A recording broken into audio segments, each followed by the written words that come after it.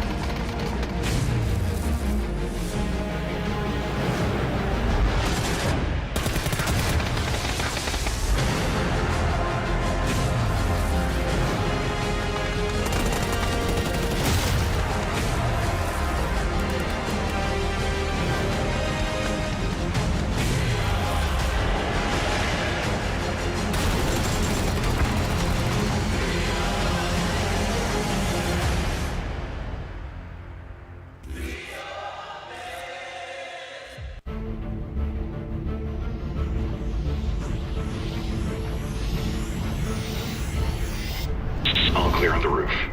Heading back down. Roger. Hurry up. We need to move.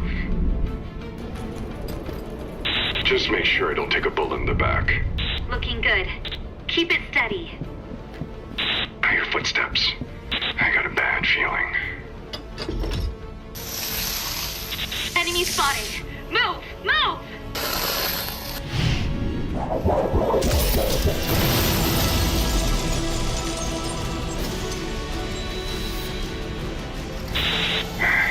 You're going up next time.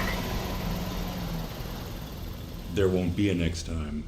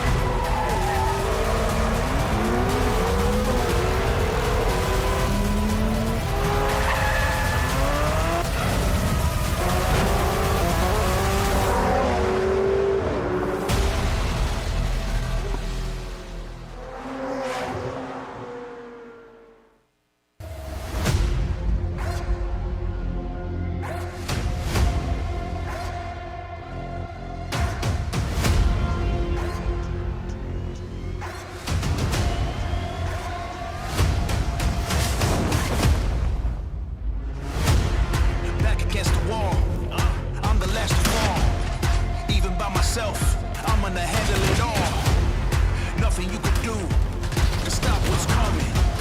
A one-man army. You hear the drummer drumming. I'm running through everything. My team on my back. Doing this for my people. Ain't no turning back. I'ma end it all. For the ones who ain't here. I'ma end it all. And the ending is near. When the chips is down. At the end of the day. No matter what happens. That's what you say. Tell them we got it. Tell them we far from done. Tell them we got it. I'ma take everyone. Tell them we got it. Tell them we far from done. Tell them we got it. I'll take them one by one. I'll take them one by one. I'll take them one by one.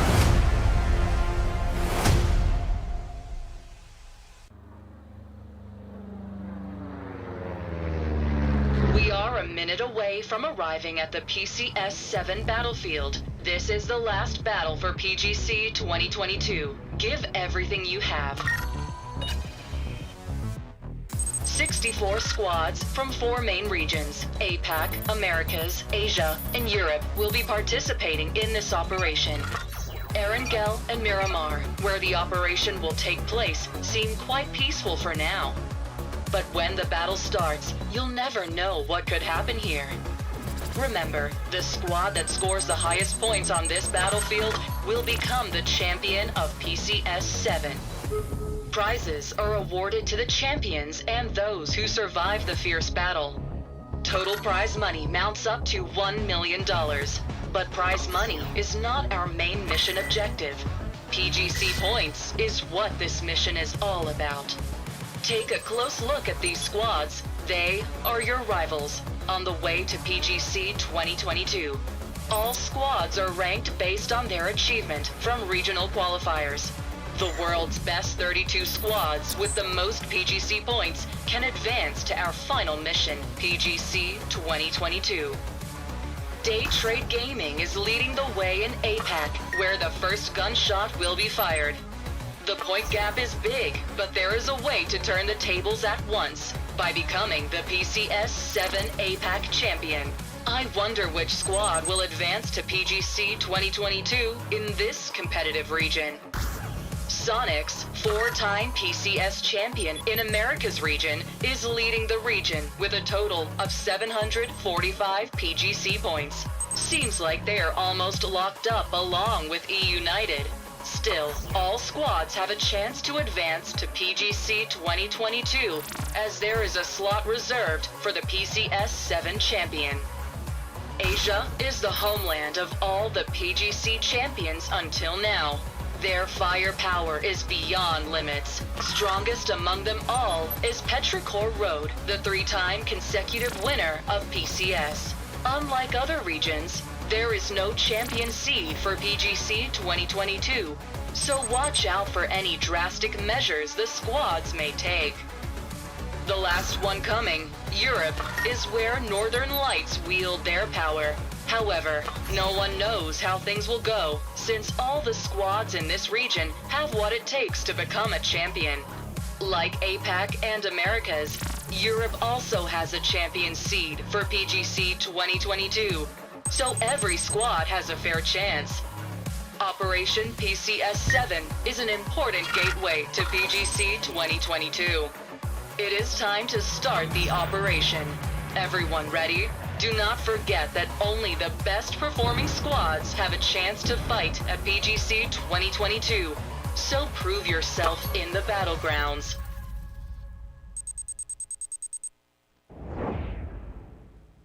Hi PUBG Esports fans, this is Annie of PUBG Esports News. PCS-7, the last chance to earn points for PGC 2022, is back. Let's take a look at the APAC region first. Total of 16 teams from Thailand, Vietnam, Malaysia, Indonesia, Philippines, and OC region will be competing in APAC region. From Thailand, the host country of PMC 2022, a total of 5 teams qualified. 3 teams from PUBG Thailand series, Day Trade Gaming, Buram United Esports, and Theaton 5, and 2 teams from Thailand Open, Yarena and MS Chonburi. Daytrade Gaming advanced to PCS 7 APAC by again winning PTS with huge point gap. We can see how powerful this team is by looking at PTS stat leaderboard, Nurian's on the top followed by Flash and Balmeth. The focus is now on whether they will win consecutive championship in PCS 7. Scream out loud! Buriram United Esports, who always showed aggressive playstyle in global stage, is back in PCS 7. They failed to advance to PCS 6, but they just got better this time. What a nade! Let's see how much more aggressive Buriram United Esports can be. Quite sure they will be making some epic moments this time in PCS 7 too. Theaton 5, the super rookie team in Thailand, barely made it to PCS 7. The point gap with 4th place Myth was just one single point. Thanks to Rosetta Jr.'s final kill, they were able to secure a PCS 7 APAC ticket. In PUBG Thailand Open, MS Chonburi also won a ticket with miraculous chicken dinner thanks to Julia's incredible clutch. We'll have to wait and see whether this could also happen in PCS 7 APAC. From Vietnam, veteran teams, the Expendables and Cerberus Esports, and 3 rookie teams, Genius Esports, New Generation Esports, and Icarus Cyber, have advanced to PCS 7 APAC. The Expendables have advanced to PCS 7 by winning PUBG Vietnam Series with 120 points gap with 2nd place Cerberus Esports, who has the record for the most wins in the PVSs. Cerberus Esports seemed not as powerful in the global tournaments, but they showed potential in PCS 6 APAC by ranking 4th, so they do have chance to take away Daytrade Gaming's champion title. Competition among veteran teams from Thailand and Vietnam will be an interesting point to watch in PCS 7 APAC. Genius Esports sound like a new team, but this team is consisted of Simon T, Chloris, and Zest from BN United. They placed 3rd in recent PVS with their clever timings and engagement skills. Especially, the head-to-head fight against BN United made Vietnam's fans go wild. Genius Esports must make it in the top 5 in PCS 7 APAC to advance to the PGC 2022. We'll have to see if they can make it happen. In PUBG Challenger Rumble 2022 Season 4, 2 Malaysian teams, Shuago Dui and PMA, and Archangel Predator from Philippines, and From the Future from Indonesia have advanced to PCS 7 APAC. Among them, the team we need to focus is Shuago Dui. This team is a newly formed team led by Leo, who represented Chinese Taipei in PNC for 2 times, and he's playing with 3 Malaysian players, Shen, Sophia, and Jarvis. They were able to secure the 1st place by beating the Philippines Archangel Predator with 76 points gap. Will they be able to prove once again the potential they've shown in PUBG Challenger Rumble? From Oceania, Team Bliss and Origami Orangutans have advanced to PCS 7 APAC.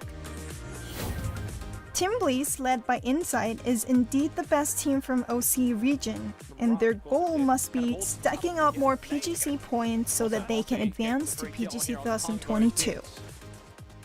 Let's take a look at the PGC point standings for APAC. Daytrade Gaming, the winner of PCS 6 APAC, is ranked 1st with 200 points, and if they make it in the top 12 in PCS 7, they'll be able to secure their spot in PGC 2022 with no difficulties. However, other teams may be going to face different fates depending on the results of PCS 7 APAC. All teams have chance though, as PCS 7 APAC champion will directly advance to PGC 2022, so don't give up. With a mix of North American superstars and South American rising stars, the Americas region is expected to be one of the most exciting competitions. From NA Regional Playoffs, Sonics, the winner of most PCS Americas, Wildcard Gaming, E-United, Dodge, and Tokyo Manjigang, and Luminosity Gaming, who picked up shoot-to-kill players, have advanced to PCS 7 Americas. Sonics proved their class by winning the regional playoffs and sweeping all the big stats such as most kills, most assists, most damage, and even most winner-winner chicken dinner. Wildcard Gaming is back in PUBG Esports scene by picking up Gascon's players. They ranked second after Sonics, only 2 points gap with third place E-United. E-United showed off their potential in the last match by pulling off a 2v3 clutch. With this member, they can do anything. The competition for the cut line was just as fierce as the competition for the top group. Yahoo, who has the Brazilian superstar Sparking, Dodge, who strengthened their roster by recruiting Corsac, and Tokyo Manjigang, who moved from Europe to North America, competed for the 6th place, and at the end, Dodge and Tokyo Manjigang won the tickets. The competition among South American teams was also on fire. Fiumba, 22 Esports, and 4 Men with Brazilian youngsters have qualified as a top point getters. Team X of Colombia and Synergy Esports with the living legend of Argentina, Siljan, put their name on the PCS 7 America list along with Trogloditos in a point tie.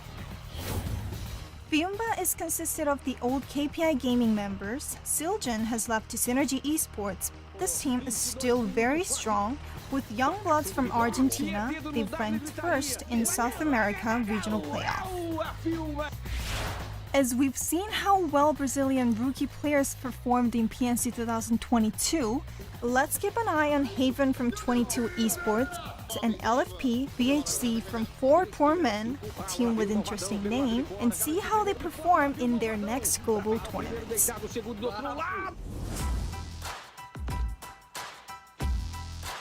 Bing Bang Boom, Peak FA, the Rumblers, Eoscuri made it through the last chance qualifier.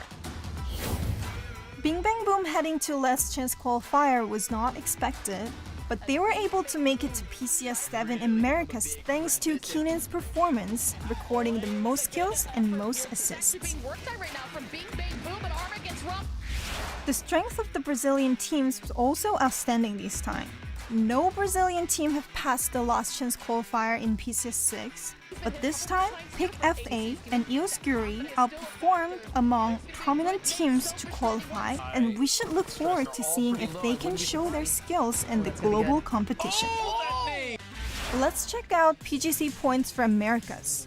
Sonics, who accumulated 725 points, and E-United, with 680 points, have indeed locked up their spot for PGC 2022. This means 4 seats left for Americas region. Which teams will be taking the spots in PCS 7 Americas?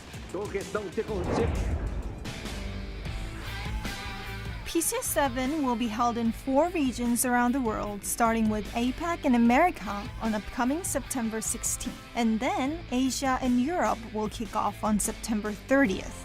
As this is the last chance to get the tickets for PGC 2022, please stay tuned to check out the result. We'll be back next time with news about Asia and Europe region. See you then. Bye!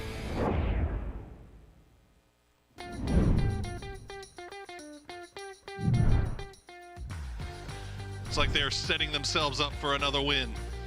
See, Benya's already going wide. He spots out Rusty Zera, gets him down to half HP, shots into the bale, but Benya is gonna fall. The AUG superior in the 1v1 from this, with that Molly going just a little bit too far. Rusty Zera is trying to stay up and alive, but here comes the push from Synergy. They waste no time on this. Rusty Zera finds a second knock, can't get a third. It's a 1v1. เนียนไหมเนียนแหละเนียนอยู่ครับเพื่อนช่วยเคาะไกลๆมาครับผมทำให้ธีรทรฟ้าตัดสินใจที่จะขยับออกนะครับมุมไกลๆครับตัดสินใจไปเลยนะฮะไม่รอยื้อครับก่อนเพราะว่าเดี๋ยวอาจจะไม่ได้ไปไงใช่โอ้นี่เองโกสิตบอกโอ้เนี่ยใส่เกียร์ R ถอยหลังไปเลยแล้วกันถอยไม่ก่อนถ้าขับเดินหน้าแล้วโดนยิงตกรถขับถอยหลังดีกว่านี้ Claim some space further into the zone, seized the zone shift back in their favor, and tried to go back to their initial. Nope. But it was already occupied, already taken. Jervis baited the bike, but still lands the shot on Trick. That's the man who just dumped. match, and now full line of sight. The only threat they have is this rotation. It's starting to come in from United. And oh no! Oh, Show, you've got to realize that that is not your teammate. There you go. He gets the flush onto Draft King, but can he find Capitan and Revo? He gets one. Oh no! That nade! Valiant with no HP. Capitan will go down, but no, those are going to be going over to Wildcard as they clean up everything. And now Wildcard sitting on 10 kills. Fortunately, they've got a little bit of a better line and are avoiding the shots from Sonics from 4 p.m. You can see Peak Selfish getting knocked a little bit low here. Oh, and this is a mess, though. They are so entangled. And here comes the Seed Swats. Oh, and it's two. It's 2 for nothing there for BBB. That's a big 2 knocks here for BBB if they can manage to flush them out, get those points. HVZ gonna pull out. He's gonna get spotted by Gats.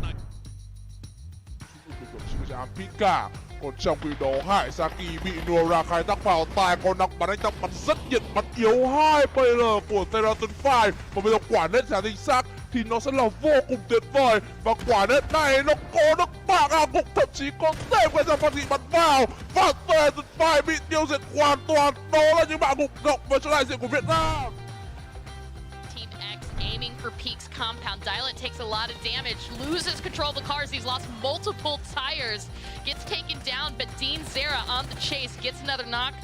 Last self vulnerability for Dodge, yeah. Dodge is going to shred. I mean, Dodge is just licking their lips right now, waiting to see who's going to try to make the play. He's going to find one. Clover. That nice knock. Now, if he could just get Cloud, it could be huge, but he's going to take a lot of damage from the opposite nade, down to 26 HP. Popping in the first nade, but there you go. That last nade does it. Team X. เอาล่ะโอ้โหมาแล้วครับแบบนี้ก็หวานเจี๊ยบสิครับอีรีน่าบอกแล้วตั้งขบวนมากระจายตัวแล้วแต่ว่าเขากระจายตัวรอเหมือนกันน่าสนใจเลยทีเดียวเกมนี้นายครับเล่นมุมสูงกดลงมาด้านล่างยิงเปิดไปก่อนแซมไปถกโพแล้วติดหัวไปก่อนไม่ดึงแล้วแซมบิงได้โดนที่ไหนเดียบิงดึงแล้วมาบิงดึงเอาแล้วเหลือคนสุดท้ายแล้วหมด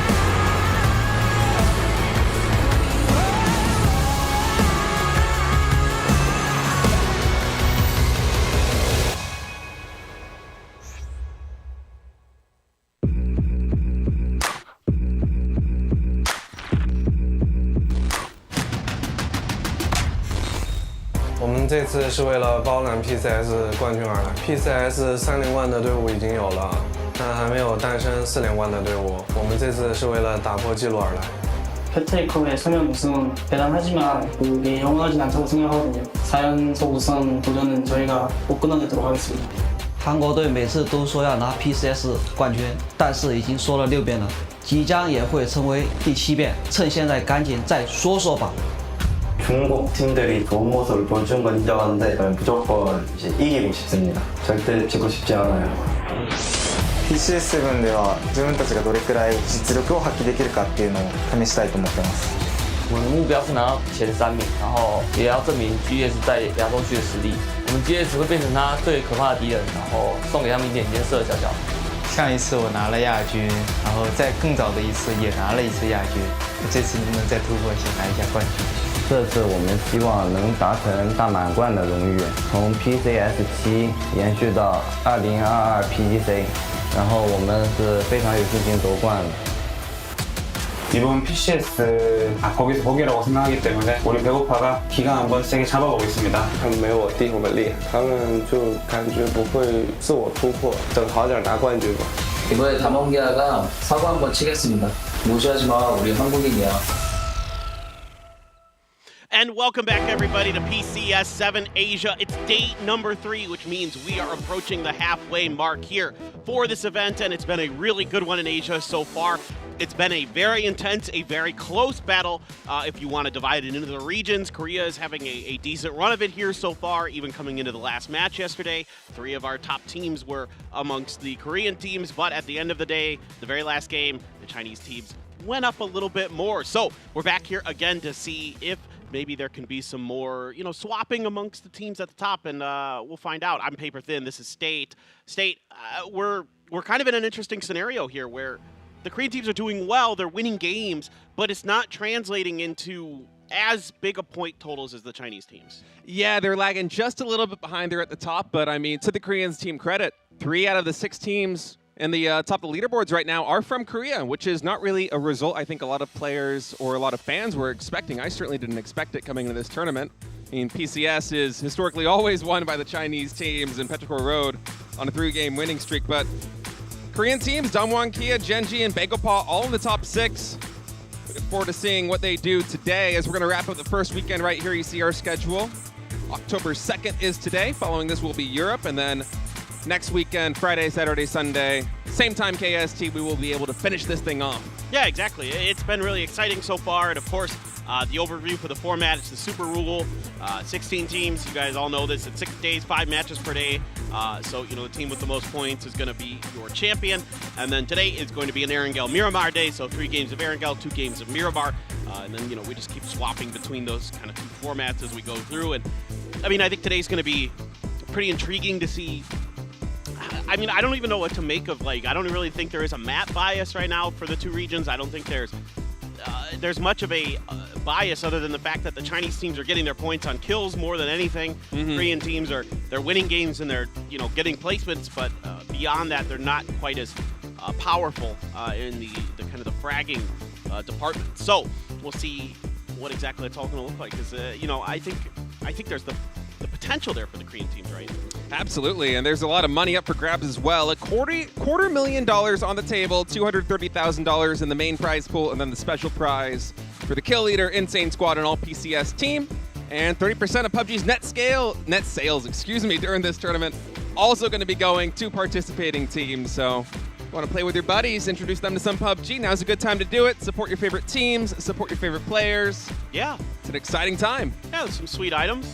I like the shoes for this, actually, because they're painted on the bottom, so when you're parachuting, you can see the bottom of the shoes, the PCS edition. They actually look pretty cool, I think. Anyway, so you can see our overall leaderboard like we've been hinting at.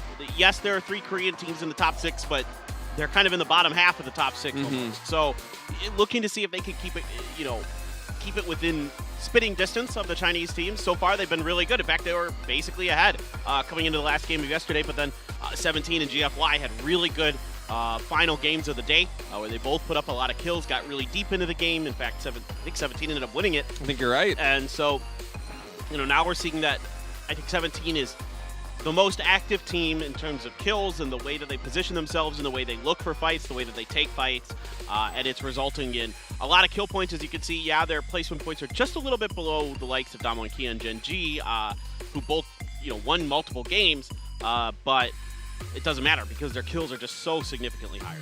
It's still a very tight race, though. I mean, we're 2 days in, we're a third of the tournament done, and it's only a 20-point gap between first place and seventh place Petrichor Road. So, I mean, 20 points, you have a really good game. You can close that gap quickly. Yeah, exactly, right? 10 kills and a win, and you're closing that gap. So you can see right now our Miramar teams, Damwon Kia has 2 wins on Miramar. They've been very, very good on this map overall. And then, of course, it's GFY, and it shouldn't surprise anybody historically that GFY is doing really well on this map. Again, with players like 911 and Peng, who've been on PCS winning teams before, who've been on teams that have dominated Miramar multiple times in different PCSs. Yeah, absolutely, this doesn't surprise me in the least. And, of course, you have Summer, one of the all-time great IGLs in PUBG Esports history, with that team now coming off of, the old MCG team. And then, of course, before that, VC Gaming, a guy who's gotten 5th at a PGC before, so this is a very, very, very good team, and it's not surprising to me at all that they're doing well, especially on this map. And that's not even mentioning Tongmu, who has really had a breakout performance here at PCS 7 Asia. So far, averaging around, 360-something damage, which is just absurd. I think he's the damage leader right now, or he's just up there with Show. Yeah. As, GFY having a really great start to this tournament, and a very well-deserved second place. Oh, yeah. I mean, the way that Tongmu is playing is, I think shocking a lot of people. He's definitely a great player, but the way he's performing right now is out of this world. Now, of course, you're seeing he got bested by Under there, but, still, GFY is in the placement points in almost every game. They're getting a lot of kills. They haven't won it. I don't think they won a game yet. No, they haven't, but they've gotten deep. They've gotten top 3s a couple of times, I think. And second places multiple times. They're racking up kills. That's the important thing here, as very often in the Super Points format, the team that's going to get the most damage, the most kills over the course of a 6-day tournament is going to be the one that wins it, because that kind of consistency, that kind of reliable kind of harvesting of points usually delivers over teams that kind of shoot for the win more often than not, because sometimes, circles don't go your way. Sometimes you have bad rotation. Sometimes you just get straight up unlucky, which is unfortunate, but that's part of PUBG. It's why we play 30 games, and it's a big part of why the Chinese meta of kind of fighting and racking up the kills has worked for them so far, winning the first six PCS tournaments here in Asia. And we'll see if they're going to make it 7. I think it's pretty likely, to be honest, with the way things are going right now. So it's going to take, I think, a real step up from the teams like Begopa, like Gen G, like Damwon Kia, to start putting in kills, like beyond just kind of the safer style. I won't say they play super safe. I have seen some moments from particularly Begopa where they've turned on the aggression, where they've turned up the heat to find some third parties, to find some kills.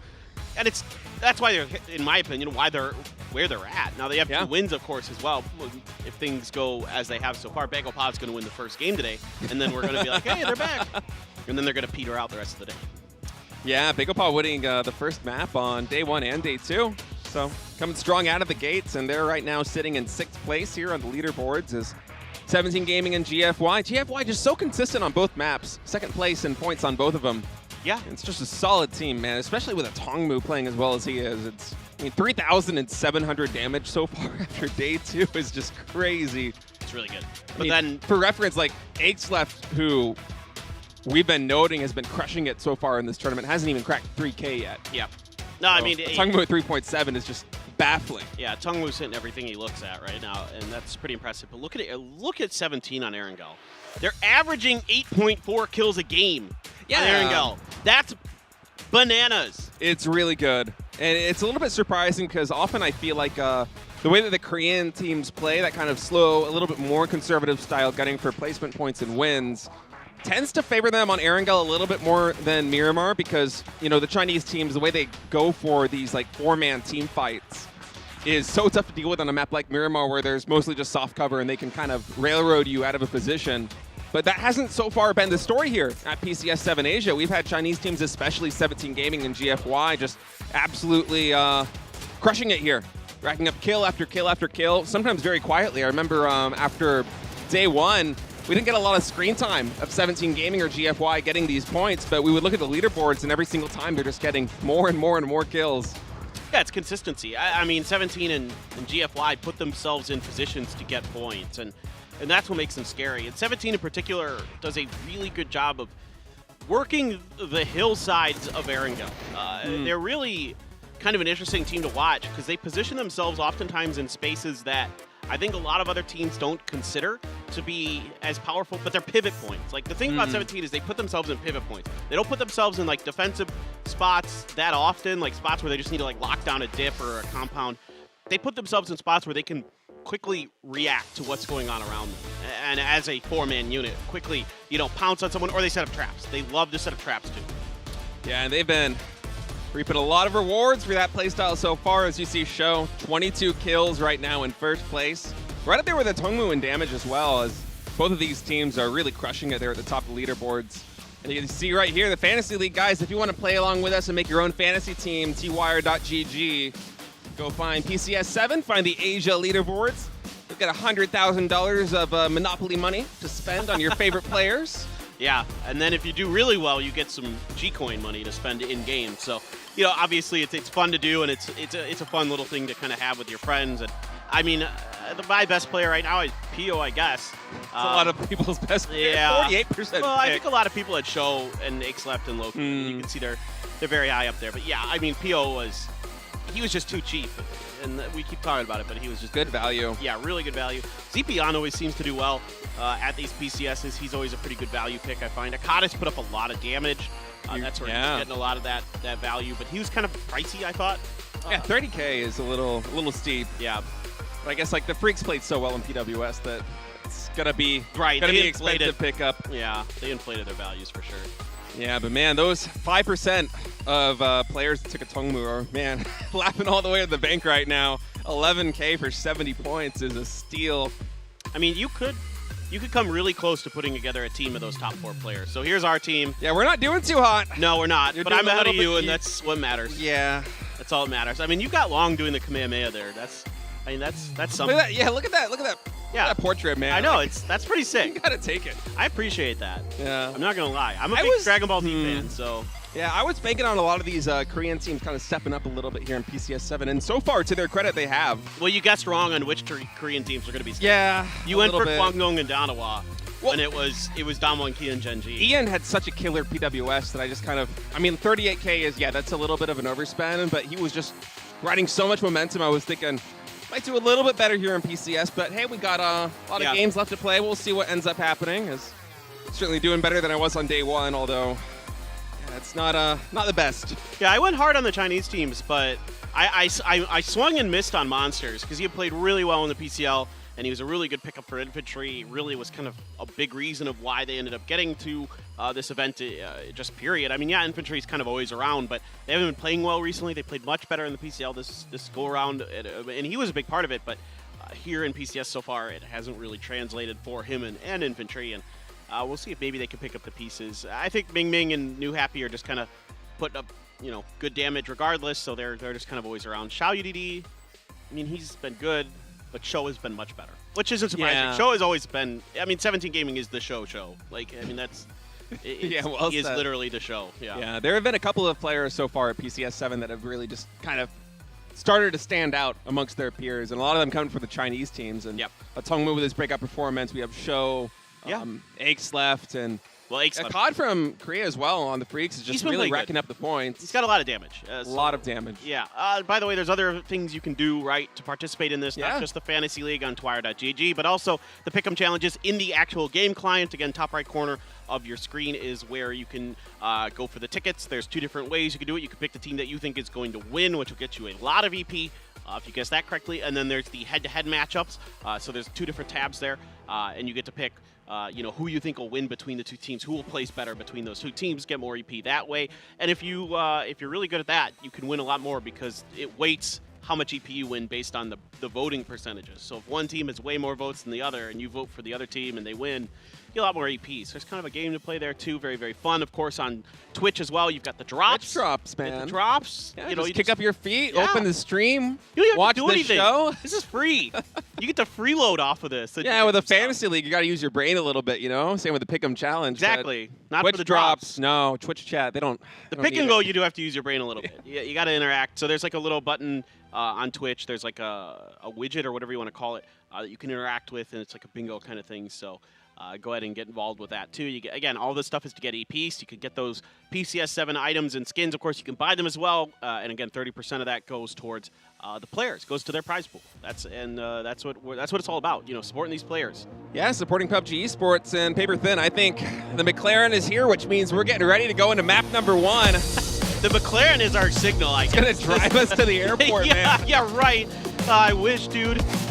I'm taking a moped to the airport. All right, here we go. It is time for game number 1 of the day here. Match 11 total at PCS 7 Asia. It's day number 3, so we got 5 games today. 3 Erangel, 2 Miramar, so we're kicking it off on Erangel, and a fairly fair playing path. Yeah, nothing too wild. No, this is about as fair as it gets. Yeah, southwest to northeast. Hopefully not going to be another military island circle. We've had our fair share of We're done with those. We're good. We've had enough. We've hit our quota. You know, again, it's like 17 or I can't remember what the exact percentage is. It's like 17 or 18% that go to the military islands. So you're talking, right, 1 out of every 5 games. And so, I mean, we're a little bit over the average right now. So yeah, watching these guys come out of the plane right now. Haven't been too many hot drops so far on Erangel. We did have one game where there were a handful of teams all kind of bouncing around Ferry Pier as military island was in play. And Gen G got the short end of that stick. But so far in this plane path, not too many hot drops to be found. yeah, the only thing that's on this plane path that's a concern is the Milta Road, the one that runs like underneath the farm towards Milta, as they're showing here. This is the only one that becomes a problem in this plane path generally, just due to the nature of the team that wants to get the 2 teams that want to go east towards farm and towards Milta, which in this case is Tai Lu and GFY. But I think GFY has got that buggy. I'm not sure, though, that Sia can get to the next building here. There's a motorcycle up ahead. He wants it. They want to try to prevent him from getting to it. So they try to, 911 tries to block him off, but I think he's got it. They're going to load up a tongue move here. He's got an right away. Sia had to actually bail into the house. He couldn't go for that motorcycle just yet. Did GFY didn't? No, they got it. Okay. For a second, I was thinking GFY made like Grand Theft Auto and got away with all 3 of the vehicles there, but no. Sia will have that motorcycle, and the circle we got here, quite far to the west. Oh no, we haven't had too much of this. Oh, that was almost disaster. That US, like, there's that moment where it's on its side. Now Sia didn't grab a scar. He's gonna get a little bit of damage, but I think that's all he's going to get out of this. I mean, he's using the motorcycle to try to chase us down a little bit, but I don't think he should push any further, because he'd be really starting to push his luck if he does go any further than that hill, due to the fact that, you know, likely GFY is going to have a player in a house somewhere. Instead, just heading back to this short side compound is Sia. Get a little bit more loot, get some sights and some attachments there on that Scarrel, as they will eventually have to make their way westward into the circle, and roster changes here for Gen G. Yeah, so Asura, the coach, the player coach, is going to be stepping in for Spear today. We've seen this a little bit from Gen G this year, where Asura will step in at times if a player is maybe not performing up to the expectations. I would have been shocked if you had removed anybody else from that team with the way, especially Adder and Renbo were performing at the end of the day yesterday. They had that monster kill game where they got the win, right, where Adder had 7 kills and Renbo had 6. So yeah, definitely not. You also have 9 coming in for Lin Shun, which is a very, very surprising change for Tianba. At least as far as I knew, Lin Shun used to be the shot caller for Tianba, so maybe that's going to change here today. We'll see. As that is, I mean, Lin Shun has been around for a really, really long time for Tianba, so. Yeah, he hasn't really been having that bad of a showing so far either. He's been averaging fair bit of damage, around 200 per game, so. That's pretty good. Yeah, it's interesting. I think he might actually be the damage leader on that team, so maybe not feeling well, maybe. Yeah. Maybe they just want to try something new. It's, interesting. We didn't get any information about it. Oh, well, look who it is. Yeah. Show? Actually, this is Hongbu yesterday. going down. Yeah, this was yesterday. Yeah, but I mean, still, Show is. What a nade. I mean, he's just unbelievable. He's playing out of his mind. It's just, he clearly wants to win this event. and, you know, walk away with the PGC before he potentially retires from PUBG Esports. He wants to go out, you know, on top. Yeah, this was the end there on Aaron Gull. And it showed just absolute killer. I actually didn't realize he picked up 3 kills right there at the very finish of that one. He's nuts. He's playing out of his mind right now. Yeah, and wiping out a Tongmu, getting that nade, and then catching somebody prone. And back into this game now is Zenon over here by this dirt road. Genji is just to the north of him.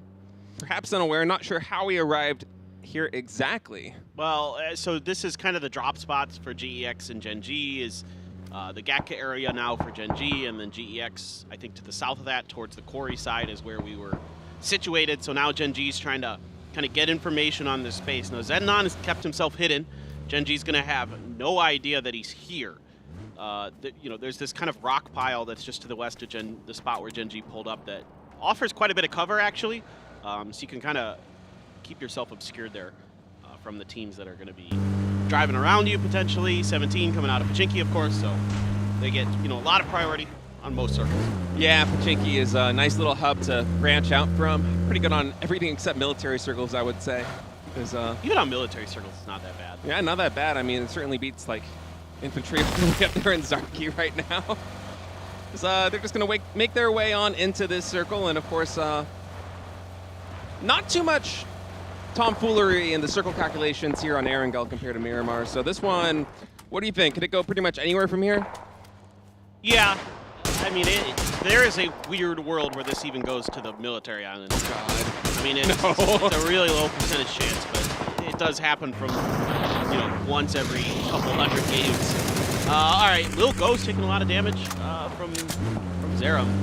Yeah, Ghibli actually catching 17 a little bit there on the rotation, some damage coming in. They had a tough day yesterday. Yeah, Ghibli's had a rough go of things so far, only 23 points on the board after 10 maps have been played. Not what you want to see. Them and 4AM have been a little bit underwhelming. It's surprising for 4AM in particular. Yeah. They just haven't been around. I mean, they're playing on the edges of circles, but they're not taking good fights. They're not finding good timings. They're just kind of getting bullied around, if I'm being brutally honest.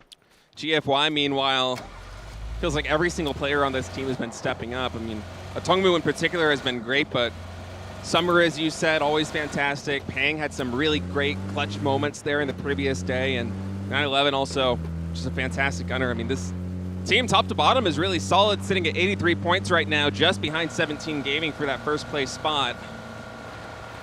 Yeah, start day 3 here, and GFY actually rotating on to the bridge through the military island, so kind of an interesting move there, huh? Yeah, they're going to try to come from the southern, from the other bridge. They're going to wait it out on this side. You know, there's that weird world again where I said there's a really low percentage chance this does end up going to the military base. But if it hard shifts, like if phase 2 hard shifts to the military island, you can chill out here and you can watch the other side of the coast, and a lot of times you'll find space to get over to the other side relatively safely. And it's not terrible if you can find one of the compounds that's on the beach or something like that. If it keeps hard shifting to the south to work out of, it can work out. So, yeah, interesting move there from GFY as Damwon Kia now exiting Severny on their way into the next circle. No too many teams in their path, as they should have an easy go of it getting into this one. As pretty much every team hasn't had too many hiccups getting in the circle. All 64 players alive, and that's kind of been the story here at PCS 7 Asia. Is a lot of these teams like to play quite conservatively to start things off. Usually very little action unless we get a hot drop on Miramar, for example. Yeah, right. It has been relatively quiet in the early game. You know, you can see everybody shifting towards the center, you know, getting as deep as they can into this circle because there's a lot of water to start. This one, you start to think that maybe there's the potential that this one's going to be closer to the water than not in the long run. So we'll see if that's truly the case. The circles can be deceiving, but it's sort of funny because you can guess on Erangel sometimes based on how much water it is in a circle, how much more likely it is going to end closer to the coast than not. So there's kind of those funny calculations because of the way the circles work. Yeah, the circles, they start from the end point and then they branch outwards, and that's pretty much how they're generated, right? Right, correct. So it has to make, like, valid circles, which means certain things have to happen. So the closer it is to the water to start, the more likely it is to end by the water. Just it's kind of funny how it works that way. It doesn't have to. Again, it's kind of it's always so weird to talk about this stuff because it's all percentages. It's not necessarily hard truth. Yeah, but if you follow the percentages over the course of a 30-game tournament, I mean, that's... Right, you should be. It's going to help you out. Yes, you have to. Absolutely. That's one of the reasons why previously when we had a circle finishing, I think, by Lipovka, you would notice that pretty much all of the teams would play just a little bit inland because they don't expect the circle to shift too far away from the coast, you know? They want to stay just the right amount inland to have an easy rotation into the later stages of that circle. Is Ghibli now moving in, finding a little bit of an angle there on USG Donuts was heaven, but no connections. He's going to back off now with his SLR, and actually Genji and Onyx. And where's that shot from? He hit the heady with the SLR, just down below there. Yeah, about 150 meters. Somehow found an angle. That's a tough one. Yeah, that is a tough shot. USG kind of sharing the space here, this kind of two-storied compound with GEX, or two-level compound. Wow, it already cut all the water out and hard shifted to the west. Very unexpected for a circle like that to do this, but it happens. Again, it's all just kind of weird. And you can see that a lot of teams are going to have to scramble to get in. Anybody who started on the west, like Infantry, is feeling great because they know they have a ton of space to work with based on that initial circle. Yeah, Infantry moving in just towards the bottom of that swamp right now as everyone's beginning to make their migration into this next circle, GFY. All behind this is crossing the bridge on their way in. Not too much trouble to be found for them either. Yeah, I think one team you're going to want to keep your eye on is Bagel Pop, potentially. They are, because if I know Pio, and I think I do, there might be a shot here. Hold the phone. And Onyx might go for a spray here on the last car. Yep, here he goes. Helen, though, has quite a bit of speed. I think the tire stayed well enough for Helen, or safe enough for Helen that he's able to get out of there as well. So, yeah, able to avoid any major damage. But I wanted to mention Bagel Pop because I think they're going to try to go to the, drive all the way around to the western side of the circle, potentially. Yeah. If I know what they want to do, but oh no. Genji is caught out in the open here. Asura subs in today, and he's the first one to get knocked for Genji, and Renba's just got to leave him to die, maybe. Yeah, Ming had a fantastic angle just getting the drop there on Asura's. He's left behind. Genji is moving on to greener pastures. Renba a little low HP on that motorcycle. Worried about him on this rotation as well, as Hero is going to be picking up the first kill in this lobby. Yeah, I don't like playing in those valleys if I can help it. So Genji, I think, maybe got caught in transition a bit with the other teams rotating around them. And that allowed, with an Onyx taking those shots, I think Peril kind of, wanted to get a little bit curious to see what they could find out there. And they did, in fact, find a kill. Genji now posting up just south of Donawa's compound, as they will probably be playing that dip for a long while. Classic Genji there, and I love Lambu just destroying these doors to get a better angle, better sight line there on whether Genji is making any moves. And we'll see if Begopa is going to make that migration to the west side, as you talked about. For now, it seems like Pio and DG are happy to post up on the northeastern side as Suhart rotating to come in with them. Yeah, I mean, it looks like for now that they were just too far out to make that. I think the western rotation they'd maybe normally like to try to go for, but we'll see exactly what they're going to do. Whoa! Oh my God, Lil Ghost. Crazy. What? I guess the headshot and the body shot right after it to follow it up, and that's Xenon going down. That is some nasty shooting. Yeah, for a second I thought he missed it because the bullet velocity, from that distance, it takes a while for it to land, but damn. That is good shooting. That is good. Oh. All right, well, I mean, Lil Ghost here, he's all by himself. The rest of 17 is quite a ways away. Oh, yeah, look at that. This is a 1-3 split and a half. I want to get your opinion on this. So maybe we'll get to see it on the map.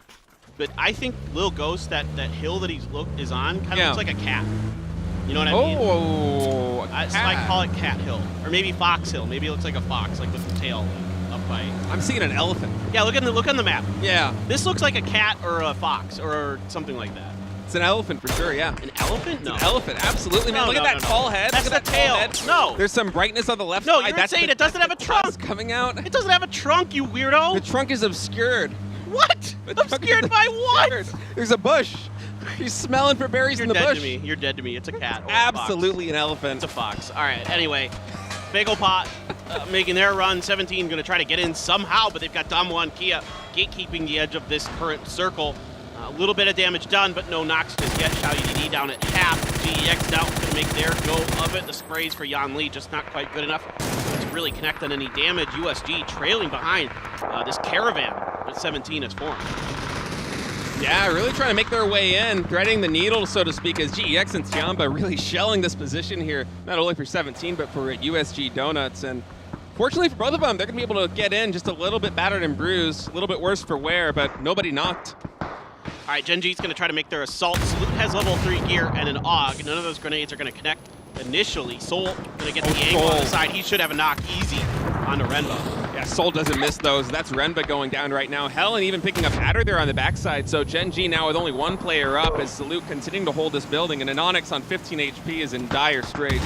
Yeah, I like the proactivity here from Donawa to try to clean Gen G out of this position. I mean, they should at the very least get 2 out of this. Anonix is all but dead inside of that bathroom. Salute might have an opportunity. If Soul can bounce something inside of there, Anonix will go down, but the grenade's not quite rolling around the corner. Anonix has grabbed a shotgun though, so now things get a little bit more dicey for Donawa to flush this out. Yeah, and Anonix does have a chance of picking up at least 1 point here if he's lucky there with the pump, but Donawa, as of yet, unable to get him with any nades. Got him quite low. There you go. Low again, 9 HP.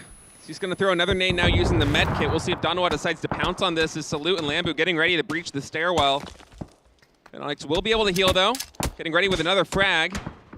Yeah, this could be good if this frag. Oh, he threw it out the window. Not what I expected there. They should throw a stun from outside, and then because they've got a player, they've got Helen watching this from afar, so we can keep track of Anonix's which floor he's on, and then you could throw a stun from outside and maybe try to push this. But Anonix is going to get proactive on this. Can't really find anything off of that grenade, so he's just got to go back upstairs. Yeah, trying to see if he can catch a player flashed with a wall bang, but not able to connect with any of those right now as it's...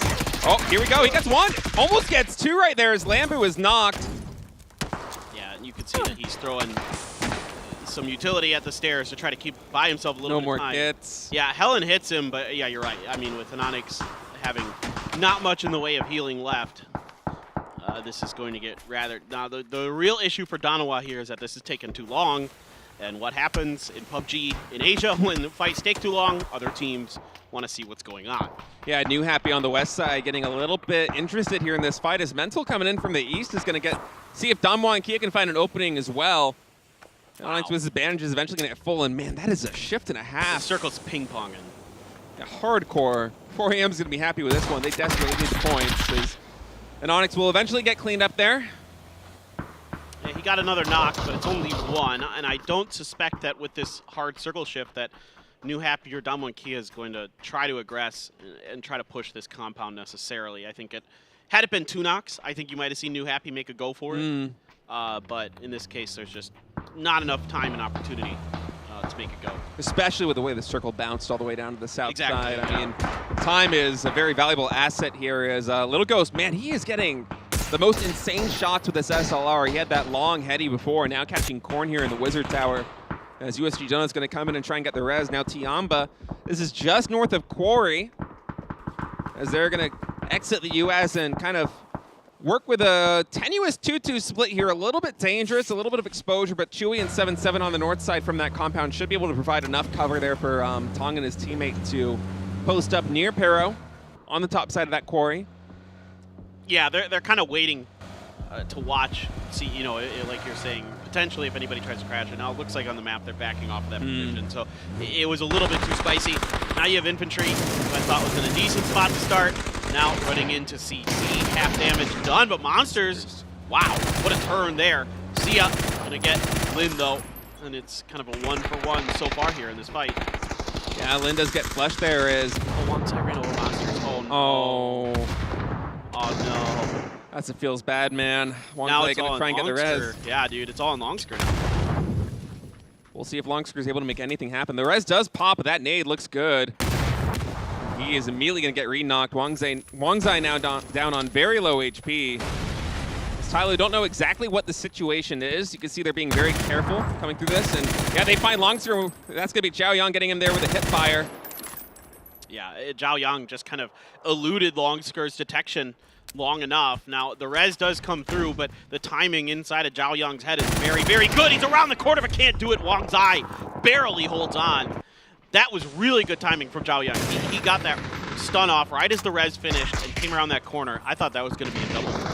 I thought so too, but infantry clutching it out right there at the end, and they're going to have 2 players up. In the meantime, GEX fighting right now. Savior and Yanli getting some knocks there on Dom Wang Kia, as they're going to be one of the first teams eliminated here in this lobby. It seems like a lot of teams are actually getting in on that action. 7-7 from Tiamba, even finding an angle on them. Yeah, they were just wiped out between the crossfire of a bunch of different teams. PO here, Bago Pa taking their time, watching Ghibli's backside. Going to get some damage into them while Ghibli is fighting GEX. And PO and DG98 are doing some serious work on the backside of Ghibli's line. We only have 2 left standing. Tosi has been knocked, and Zera just trying to watch GEX. Meanwhile, New Happy now trying to get involved with infantry. They know infantry's bruised and battered, and they're trying to finish the job. And Monsters is knocked once again. That's his 3rd knock. He is bleeding out extraordinarily fast. Yeah, infantry now with just 1 man up, as we'll see if Wangzai is able to make something happen here. Probably not going to be able to get the res there on Monsters. Actually, Monsters is already dead, as New Happy going to be cleaning that up very happily now. Salute with the Yogg, going to get Sheva. Yeah, Donawa is just kind of carving pieces out of this with what they have left. Hikari and Akkad, though. Yeah, this is rather difficult now for Soul and Salute. As good as that duo is, they have their work cut out for them for sure. Ghibli able to get the res on the Tosi, so back up to 3. Over the top is Tosi, does a lot of damage, finally finds the knock there with about half the clip left. Now Chewy trying to support, but ooh, nice little spray there with the SLR from Heaven. Now it's only 2 left for Tiamba. Yeah, 9 and 7-7 here on the low ground. Heaven's going to try and find an angle here with a 2x AKM, but Hikari with a really great sightline is going to create problems for him, and that's going to buy 7-7 some time and a little bit of breathing room to take Heaven down. Does get the flush there, as Ghibli having a really rough go of things. Ming also gets a knock and a kill. Yeah, I mean, this is great timing here from Pero. They're going to be able to clean up both teams, it looks like. Tosi down. Now you just have 9 for Tiamba, holding the hillside, holding the advancing Petrichor Road. Grenades out. He is able to sidestep them so far, but a 4v1 looms with also Donawa potentially just on the other side of that hill corner. Sprays out, not going to happen. It's going to be Ming who's going to hold firm with the barrel and take it down, but now the blue has arrived. The Petrichor Road is under the sight lines of a couple different teams. Yeah, Yanli actually all the way from the blue in the north is just creating problems here for Pero as they're trying to get into the circle. As Donawa on 17 inside the white are also holding them out. You see Soul right now with a fantastic angle, just spraying through the smoke and getting a lot of damage in. Now Mill is going to be knocked there by Lash. The Freaks, it feels like, from every angle are just finding damage on these teams. And Little Ghost somehow got a nade on 2 players in this Wizard Tower going down. Americano on the top 4 will not able to land with that nade. Yeah, if that nade had gotten in, I think he might have gotten a kill. Salute and Soul, in the meanwhile, doing a great job holding off with some help from the Freaks, holding off Pero's advance through this. Just Long left standing now. The other 2 players are knocked for him. A headshot to connect there onto one of the down members, and there's the finish as Petrichor Road is going to go down to the combined fire. Donawa and Kwangdong Freaks. 17 trying to get Little Ghost back up. The Freaks are doing a really good job kind of being active along these northern sight lines. Yeah, the Freaks fighting from the quarry just feel like they have an angle on every single team right now. Everybody's scrambling to get into the circles as they ping pong around and have these really hard shifts, and the Freaks are just making everybody pay for it. Now 4 a.m. kind of breaching this position here as Donawa is scrambling to get out. Salute and Soul in their vehicles are going to get to the Wizard Tower, but 17 Gaming already posted up. Xiao DD sprays down Soul, not able to get another one as he will go down. Yeah, that level 3 gear really paying dividends here for Salute. He's trying to push a little bit further forward to try to see if anybody from 17 is going to aggress onto the known damage that his team has taken. They know that Soul's already down. He doesn't, it's going to be really risky to go for that res for Salute. E-End as well, doing a job onto 17 Gaming. Going to let go with a grenade, and he's going to connect. It's actually Akari's grenade. Excuse me. Gets Xiao Bei knocked, and Lil Ghost trying to see if he can find anything else from this hillside position in the quarry. That's such a tough nade. There's so much verticality. You can see the tracers as they throw them. Got to cook that thing perfectly to get Xiao Bei, and Akari able to make it happen, and Ian gets the finish there. So 17 Gaming in a lot of trouble right now. Only 1 player is up. This is the first place team right now going into match 11, starting off day 3, is they're struggling to stay alive right now. Yeah, meanwhile, Bago Pod decided to dive for the middle of the skinny tree forest right in between New Happy and GFY. I think this might have been a little bit too much, a little bit too far in. I saw them driving into the skinny tree forest, but I wasn't so sure that they'd go this deep in. And now they have to kind of pick a direction and hope that somehow New Happy gets stalled up, because as soon, you can see that from this angle that Non has, as soon as they kind of start poking over to the hill of GFY's side, they're going to expose themselves. So they're in a really tricky spot where they can't really aggress one direction or another. So fortunately for them, it looks like GFY is content to watch 4AM's exit from the compound that was on the other side of the road. Yeah, Pio, though, looks like he's a little bit hungry for a fight here as they're starting to nade this position of GFY, maybe recognizing that they really need to secure that eastern front. Otherwise, they will be sandwiched between two really tough teams as New Happy has so much damage so far in this tournament. And TG98 not able to connect with too much there, paying on 66 HP now, a little bit battered, a little bit bruised. His vest is broken, and there with a nice spray gets Pio.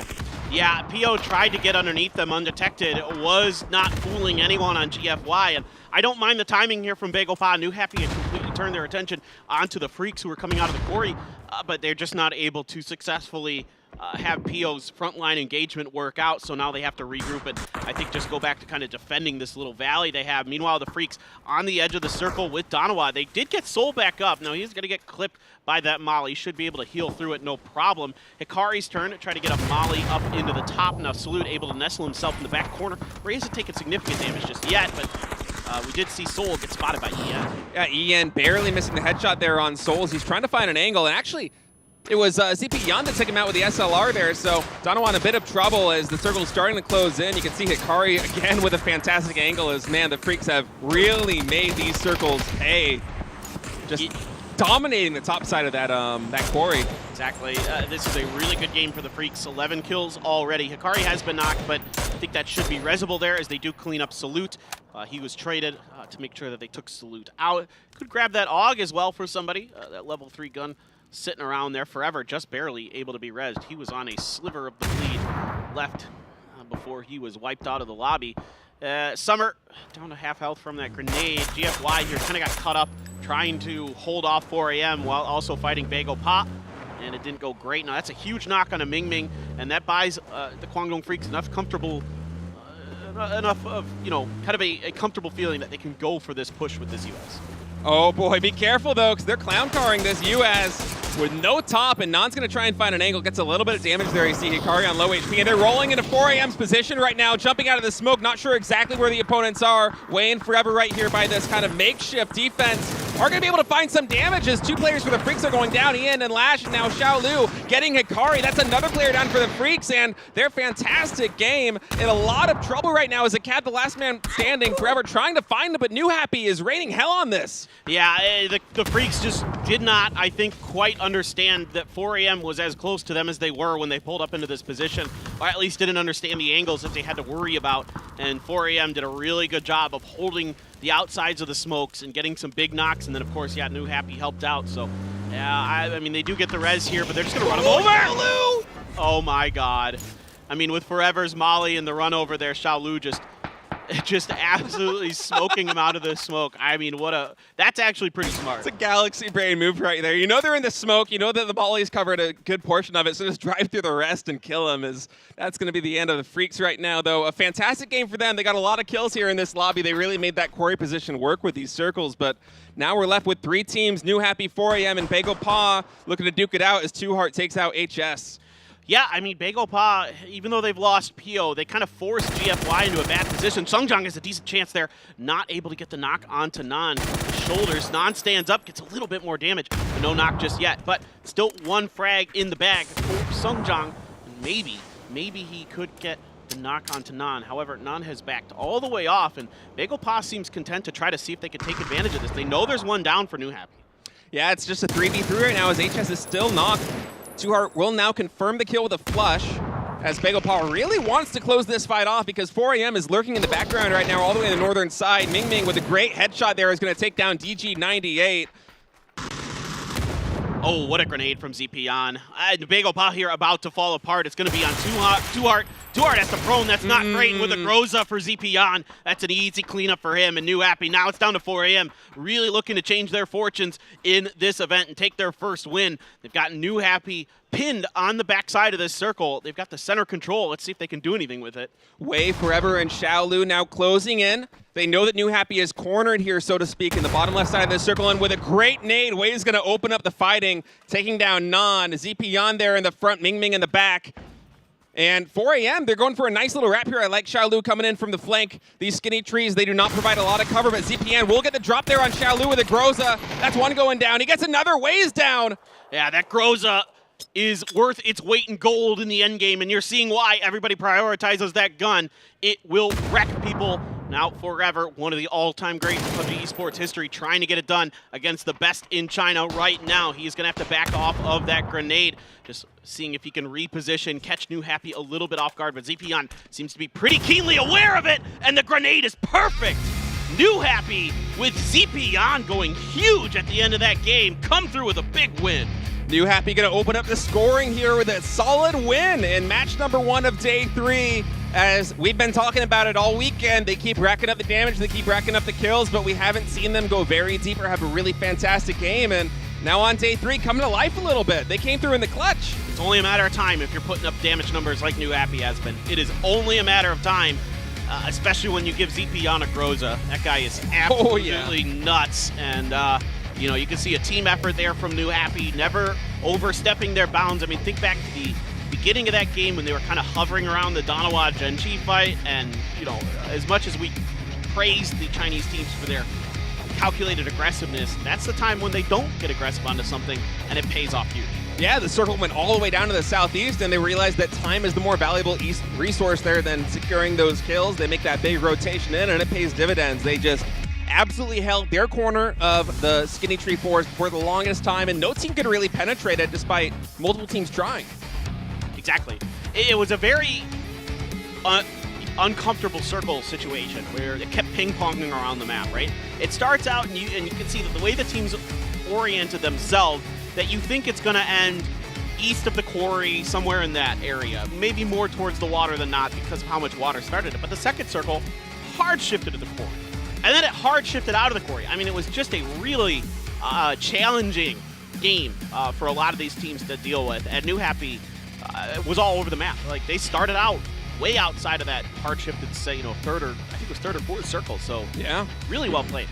New Happy winning their first match here in PCS 7 Asia, as it's getting even more competitive there at the top of the leaderboard. It's been a close race already, and now with New Happy having a good showing there, it's getting really interesting here. I can't wait to see the top standings because, man, oftentimes when we're casting PCS, we kind of know where everyone is at mentally, but it's been so back and forth among these top teams here in this tournament so far that it's such a shakeup. I have no clue who's going to be leading the pack at this point. Yeah, it feels like this PCS may be our kind of closest one yet in terms of going into the final weekend, going into hopefully the final day. It'll be, I think, very, very much a 4, maybe even a 5-team race is what we want as fans. Absolutely, we want it close, we want it competitive, and we want to see who can have a big final day to come through with the win. Now, 4 a.m., yeah, they had a great game here in terms of they were able to lock down that compound early, the water tower compound. They made this great move. This is brilliant. I love it. It's truly brilliant what they did there. They know that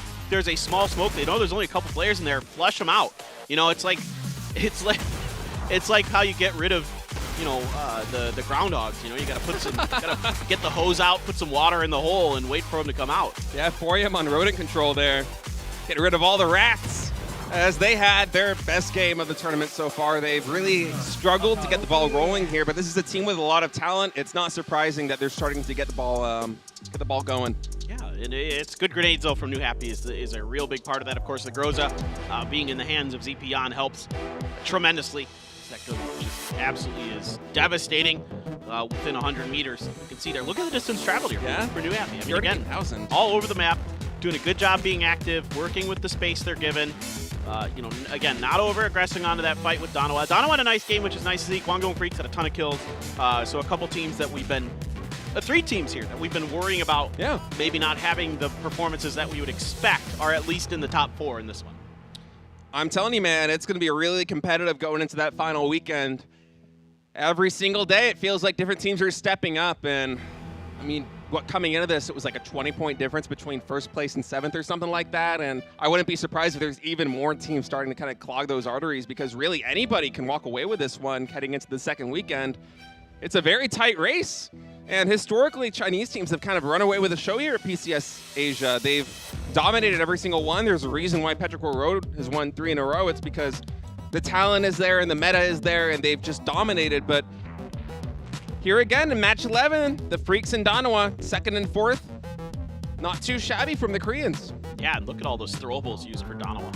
Just an outrageous amount of smokes and frags coming out of their hands in that one. So good use of the utility there for Danawa. Yeah, I mean, I think, Petrichor Road and GFY didn't have huge games in this one.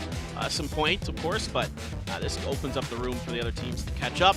And we'll see what the leaderboard looks like. Of course, we have 3 Erangels today, 2 Miramars. So we just finished our first game. So if you're just tuning in, don't worry, you haven't missed much. It was a great game. You should be sad. You should be kicking yourself that you either didn't wake up early enough or stay up late enough. I don't know which it was. But absolutely, we've got 4 more great games coming 100%. And yeah, we've got another Erangel and then we'll take a break. But don't worry, we're not going anywhere yet. We're still going to go right into the next game once it's all ready to go and once it's all fired up. But I mean, I think, again, it's just a matter of time for New Happy. They're too good. They're just too good. There's no way you're winning the PCL 2 times. Well, more than that now, but this year, 2 times. You won PGC last year. This team's just too damn good. Yeah, and Zepion with that game is actually going to go up to 3rd place overall in the kills. He has 18 in total. We're going to go into a replay here of that last match. As New Happy, you see they control so much of the map here. Well, and their hill line that they have at this point is really difficult. It's high up, and then it slopes down behind it. So not only is it the highest point in the last couple circles, but it's also, like, it's defendable because they have it has a decline on their side of it. So they could cover everything. As long as they're proactive with making sure that no one's aggressing on them. Now, in this late game, though, 4AM, I think, has the advantage in terms of positioning. Yeah, but the guns there for New Happy. Yeah, that grenade's great, but then, yeah, it's the Groza here. And somebody gets up on the roof and isn't aware of the angle. Yeah, ZPN getting the first one with a drop is really good. That Groza, you said it, it's an absolute killer there, and then having the perfect read on where that player from 4AM was going on the rotation to hit him with a nade. There's only so many places you can go. Yeah. Not a lot of spots to hide there in that Skinny Tree Forest. Is New Happy with 17 total points, 7 kills, going to walk away with first from that lobby. And the Freaks, man, they didn't win it, but 11 kills. They really made that quarry work. No, yeah, they were playing great. I mean, they had great sight lines, and they were making the best of it. And yeah, at the end there, I think a bit of a fumble. I'm not exactly sure what happened if they didn't see 4 Angry Men's position or if they didn't realize they were as close as they were. I think smokes were already out for 4AM before the Freaks were making their move. I'd have to go back and look at it a little bit closer, but in the midst of all the chaos, I didn't quite catch what the Freaks were seeing because usually they're a pretty smart team with their positioning and things like that. I mean, yes, they had to get to the circle, so taking that hillside in some fashion was basically a given. They had to do that. Yeah. I think they just lost track a bit of 4AM's positioning. And then, of course, New Happy kind of was able to, again, with that high ground that they had, able to watch that fight from afar and just kind of pick and poke at it. It's a difficult situation for them, too, because, I mean, you're driving into the Skinny Tree Forest where there is really not a lot of cover. You're doing it with 4 players in a UAS, not even a soft shell or a hard shell, just completely exposed. And you know that there's 3 really good teams in a very small circle, all waiting for you, all listening to the sound cues. And man, Zapian, 71% of the team's total kills, 912 damage, 18 kills total in the tournament thus far, as he had a great game. He just shoots up to the top 3 in damage for this event. So he's now 3rd place for total damage right now, behind Akkad and a Tungmu. Akkad now in 2nd place. He's having a great event in terms of just raw damage output. Absolutely a big part of any success that the Freaks are having right now. Hikari is also up there, top 5. So the Freaks actually have 2 players in the top 5 for damage. So I will say that if you're a Kwangdong Freaks fan, yeah, they're in 8th place. Yeah, right now, okay, they're 22 points behind first. But I tell you what, those damage numbers signal to me that their tides are likely to change. Just like we've been talking about with New Happy, that their tremendous amount of damage will result in points eventually. I think you could start looking at the Freaks and start thinking something similar. Yeah, and look at that. New Happy, I mean, they haven't had a win yet, and they were getting a lot of damage, but not too many kills coming into today. But look at that one good game. They're up there at 89 points. That just goes to show how tight the standings are right now, despite the fact that we're already on day 3. And the Freaks, I'm right there with you. I think the tide is going to turn if they continue to play the way they are right now, because you rack up those kills and you will quickly climb the leaderboards and paper thin, defy the limits with your McLaren. I think we're getting ready for map number 2. Bro, my limits are already defied. You can't keep this man down. All right, game number 2 on the day. It's Erangel. I don't even know what that means. Could be a good thing, could be a very bad I just went with it. All right, here we go. Erangel time, match number 12. Let's see what our plane path will bring us for another one. Oh, this one is garbage. There's no other way to call it. This is one of the more difficult plane paths. It's even worse, I'd say, than those horizontal ones that fly like at the very southern, like right over the channel. This one's almost worse because it actually covers less droppable territory. So this one, we could see the fever drops where the teams, contest over the vehicle spawn spots and that kind of thing. Especially by Ferry Pier. That's what I got my eyes on right now, is we did have Gen G go for a skirmish with a handful of teams there previously. But actually, surprisingly, not a lot of teams going for Ferry Pier at all right now. Look at that. Huh. Well, it's been Damo and Kia, but they went all the way north. Yeah, this is a little bit of a shift from what I expected. But infantry drops up there too. So this is one of the things that I thought that Damo and Kia had pulled off of Zarki as their alternate drop spot because of the fact that infantry was going up there. But now infantry is trying to get to vehicles. Tong, if he can hit a headshot with this mutant, it's lights out. So far with the iron sight, only able to catch a little bit of damage. No knocks just yet, and infantry has to pull out and I think maybe consider pulling into a different area than Zarki, because Damakia has them beat. Yeah, well, if you look at the, oh, wow. Oh, it's beautiful. That is nuts. Chef's kiss, a beautiful circle. And as I alluded to on Twitter, I have been drinking a lot of coffee today. And that means, folks, that the circles are going to be garbage. Is that how it goes? You drink a lot of coffee, get bad circles? Have you not heard about this? No, I haven't. This is PUBG history, my friend. This is PUBG lore. That when I drink a lot of coffee, the circles get pretty bad. At least for the players. For the viewers, they're great. Oh yeah, this one's good for me. But I tweeted about this today, and I said, I'm drinking a lot of coffee today. We've had pretty normal circles, like nothing too crazy. Yeah, they were just bouncing around a lot. Yeah, that last, well, no. I mean, oh, you mean in general? Before, yeah. We haven't anything too insane. So now it's time for the insanity to begin. All right, here we go. We're gonna watch the end of this match again, and I mean, Wei gets up on top of this house, and nobody. I mean, he should know Zeepion's here, because Zeepion is gonna get this knock. I'm pretty confused what's going on with Wayless right there in this moment. I mean, it's a great spin by Zeepion, but he makes it easy. Like, Wayless makes it easy for Zeepion here. Yeah.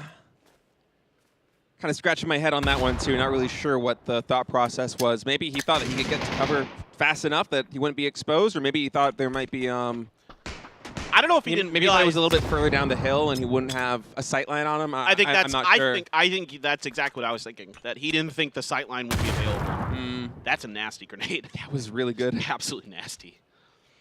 But like you were saying, it's kind of easy in that skinny tree forest to kind of suss out where players are going to be. Yeah. I hate fighting in the skinny tree forest myself when I'm playing games, because it's really uncomfortable because you're never in a safe spot. If you get like caught in a skirmish kind of like early in the game where you're far away from each other in the skinny tree forest, it can be fun. But once it gets late like that, if it finishes in the skinny tree forest, man, it is so deadly. You get punished for being out of position so hard. Right. You can't make any mistakes. You have to play fast and you have to be accurate. And look at this. Those are things that we are not. Correct. Exactly. Salute, though, is accurate. He had a really good game there. Yeah, 923 damage. Actually, Hikari, with only 3 kills, got 950. I wonder how many assists he got on that game. That must be a ton. Considering his team had 11 kills? Yeah. Probably quite a few. You're absolutely right. A lot of damage there for Zeepion, as we know. But pretty good game there for Donawa in terms of fighting through some bad situations and making the most out of it. And they've already shot up to 10th. They started today, I think, 14th. So it's a good game for a lot of the teams. Dude, they need that.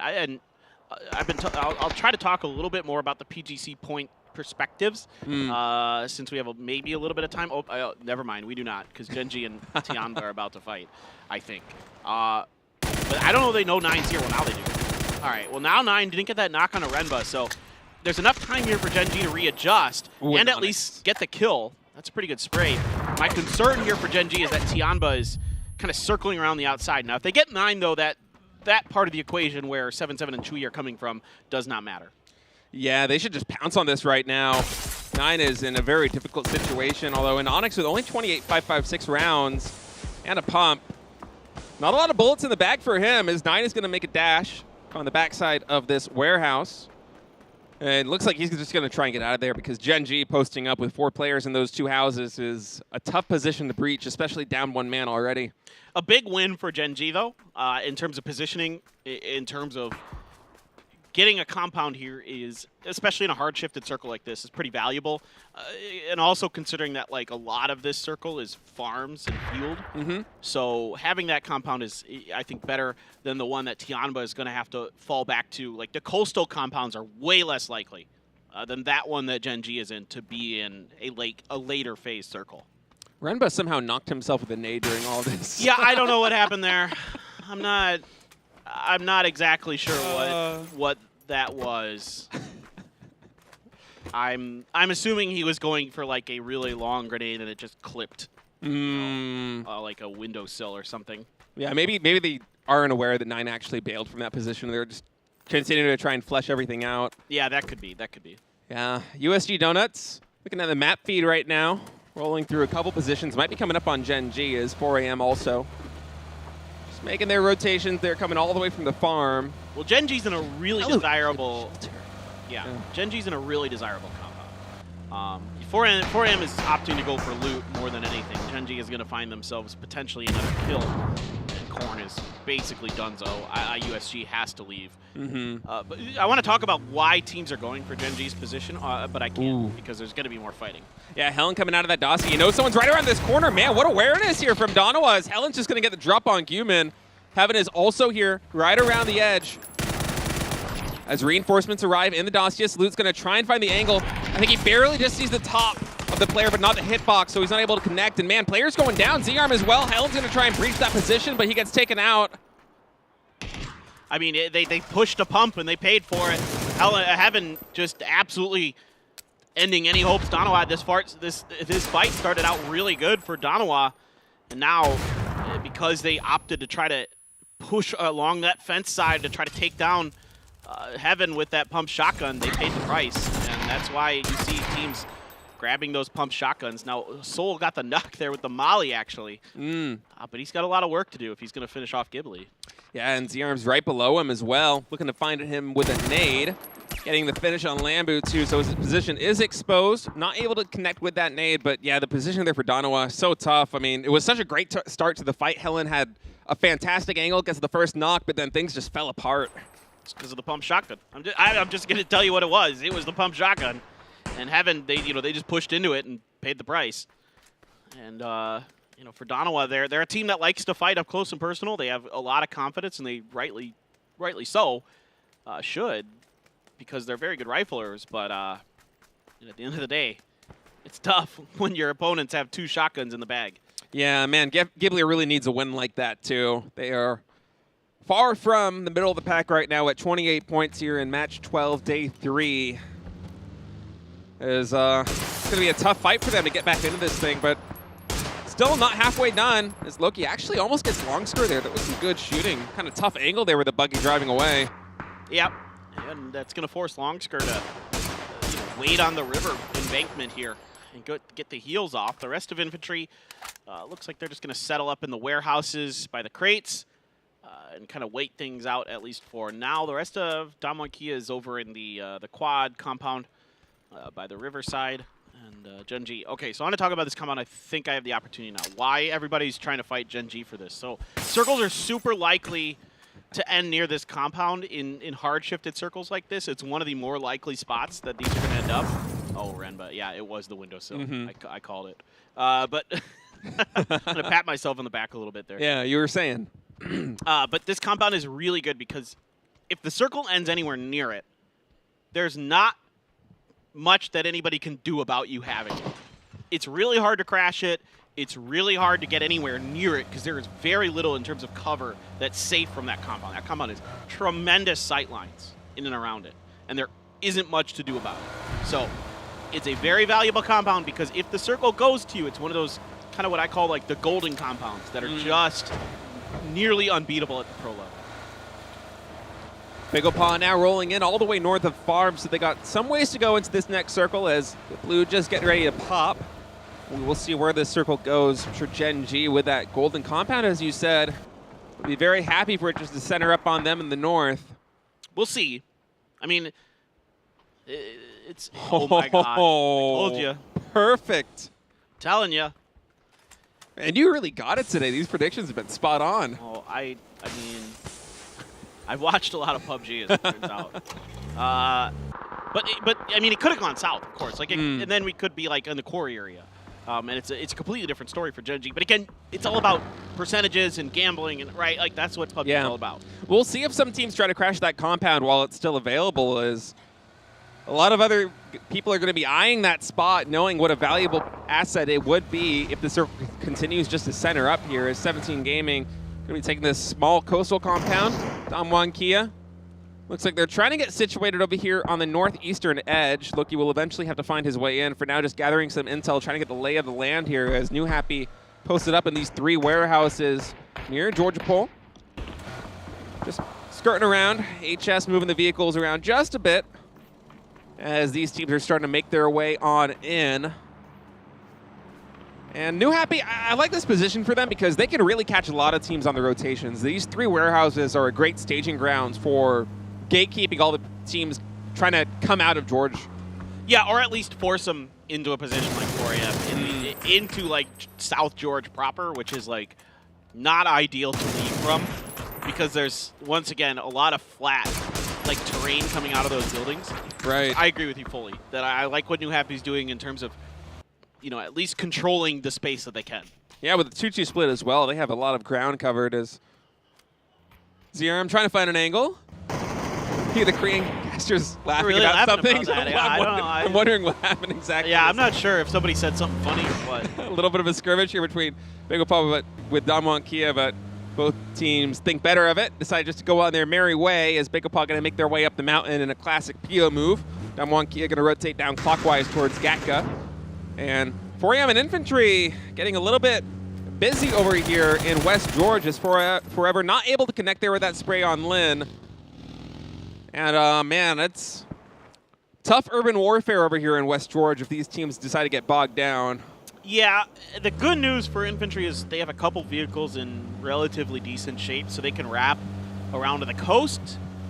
It's not ideal, but it's at least some kind of escape valve, potentially. Damwon Kia, though, is going to be making a huge rotation all the way to try to come out from the southern side of this circle. You know, seeing at least probably 3 different teams up in the north so far has led them to decide that trying to cut through anywhere around the Georgia Pole area between, you know, Everest and between Georgia Pole, basically undoable at this point. So you're going to have to try something else. Yeah, I'm really surprised by how far they're shifting with this. Like I said, I just want to time their entry into the circle to when the next one pops so they can pounce on whatever the best position will be in the next circle. PO now identifying New Happy's position is going to be doing a little bit of damage, trying to find some angle. Big Paw with all their DMRs. PO with an 6X SLR. Just gathering some intel. As this next circle is getting ready to pop as... Oh, Heaven actually got knocked here. Huh. Yeah, not sure what happened, but it's a little bit of a dangerous area for Ghibli there, just at the north edge of the swamp, although we are going to shift down to the south now. So next circle, because this is the phase 3 circle, it's just going to leave the water a bit, so just kind of drift inland. It's just a matter of whether it goes north or south is kind of the big question for the next circle. Of course, Gen G still going to be content to sit in that compound. Some coastal areas being taken by 17 and Tianba. And now Big Opa has to make a move, and they're going to gun for something early. Now, this is the advantage of having that high ground position, is you can spot what's open, and they're going to take the radar tower kind of hillside in the middle of that field. Yeah, and that's a great position to hold if the circle decides to go that way. Infantry long skirt trying to get Xiaolu, but unable to find a shot. As Axlef did get knocked behind all of this, but a lot of these knocks from long range, medium range, not really in closing distance for anyone to get punished. I hate this compound that Pero's in. I hate playing from here. Where are we exactly? This is, oh, yeah, this is... Everybody can see you. And the 17's compound, if they get up on the roofs, you can see into that compound pretty well. The teams just basically everywhere around you can see you. It's really tricky to play in and out of there. Americano almost getting Zepion. Zepion on very low HP there. Is New Happy going to move in on this dip? Unfortunately, they don't have a lot of terrain to work with here in the top side of this circle, with infantry and 4AM also right on the edge. Could be a tough position for them if they don't pounce on something quick. They got to take probably the hill behind hospital, or next to hospital, to the west of the hospital. Here's this fight with Donawa. Again, like you said, Helen found a great angle, took one out, and then he's able to kind of control a lot of space here, kind of call in where Ghibli's coming from. But you're going to see that Ghibli's sitting on at least 2 pump shotguns that I saw, and that is nuts. Wow. And Heaven and I think both Heaven and Jayam, I think it's pronounced Zayam. Zayarm is how I think I read it is actually. Zayarm both have pump shotguns, and that turned the tide of that battle. Of course, Tosi shooting from the vehicle is rather impressive there too. Yeah, I actually hadn't caught Tosi getting that headshot there from the vehicle. That was a hell of a shot. Uh-oh. Soul ratting it out a little bit. Under's going to come in, and he will quickly exit this lobby as Soul is just absolutely ratting it out in the top of that Wizard Tower. Under not really doing too much wrong there. Just, well, unfortunate. Happens sometimes. We've all been there. Nice nade. Gets some damage in on Summer. Now he's kind of having to stop up. Now Big Opa's going to shoot 911 in the back, and he's got to try to get to his vehicle for safety. Nan did get knocked over. New Happy tried to actually push the hospital here. I thought maybe they'd wrap around the hospital and go for the hill to the west of this position, but they're going to try to fight 4AM for this, and that first knock is rather tricky for them to get to. Of course, 4AM in the blue, making that player nearly unresable. Shava as well got a knock on his Zepion from from the compound to the southeast of there. Things are challenging. GFY has the freaks on top of them, and they're already losing players left and right. This could end pretty quickly. As Summer goes down and Peng as well. Now Ian has the perfect angle. He knows that his Molly got a knock, and he knows there are players here in the smoke, and that's GFY going down. Ian picking up a kill, and I love this. The freaks are really popping off today, man. They're playing fantastic these first 2 games. Yes, they're getting in aggressive positions. They're putting themselves in spots where they can take good fights. I really like what I'm seeing from them. Ming Ming got in the house, though. Forever had no idea. Gets knocked, trying to go for some nades out the fence side. Now the other 3 members of 4AM completely distended from him. They're going to have a tough time getting back over. And Ming Ming in the blue, but looking to try to aggress onto the flanks of 4AM. Yeah, he's got some kits left in the bag too, so time to spare for him is 4AM trying to make heads and tails of this situation. HS to the south also might be able to find an angle if they decide to remove themselves from this area, but now the blue is here and it's starting to close in. 4AM going to get in their vehicles and piece out of here as Ming Ming, hearing that, will make a play of his own to try and get in and rendezvous with his team. Yeah, Ming Ming, they're just trying to see, just going fishing if 4AM was going for the res. Now you have Longsker up here with the M4, not finding tremendous damage. HS as well from New Happy had found some... Oh my god, the vehicle yeets itself right into LZ! It just pinches him. Absolutely sends him flying, and 4AM is gone. I love that. I absolutely love that. It's really rough. Monster here and all this damage, all this action coming in. We'll roll up on this compound of New Happy as Ming Ming and HS, the last 2 players for New Happy, posted up here in this house, but the blue is coming in. So Monster really just trying to buy time for his teammates Longscore and Lin all the way out in the blue right now. Monster actually doesn't even have a helmet, so really a desperation move here to buy time for his team. And Pio with a nade, actually getting Americano and Shava too behind all of this. Yeah, USG was trying to leave that compound they had to the southeast of the hospital, and Pio was just waiting with open arms and a open frag grenade as well. This is not good for either of these teams. No. This is what we like to call mutually assured destruction. Nobody's coming out of this one, especially with Genji out ahead and Bagel Pa as well. And Tianba is even getting involved now. Yep, there's 7-7. And he is going to find Monsters with nade in hand. So Monsters is sitting out of this one for the rest of this game. Yeah, it would be a surprise if Infantry or HS and Ming Ming are able to get into this next circle, given the way this has gone. Just really bogged down over there on the north as the blue continues to close in. Not yet to pop. HS unable to out-heal the blue damage. He will get knocked, and now it's just him and Ming Ming. You know, I just realized that the island that Foxy's on kind of reminds me of like Lotte World or something, where it's like an island in the middle. So you guys don't know, Lotte World is a amusement park in the middle of Seoul in Korea, but it's on an island, a man-made island, but it's very tiny man-made. Very tiny man-made island. But anyway, I just thought of it. It does, right? Yeah, it's funny. Yeah, there you go. See, it doesn't look like an elephant. He's stupid. Well, yeah, it's Lotte World. It's not an elephant. It's I know, a but castle. that island did not look. You're just. No, it does look like that hillside did not look like an elephant. You are so wrong. I wish I had you like, are wrong, wrong, State. I wish I had like a tablet I could draw on so that I could mark it for you. Yeah, it absolutely is an elephant. The And worst. Little Ghost just keeps getting the most insane shots with his DMRs. Okay, he gets nated there by CC. CC fights back a bit, but man, that running shot there with Tiamba's 9 in the vehicle, driving at what seemed like near max speed, and he hits it. He's really dialed in with the SLR today. It's crazy. It is nasty when we've gotten to see him. The shots that he's hitting are really, really impressive. So this compound for Peril, even though I said I don't like it, it's still in the circle, so you can at least just hide in it and then survive. Meanwhile, 17 is going to make their move with the vehicles to try to reinforce their position underneath Peril's Hill. The problem with that going to be that 2 members of Tiamba are swinging in to backfill behind this and might have an opportunity to do some more damage. Plus Tai Lu in front. Oh, this position has gotten so tricky for 17. Yeah, Gen G on the north side as well. 17 really has to make something happen here, otherwise they're going to be caught in the fire as Tiamba beginning to shell them. Little Ghost taking a lot of damage again, not yet knocked, as ShyUDD with some nice covering fire will be able to get Chewy, and man, Tiamba very quickly cleaned up.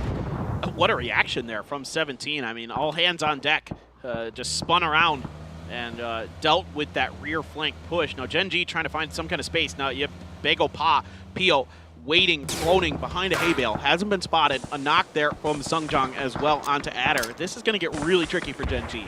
Yeah, Gen G's going to try and find some cover over here, but Bago Pa on the north side is going to be really problematic for them. And now these nades coming in. Yanli's able to get 2 as Tongs struggling to find something here. Oh, nice little flick, though. Coming in for the prone. He's able to get 1 player from 17 before Sho cleans him up. Just Zhao Yang left in the smoke, the only player alive for Tai Lu. As 17 continues to aggress around here. A lot of chaos in this spot, a lot of debris. And now they're going to see him sticking out of the smoke, and that's going to be the finish. They do get 1. Lil Ghost is finished off. However, GX in the meanwhile, this is what I was talking about. I hate this compound. Peril had lost 2 from a grenade from GEX. And Yan Li there going to clean up both of those. Now GX is losing players on that push. Bagel Pot continuing to duke it out with Gen G. So far there, no deaths on either side. A lot of damage being dealt. Yeah, Bagel Pot retreating a little bit more to the northeastern side as 17 Gaming. Their crisis management has been so good in this game, and they just continue to pop off. ShyUDD again getting SSR as the kills continue to pile up. 7 on the board right now for 17 Gaming with a lot of players left, as the circle just going to center up just on the north side of the swamp. Yeah, Pio's going to get taken down there. Gets knocked and then flushed out by Asuro with the grenade. So Pio 3 kills in the game, though. Not bad performance at all. Long still trying to hold on to this house, but yeah, the full forces of 17 after cleaning off the encroaching GEX are able to swoop in and come out of this. I mean, 17 is playing really, really well this game. Yeah, I like the position they started in, and then the fact that they fought to get where they are the way they fought. They fought through so many teams to do this. I mean, Tiamba was on their flank and Gen G was on the north, and they were just able to clean up Tiamba in seconds, and then they pounce on the next position. They clean up a team there. They move on to the compound. Their crisis management has been absurd, and Show, this guy's a big part of it. Spraying through, gets the headshot there on Foxy as Damwon Kia loses a critical player right now. Oh, no. Mental moving in, but the nade is too good. ShyUDD gets Foxy and Loki with that one, and now it's all up to Mental. Mental trying to hold the line, gonna get 1 headshot, wants the point, gonna at least get that. So 17 here, 11 kills down to just 2 players. Bagel Pond, meanwhile, fighting the last 2 surviving members of the Kwangdong Creeks. Still grenades in hand, 2 left, 2 frags left. Gen G rotating into 17, they want to clean up the fight. And they got a headshot. Oh, there you go, Asura looking really, really good. Renba trying to hold on here. Asura is knocked, the drive-by good. Gen G is going to win the battle. What a valiant showing there from 17, though. It felt like they were given so many problems to solve, and up until Gen G came and pounced on them there at the end, they were solving them all perfectly. But now, only a handful of teams left. We're up to the final 4 teams in this lobby as the Freaks and Bago Pak battle continues to rage on. Ian trying to find an angle, trying to find a head over here. Just barely sees Sungjong, but unable to connect. Gonna have to retreat with 1 HP as also Lash goes down. So things not going the Freaks' way as Ian will get cleaned up there by a nade. DG right on the money with that one. And Bagel Paw controlling the northeastern side.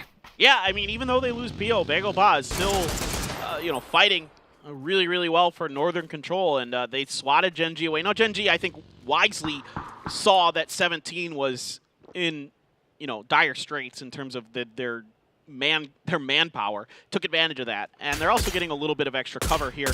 But still, this compound, again, it's precarious to play in and out of. We'll see if they can hold off the encroaching Ghibli.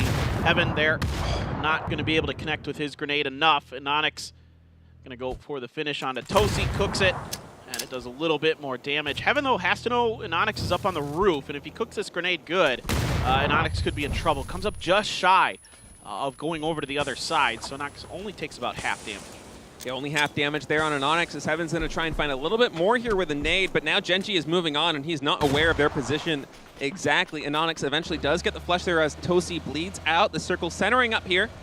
And Bagel Paw coming to roll in on this position. I guess they notice that Genji is fighting on another front, but Renba with the ultimate flank coming in. He sprays down one, he sprays down two. GG98 on low HP. They're throwing a nade, and Bagel Paw is eliminated. Man, that plan backfired right there as Genji was perfectly prepared for them. Yeah, they had no idea that Renba was waiting back there on the edge of the circle like that. They assumed that Genji had fortified that position up where Onyx and Asura are. Not the case.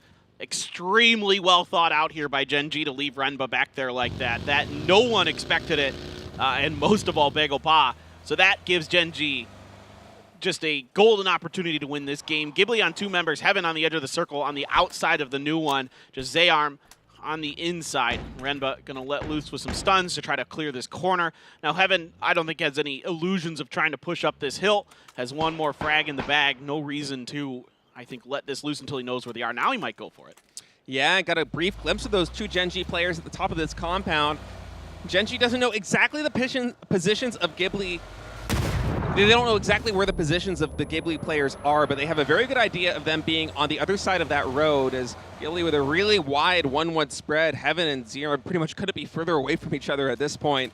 And Gen G just going to kind of consolidate over on the northern side. Yeah, I don't think there's any reason for Gen G to try to push Heaven's position. Coming down that hill will be tricky, especially because there could be a crossfire coming from where Zayarm is, and instead, let's just see where Zayarm is. Oops, we found him, and he is not looking good with that headshot. Has the pump shotgun, though, and we already saw very early on in this game that the pump shotgun is pretty good up close and personal. Now, stuns are going to come out. I see a frag in the bag for Adder, and a couple mollies in there as well. So Heaven is going to see Asura, though, as well. He's able to kind of relay this information and get the knock. Yeah. With the headshot. That's a big knock. And then with Zayarm in with the pump shotgun, this could turn on its head very quickly. And Heaven, actually with quick reactions there, identifies that Onyx is behind him, too. Not able to get the knock as Gen G continuing to try to breach this position. Zayarm taking a little bit more nade damage there. Will heal up. Coming out of the house now, though, with the shotgun, he might be able to catch Gen G unaware. Yeah, going for the up and over grenade, the long-range rainbow.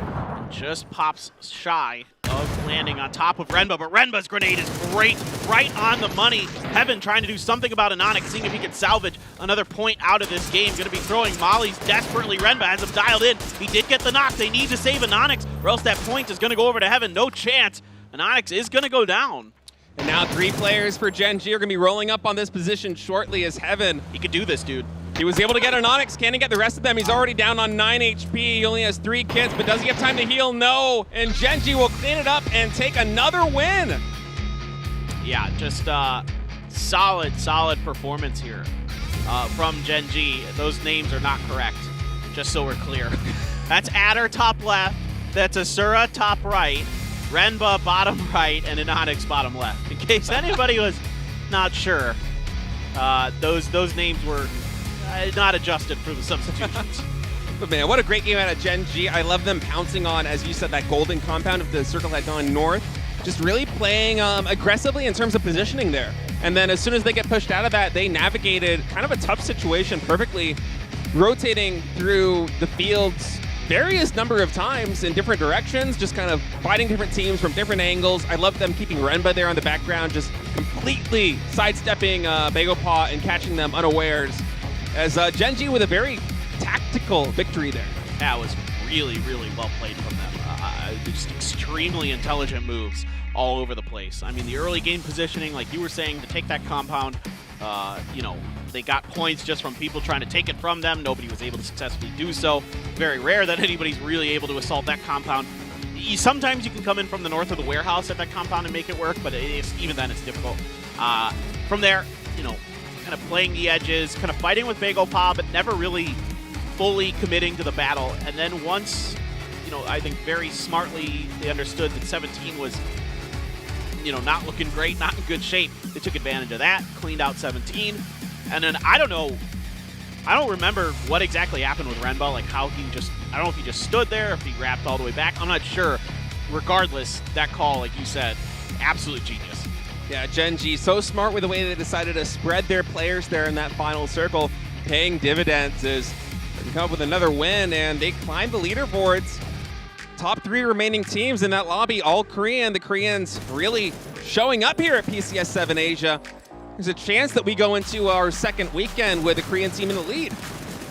What a thing that would be. It's been a while. It feels like it's been forever in PCS. It really has. Asia that a Korean team has been in the lead going into the end of the event. Of course, they've never won, so regardless, we know that, you know, they haven't been able to get there. This grenade is just absolutely nuts. I mean, that's what happens when, you know, you get the info from your teammates and they can precisely tell you exactly which tree it is. And, you know, once you have that info, it's not too difficult for a pro to line up a grenade like that. And this is a good angle here for Heaven. Heaven is playing really good in this game overall. I mean, you think back to the early fight with Donawa, and the end of the game here, he did what he could. Yeah, Heaven playing really well. Ghibli, although they're at one of the bottom rungs on the ladder, they have been putting up today. They've had some good games to start things off here on Erangel. I'm liking what we're seeing out of them. Four Angry Men also had some great moments. So, you know, starting off day number 3, a lot of the teams that aren't exactly at the top of the leaderboard kind of showing up, putting in their dues and having some good results. As Gen G picks up 21 points, 11 kills, 17 gaming. Their crisis management was insane there in the mid game. They racked up 11 kills for it, and they will get second in points in that lobby. Yeah, I mean, I loved the way that 17 positioned themselves early, taking that compound, that blue house compound. I love that spot personally on those western circles. I actually, just in terms of fun, like for a position that's just fun to play out of, it's one of my favorites in the game. If the circle's on the western side, because you have a lot of sight lines, you get up on top of the roofs, you can see a lot of what's going on. If you need to push that compound that Petrichor Road was in, you have a really good attack angle to take to get underneath it when the circle does generally move back in away from the shore. So yeah, I mean, 17 is playing one of my personal favorite spots in the game and playing it well. And props to Ghibli Esports as well. 10 points with that one. Heaven, of course, played very well, and Begapod with 10 points as well, as it's a very Korea-heavy start to day 3 here at PCS 7 Asia. I mean, this is a lot better for Korea in terms of not just the placements, but the kills are there today. We're seeing a lot of, you know, more aggressive play. We're seeing more kind of what we've been, you know, just begging for. Yeah. We want to see them get slightly more aggressive. We want to see them start, you know, cleaning up fights, cleaning up kills when they can. And at times it's been a little bit, you know, kind of too passive. But today, so far, I'm very keen on what I'm seeing from the Korean teams. Renba will be the player of the match with 6 kills, 778 damage. Fantastic match for him. Big part of Gen G's win right there. Of course, catching a Bagel Paw as they made that rotation in, which could have been deadly for the players on Gen G's front line. Probably my biggest moment for that team in that game. I mean, it just really solidified their position there at the very end, and from then on, it was pretty much their game to lose. You're exactly right. It was the key moment in that game. It was the key positioning, and I mean the way that even Bagel Pa like got out of that vehicle couldn't have been more gift wrapped for Renba there. I mean, they were just right down his barrels. It's still 17 Gaming on top, but now Gen G scoots their way up into second place, 2 points ahead of New Happy, who is just slightly ahead of GFY, and then from there you got 1 point. Yeah, 1 point to Damwon Kia and Bagel Pa. So I mean, it is really close at the top of this leaderboard, and then still the Freaks and Petrichor Road at 75, not far behind. Yeah, everybody in top 8 right now in a really good position, and even some of the teams behind them, like Tyloo right now with 67 points. That's striking distance from top 4 currently. I mean, you could have one really good game and find your way up there. After that, it starts to slow down just a little bit. Donawa, GEX, Chiamba, Donuts, all at 50 points or less. Yeah. Not having their best performance, but man, it's exciting that we have so many teams in the top 9 so close in contention. No, this is what you want. This is the kind of tournament that we always hope for in any PUBG event. Here in Asia, we're seeing a lot of teams playing to a very high degree. And, of course, with PGC on the line, with a lot of teams needing pretty good placements here. And I think we'll talk about that probably after we get back from our break, which is coming up here pretty soon. But we'll talk about the PGC points and maybe a little bit how that all can shake out. We haven't talked about it too much yet because it is extremely complicated even still, how it can all work. But, anything's possible and everybody's got to play for that position. And, of course, you want the win. So we're going to take a short break. Coming back, we have 2 more games, another break, and then another game. But anyway, we've got plenty more of PUBG. Stay tuned, guys. We'll be back soon. 자 라이딩 가 때려놨어 왜 내려와 올라가 또 안 나. 지금 모른다. AR 저 AR 때려놨어 또 때려놨어 그냥 쭉 넘겨줘.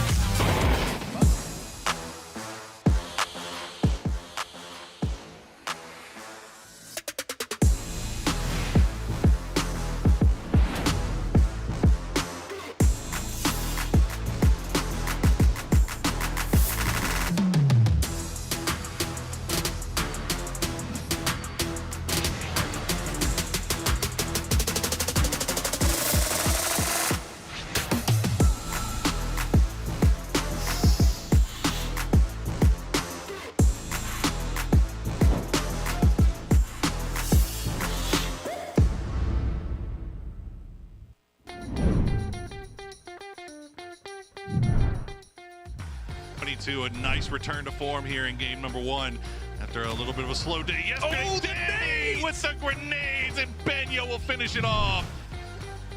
In the one, Dacia chasing down Insight. Do they know Monty they haven't got well. a weapon? Well, they must know. Oh, they've completely flipped it as well. All the chance here for the orangutans. There's no way Bliss are getting out of this one alive, at least for Monty and Insight. That is savage. You may as well get out and punch them to death and just add a little bit more insult. And they'll just try and send it in that direction. It's going to be the loss of Monty, but maybe at least a couple of these Bliss members. I might have spoken too soon. I think Team Bliss really. But how long can he survive? That's not very good cover, I'm afraid. No, it's obviously the worst kind of cover that you can really have, and yeah, unfortunately for Bryn, just trying to get the position. I love it. Can they take Vinny down or can he defend it up? He realizes the approach coming, goes up, steps in, goes for the shots. One is down. Doing the harassment, and he cannot move out. I love the reposition there, but Vinny being such a hero, finding that knock, playing in the vehicles, doing whatever he can to survive as long as possible. Now, making a distraction for it, but taking a lot of damage. It's going to be Vinny steps away. Does spot out Binya using the rock for cover, but is going to lose vision on him. It's back and forth. Gizera takes down Pippa at range. And it wasn't even that I was rooting against Peak. I just wanted to see TM finally get a win. Yeah, no kidding. Santi Hero going to get picked out of his seat by Robinho. And now he has the high ground over the duo from Team X. CLFP has a nice little angle from range as well. Oh, the nade! Will do the work just like that. All by himself. He at least has a little bit of hard cover. Robinho not going to spot him. 1 HP. Will stay alive. Yes! What a gutsy reap. เฮ้ยวิกิตมาเล่นมุมนี้แล้วโอ้โหดูเต็มไปผมจูโดลงมาแล้วก็เรียบร้อยผมดูลีนนะเฮ้ยเอ้าเหินลงมาเตะไม่อยู่ติดหัวไปหนึ่งแล้วไหลลงบันไดไหลลงได้ไปโอ้โหหายไปหนึ่งแล้วเรียบร้อยเลย Oh, is he gonna just take it on the bike? Just deliver it to Gizera? Oh, it's like gross. Come on. Well, you still give that over to your boy. Peak actually with a nice little split in the middle here as well. Yeah. I imagine they'd want to get that southern split up to Cruz as soon as possible, but do a back flip. Oh, front flip. There it is! My man! That's it's what about I'm talking time. about. I think he could have gone for a double, but I respect the single. เฮียวครับตายไปด้วยบูโซนครับปฐมพงศ์ครับไปซ้ำหน้าของเซตออกจากเกมเช่นเดียวกันเบลหมดตรงนี้มากับทางด้านของ GE ยูตาแล้วคือผมชิโกะมาพลิกมาโอ้โหต่อกันเชิญ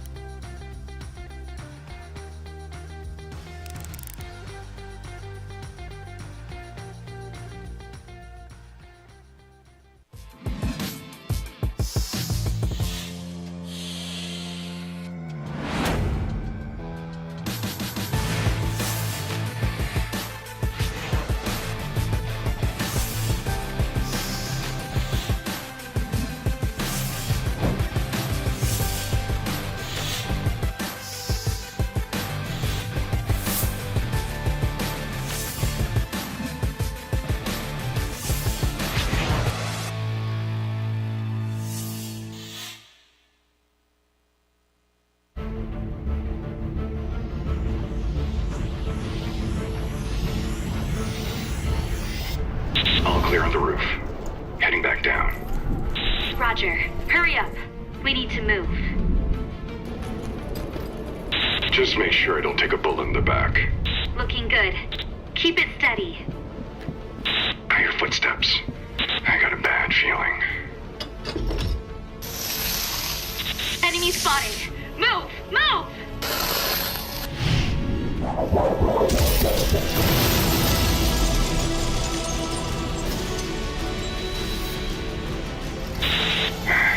You're going up next time.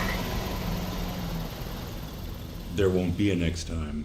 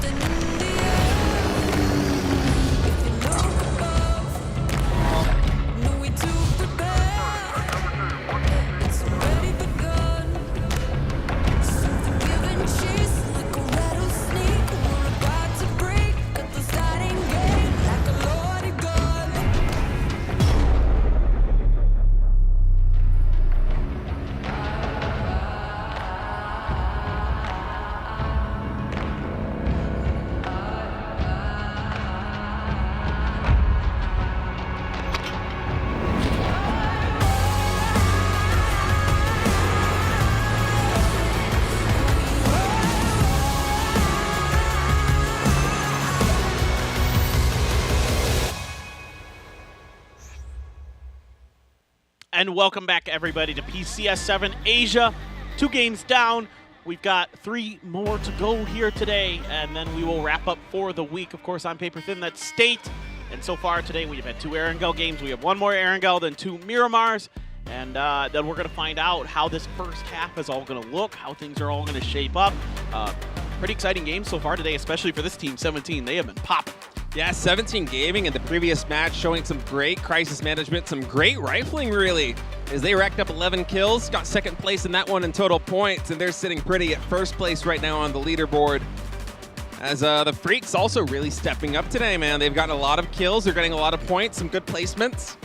I'm liking what we're seeing out of this team. Yeah, they're playing a lot better today. And again, you know, with like Akkad and Akari is up there in the damage. Those 2 players, you know, if they're putting up big damage numbers, you feel like eventually EN's going to start picking it up too. And then you're talking about a team that should be putting up a lot of points along beside them. But that is neither here nor there. What is here and now is game number 3. It's Erangel we are going to jump right on into it. No brakes on this plane. The McLaren, I hope, has brakes, but this plane does not. We're going right into the game. Most planes don't have brakes. Yeah, I guess when they land. Yeah, okay, never mind. They've got. Oh, this plane path, no. The flaps. No, the plane path sucks. We're going to the military island. Yeah, Telling most you right likely. now. Maybe not, but maybe we get another Western. But I'm not going to apologize. I had a lot of coffee today, and that's what's causing all this chaos. It's all right. I forgive you. Not apologizing for it. I'm just stating the facts. Yep, Bagopah going to be landing at Novo Rapnoe. They love that spot. In the first match that we had here at PCS 7 Asia, we had a military island circle on Erangel, and Bagopah took the win with that one, racking up a lot of kills playing the mountain to the west. Pio just absolutely loving that position. As looking at the map, seems like we're not getting any fever drops, no hot drops. Nothing too crazy. Donowa with a nice spread around the southern seaboard. Rambo and Helen down there by Ferry Pier. Seoul and Salute, the houses to the east. And Genji also kind of spreading out near Gatka. Yeah, I don't see anything too scary. Maybe 4 a.m. and New Happy having a little bit of contention over one of the vehicle spawns there. But other than that, I don't think anything is really going to erupt in the early game. And yeah, Genji there, back in a second. Okay. Fair win. And, okay, a fair circle off of a bad plane path. So nothing to get too crazy about here. So yeah, I was a little bit scared.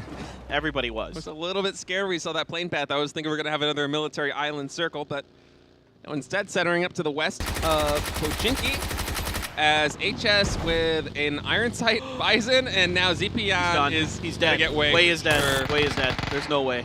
There's no way. Now, see you later, buddy. Yeah, this is what I was worried about when I was looking at the map. These were the only two teams that I thought, well, there might be something.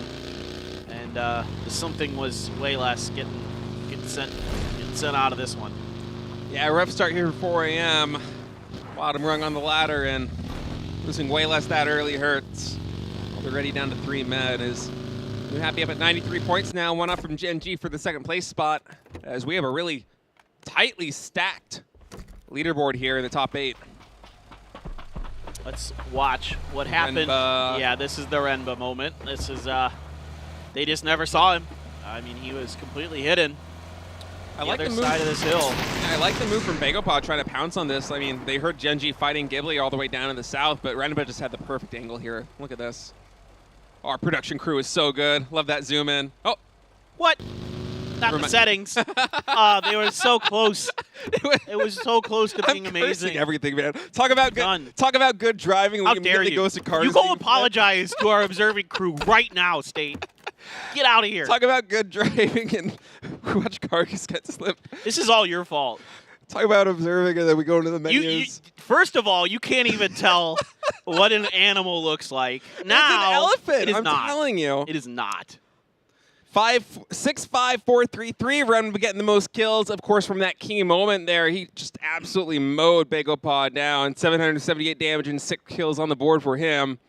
Followed by Xiao UDD and Nonix, Heaven and Loki, all having great games. Yeah, I mean, you know what's making me happy is I'm seeing a player from my fantasy team on that leaderboard and not one from yours. Yep. That's all that matters. All right. Yep. Not bitter at all. Yeah, no, you don't sound like it. So you're going to see a lot of teams, you know, kind of fight for some of these central compounds. You know, something like this on the edges of the fields can be good. But it looks like Ghibli wants to go a little bit more north, which I'm kind of curious about because the stuff to the north is kind of sort of occupied already. Yeah, Lin and Lungsker. Yeah, they just got beat to the punch here by infantry, but they might try to crash this. All right, Heaven coming out. He's got a 2x M4. Jumping onto the roof here to try and gather some intel. It's only a 2-2 split here, so infantry. Oh, Lin does get a nice frag there. Zerum going down there first with a knock. Heaven going to try and find something, but no, Longsker is too fast. That's Heaven going down, and now it's a 2v2. This is bad. This is real bad for Ghibli. Tosi's got a VSS. Let's see some VSS sprays, man. I mean, hey, you and I know that the VSS on full auto, not too shabby, but when you're going up against the likes of Longsker, forget it. Infantry is going to wipe Ghibli out. A 2v4, and they make it go. Monster and Wangzai were coming in as the cavalry there, but Wangzai just turning around. Monster now coming in for the loot as Infantry quickly dispatching Ghibli with some fantastic defense. Longsker and Lin, man. Longsker picking up 3 kills there. Just great play. I'm lost with Ghibli sometimes. You know, they fought well against Danawa in that last game up close and personal, but in this one, this was anemic. Yeah. It was just, I mean, they barely did any damage to those 2 members. It was a 2v4. Yeah, Infantry, tough nut to crack there. Defending that position perfectly despite being outnumbered. Is now Begopod going to make the long drive over from Novo into the circle. No bridge camping going on too much. GFY Pang on the eastern side, but Begopod looking like they're angling towards the west. Yeah, Sungjong is just kind of doing a little bit of pre-scouting here for Begopod. Again, as a former IGL, this is kind of the nice part of the way that Begopod has kind of arranged their team, is that with Sungjong in there, it doesn't have to just be PO, depending on how, you know, the drops and all that stuff shake out, how the first circle shakes out. You have comfortably and reliably another player that can go out there and do that same kind of reconnaissance as a solo. You feel comfortable with the safety of him being able to do that. So, you know, Sungjong is a very talented player, as we've seen since his comeback this year.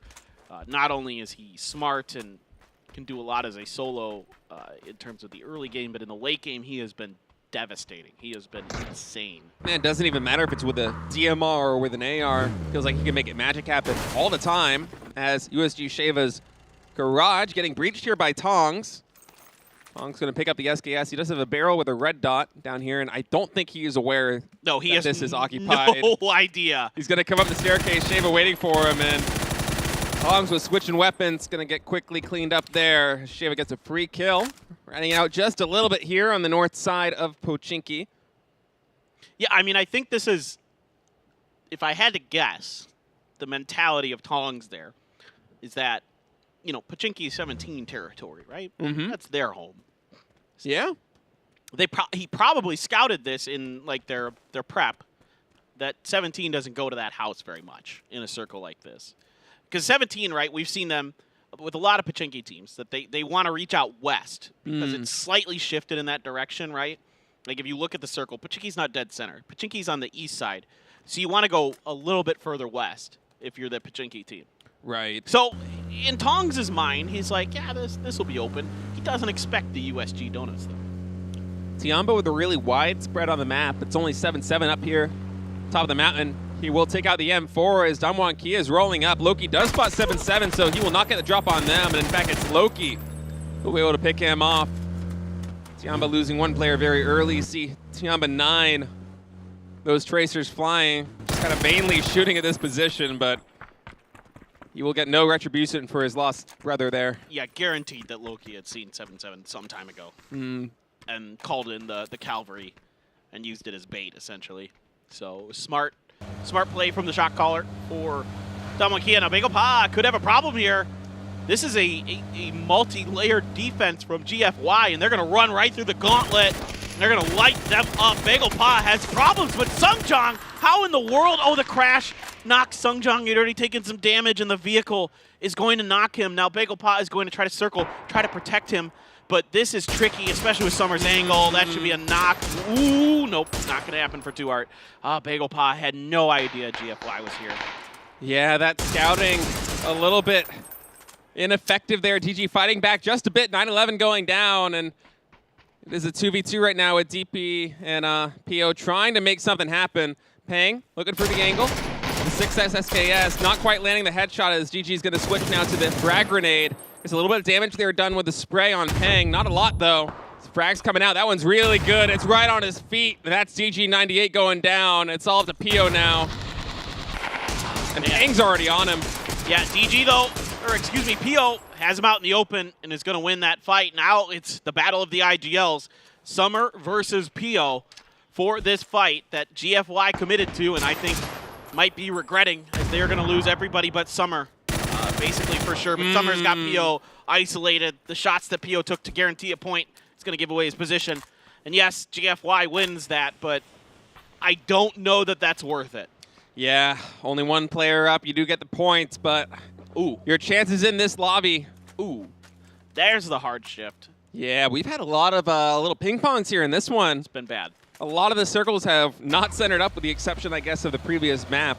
And this one going way down to the south near the Skinny Tree Forest and Fairy Pier. Now Danawa posted up in a very nice compound there. They're going to be very happy with the way this circle has developed. New Happy, in the meantime, is all the way north of school. Have to make the long rotation into the white. GEX behind them on the other side of the river. Yeah, everybody's just kind of adjusting to this new circle. It wouldn't be a day without somebody on Danawa running someone else over on their own team. That is, I'm not going to lie to you. That has been a reoccurring theme of the Danawa team this year. It is just something that happens. They are not the best drivers. They have taken the new mantle of the kind of the worst drivers in Korea, I suppose. Would be kind of the way that they're just things have shaked out this year. But at the end of the day, that hasn't mattered too much in the long run. Danawa is still a very, very talented team.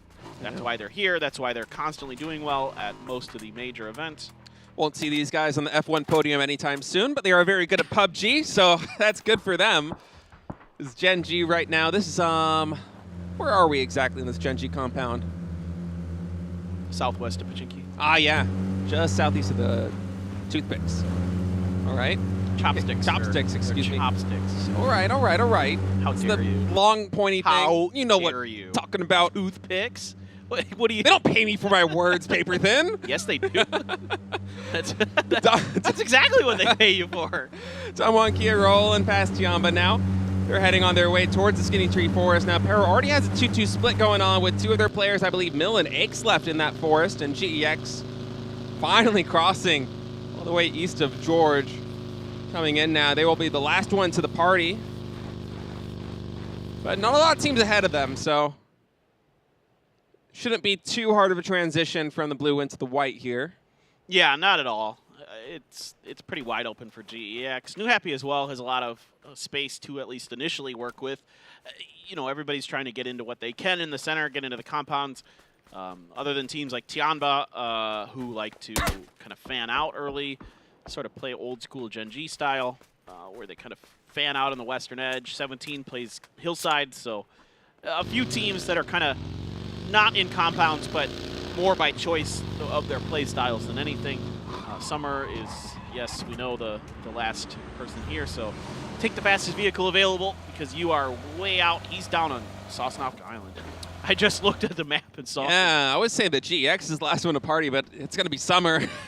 Rightfully so, too, as he's all by his lonesome after GFY and Bagopod just kind of cannibalized each other there to the west of Milta. I mean, yeah, it's a late summer this year. Sure. Not really. It's just been raining all year in Korea. It's just been a really rainy year.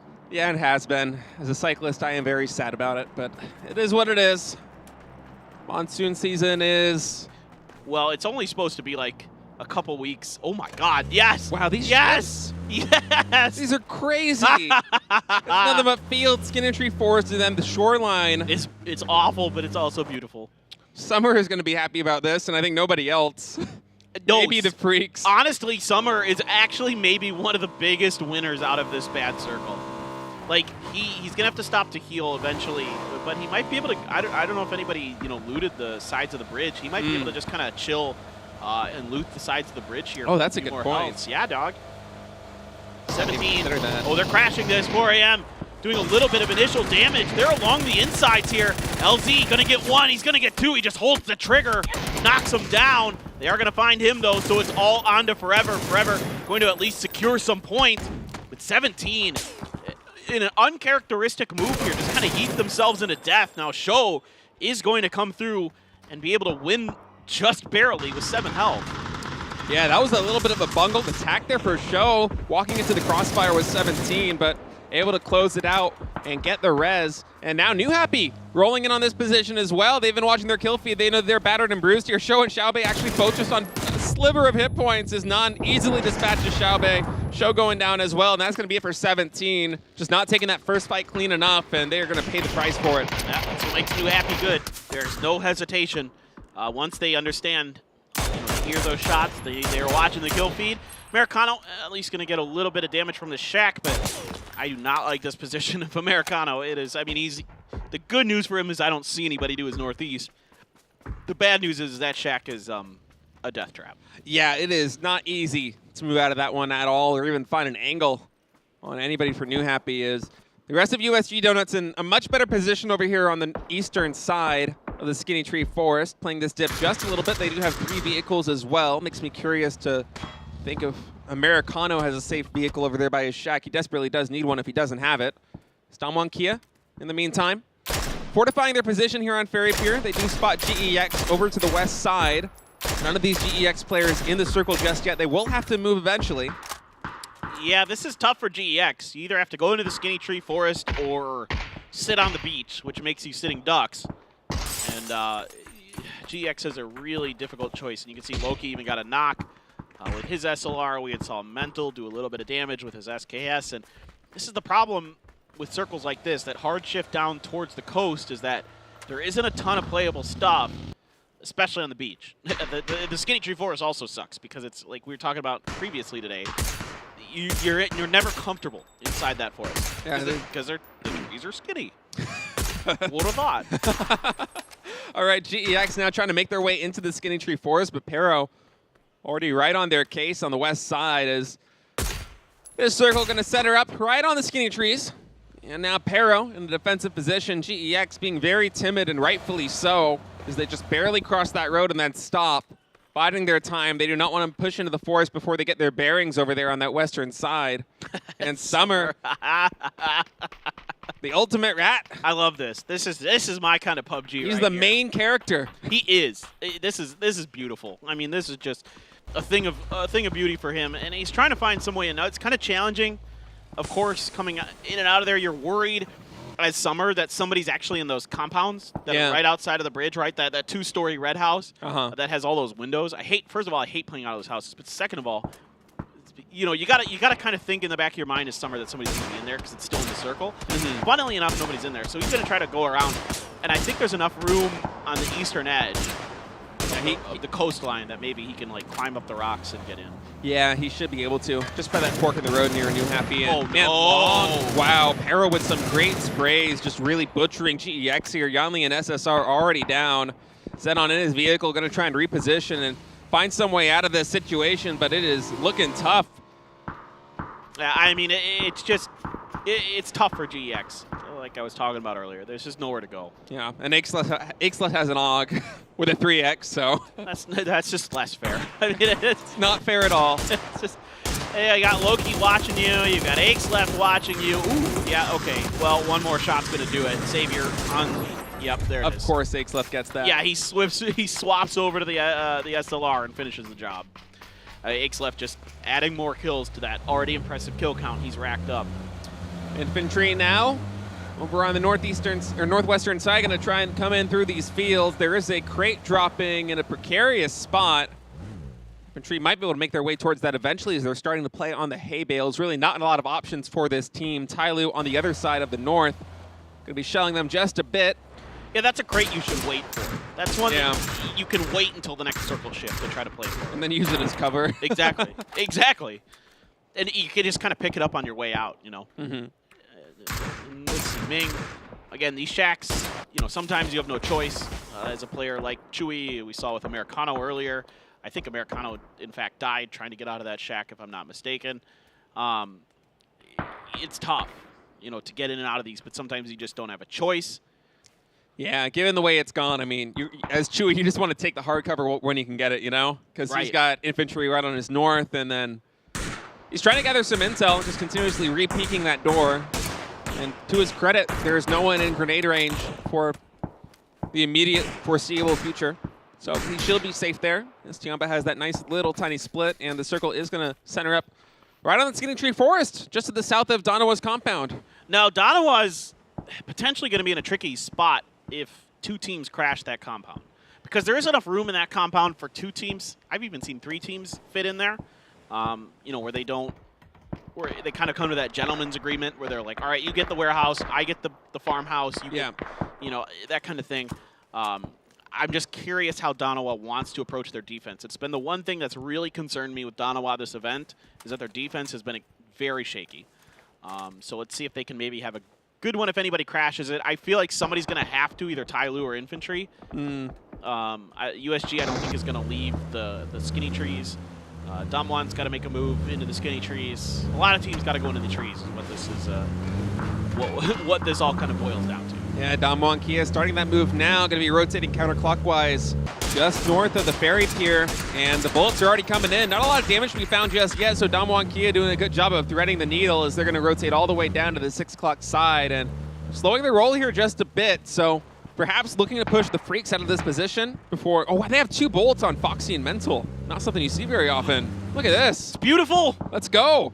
You love to see it. Let's see if they can get anything done with it. Infantry getting shut down, trying to push towards Danawa. Petrichor Road has Mill knocked, still keeping their eyes on to Chewy. Long continues to use these smokes to create angles towards that position and also get into grenade range of the front members of Tianba. That one comes up just short of them. He's going to see the head of 9. Gets some decent damage, gets the knock, but immediately it's Genji who puts some shots into him. Damwon Kia now coming up on the Freaks compound. Getting ready to breach that position.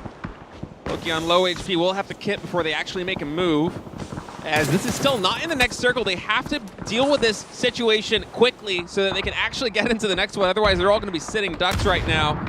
On the clock are the Freaks and Damwon Kia. Smoke's popping off will give them the maneuverability they need to close the distance. And Hikari opening up the scoring right now. Going to get under with a nice headshot right there. Tries to transfer onto Foxy, not able to find it. Nade's coming in. That one's good. Gets a little bit of damage done on Hikari.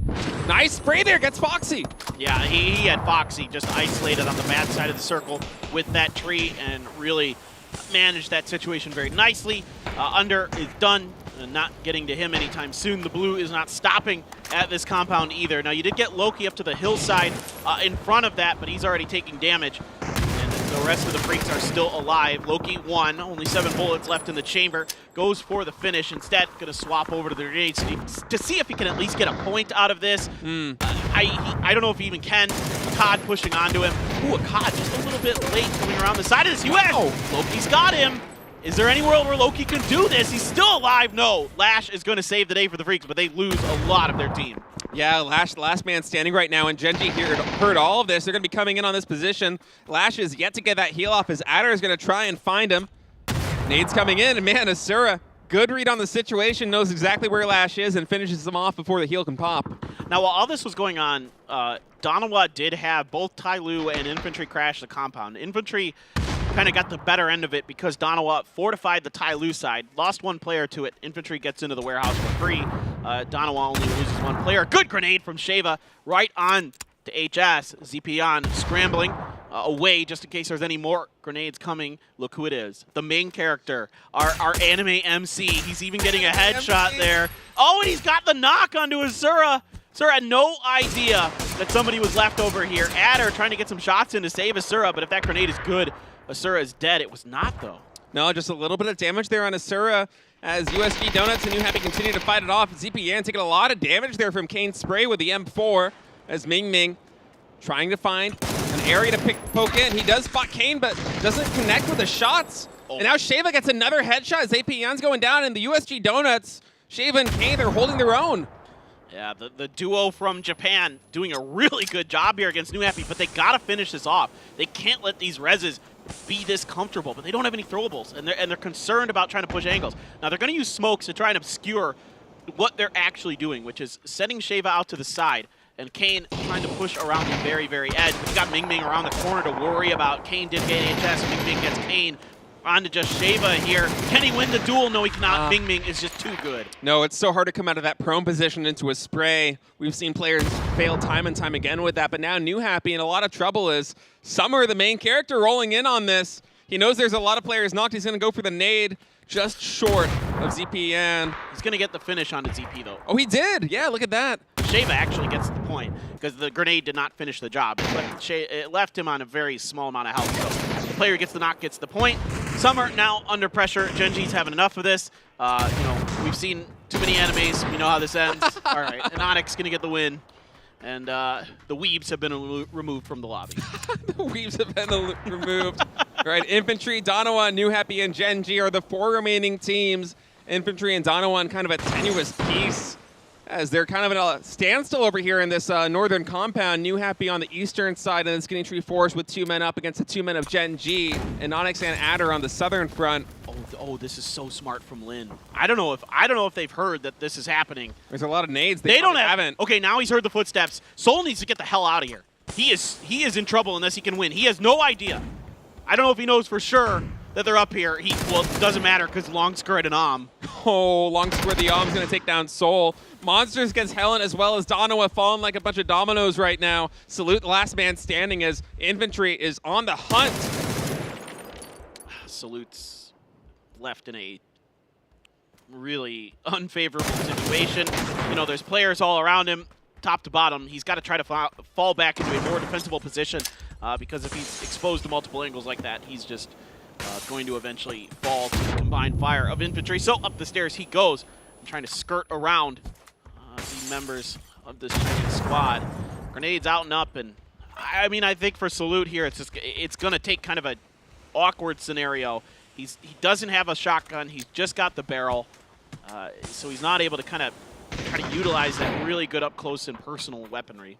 Limited on his utility too. No frags. Not sure how many flashes he has in the bag, but it'll be a very tough defense for him as Gen G and New Happy starting to breach closer to each other. Salute continuing with these sprays to get a lot of damage, but no knocks. He would love to have some kind of opening here on him. Infantry is outmanned, and he gets monsters against Wongsai! Off screen, he gets 2 of them. Valiant effort there. Longsker will eventually clean him up.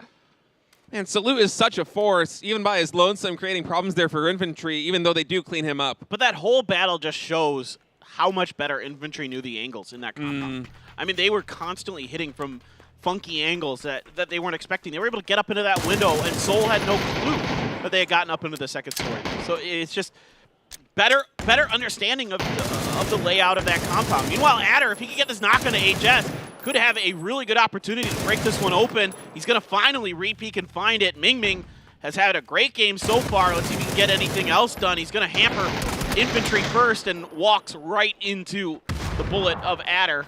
So it's 2v4 now. Adder and Onyx against the 4-man squad of Infantry.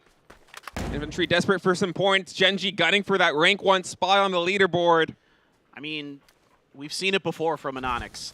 I mean, if anybody in the world can do it, it's this guy. Adder gonna take the first down along the side. That's Longsker. That's the big gun for Infantry on the ground. Adder, if he can get another here, almost finds Lin. Lin at half HP. It's a lot of damage there on Lin. Oh, he does get him. He finally connects there with Lin. That's Lin down. It's now at 2v2 as Adder continuing his reign of terror right now. Wongzai's going to go with a flash grenade to try and stun him. And he does get Adder there. It's all up to Anonyx on low HP. It's going to take a miracle here for Anonyx. Adder gone. Anonyx has no time to heal, and it's up right in front of him is Wongzai. He saw the head. He has to switch to the gun. Has to keep Wongzai down. Now, Wongzai, one headshot will probably knock him, and he knows it, so he has to be extremely careful. Buy time, wait for monsters to get here. So that means that Anonyx going to go for at least a point guarantee. That. Longsker still knocked. They might be able to find the res potentially, but so far they're keen to try to take Anonyx out. Grenade through. Is it going to catch Anonyx? No. Comes up short, so that means Anonyx gets his heal. Yeah, Anonyx gets a kit off. Monster and Wongzai right next to each other right now as Anonyx gets one with a headshot. He goes on the second one, but not able to connect, and Infantry is going to win day 3, match 13. Desperately needing those points. Gen G with a valiant effort, 2v4, but Infantry closing it out. I mean, Gen G gave them all they could handle there, but Infantry had just enough numbers to get it done. A great game from them. I mean, think about where they were, like phase 4, phase 5, out in the field. You know, we're talking about that crate that dropped in front of them, like, you know, joking about, well, can you even get to that crate or not, that kind of thing. And they do get it. That's where Longsker gets that on, and he puts it to good use. Finds some good angles, but it's all about their knowledge of that compound and the way that they played Donawa like fiddles.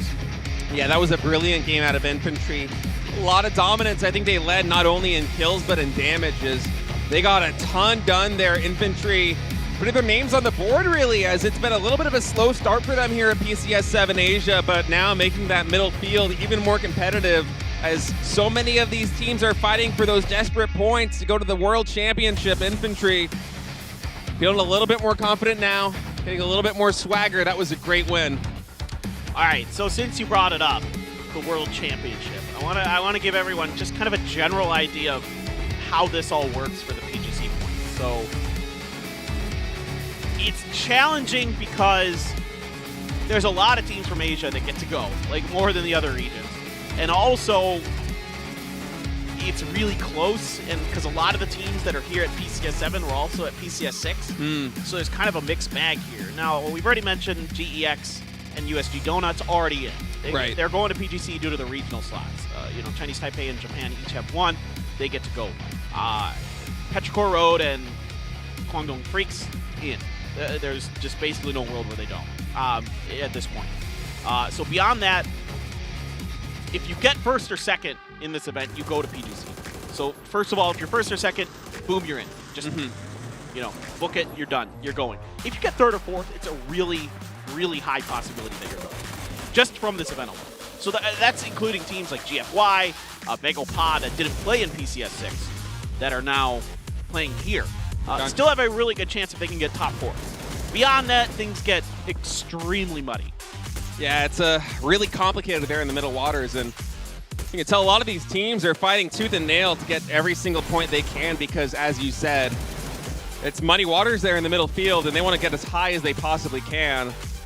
Do everything in their power to get to PGC, and Infantry really climbing the rungs there. I think they might have been able to even reach top 9 with that win. Assuredly. Here right there at 80, rounding out the top 8, and yeah. Infantry tied now in 9th place. Yeah, and Infantry, I mean, a team that's really talented or a lot of good players. It's just, you know, another team that you just feel like can't hold them down. You know, eventually they're going to start popping. Eventually they're going to have good games. Genji's having a really good day. New Hapic's having a really good day. Summer there absolutely just scraped a ton of points for GFY. GFY continuing to rack up the kills, getting a ton of points. Man, it's... Every time we finish another match, I just want to like quickly jump to the leaderboard again to see how it changes things because it's such a tight race here at the top. And I know that we're only like halfway through this thing, but it very much feels like we're like on the final days with how close this is, how intense these games have been, how hard each team is fighting for every single point. Exactly. I mean, it is really just fun because like so many of the decisions that are being made, so much of the thought that's going into this for every team is really interesting, and every team understands the points and how they get them and what they can do to give themselves the best chances to get the points, because that's really what this is about. It's about giving yourself the best chances to get points, which is what makes PUBG Esports so exciting, because there's so many different ways to do that, A, and B, you know, it's all about kind of your timings and your positioning and things like that, which are to me, super fascinating. Obviously, that's why I'm here, because I find it to be super interesting.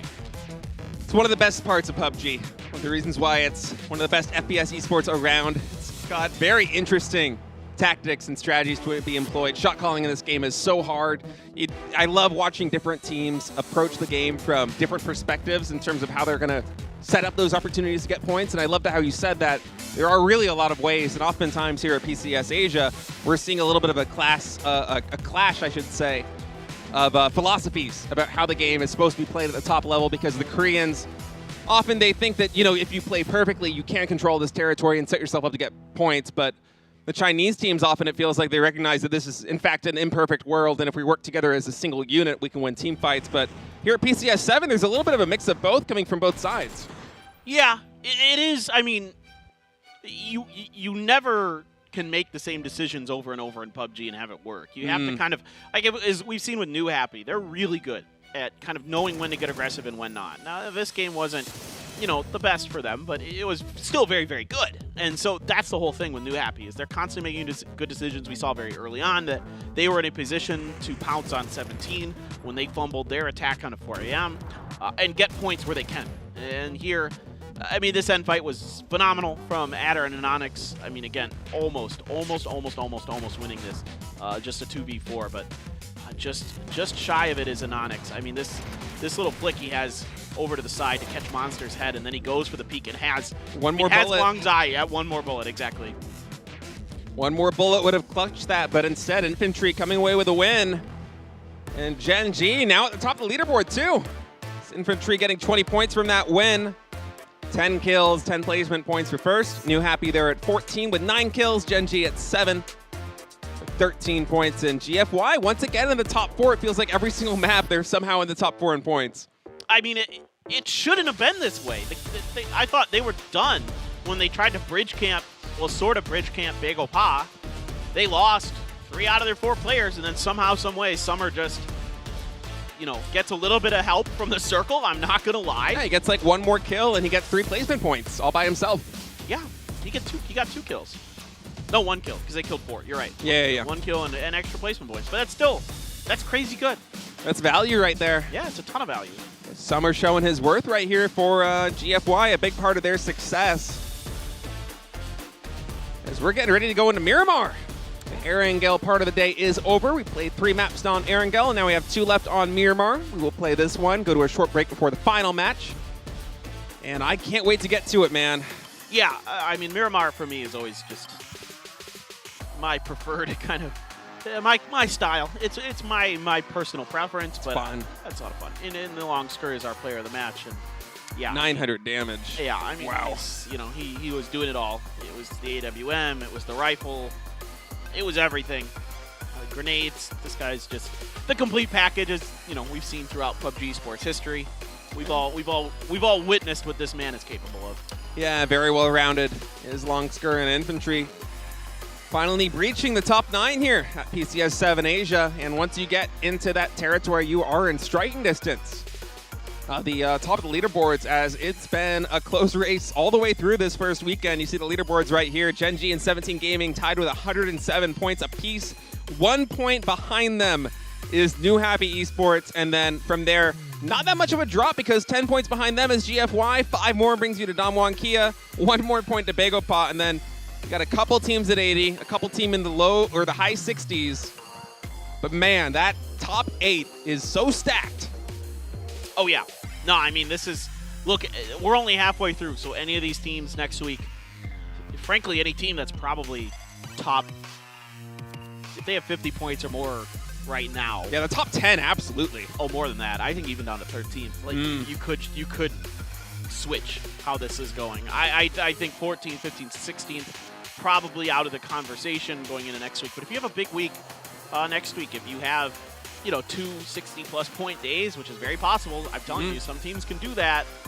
You know, you're looking at completely flipping where you are in the standings. So it's, speaking of flipping, we're flipping maps. It's Miramar time, and of course we'll see what the plane will bring us, what the game will bring us, what the players will bring us as we get ready to take ourselves to the desert for our 4th game of the day. Day 3, match 14 underway. The players are in the plane. We're going to continue on here at PCS 7 Asia, almost at the halfway point, as we're going to be flying all the way from Los Higos to Oasis. And maybe, if we're lucky, we'll get an Oasis finish. We can hope. It's like 1%. Like, I don't know why I'm setting this up. It's really low. The percentages are not good, but it's possible. All I'm going to say is, that, you know what? EU got it in their PCS. Yeah, that's what I'm saying, We man. deserve it's it, unfair. too. Yeah, exactly. I mean, Kalaris hasn't done anything to deserve that. Yeah, what has he done? He's like the guy at home getting his Twitch drops. Yeah, exactly. He's got his feet up. Yeah. He doesn't deserve those Oasis lazy. circles. We deserve that. Yeah, exactly. We got our crayons. We've been munching on them. We got crayons. We're finding cats and elephants. You need new glasses. Yeah, you really need new glasses. But yeah, very fair plane path. We have seen Tiamba and Damwon Kia go for hot drops at Bayademar. I'm not sure if we're actually this time. Where is Damwon Kia? Oh, they're all the way up at north. Yeah, they're going out. All right. I think. Or maybe La Cobreria, but I think 4 a.m. drops La Cobreria. So I think Damwon Kia should drop on the western side of La Cobreria and then go over to Alcantara is my assumption. I haven't seen an Alcantara circle maybe ever in esports. It's possible. I know it's possible because I've seen the heat maps. Ah, boo. Boring. Boo. Boring. Now, if this hard shifts up to the north, then it gets interesting. You want to go into the crater fields? Well, yeah, and also because a lot of the area in and around the crater fields is the land ratio terrain. Mm. So it would make it a very rare circle. True. It's like one of those shiny Pokemon cards, you know? You got to collect them all. No. Hope we get some very rare circles here at PCS 7 Asia. No, You're not going to go along with me? See, no. Well, you and Pilaris can hang out and talk about. What, you don't like Pokemon? You kidding me? I mean, it's fine, I guess. I don't know. I'm not for it. I'm not against it. I did have fun with Pokemon. How old are you, Clinton? How is Pokemon not a part of your childhood? Well, I mean, it was, but I wasn't like obsessed with it. Soulless. Absolutely soulless. You don't have like a favorite starter Pokemon? I was a Squirtle kind of. Squirtle? All right. I like Bulbasaur. Yeah, Bulbasaur was fine. I did not like Charizard. No, Charizard was too popular for me. I was a hipster. Fire's Bulbasaur, boring. yeah. It's not cool. It's not cool at all. Yeah, it's like the jock. It's like the jocks. Charizard's a jock. Bulbasaur and Squirtle are like the nerds, like the cool kid, like they're not cool kids, but yeah. Well, we're the PUBG casters. We can call them the cool kids now. This is a biased commentary. Yeah, exactly. All right. Well, there's some good play from some of our players, and Summer there, 4 kills total for Summer, so he's doing a lot. Yeah. Not just in the first fight, or not just in the last, the end of the part of the game, but in the first fight. Yeah, a big part of them beating Bagopod there is that one really went down to the wire despite GFY really having the drop on them in a fantastic multi-layered position there on the west side of Milta. I mean, Bagopod rolling up, it really felt like they were just going to get completely picked apart, but they made a big show of it. Yeah. Summer barely clutched that one out against Pew, I think, was the last player standing, right? Yeah. Mm-hmm. Yep. It was still, though, I mean, if I'm being, perfectly honest, 9 games out of 10, what GFY did, if it's the result that happened there where they lose 3 players, that game is they get maybe one more point. Right. But Summer just lasted it out. He got 1 more kill, picked up 3 placement points by, ratting it out to the very end until Genji cleaned him up. Well, he got really lucky with that circle shift. Yeah, he did. He got, and I don't usually say this about PUBG, but he got pretty lucky. Yeah, he was even able to go from the bridge and then out along the rocks on the coast side and then climb up them where no one is going to have any clue. Because New Happy decided to, there's this consequence of things that happened because New Happy took that warehouse from 17. That opened up space on the back side of the circle that no one else was over there. Because New Happy would have been the last team on that southeastern side. Yeah.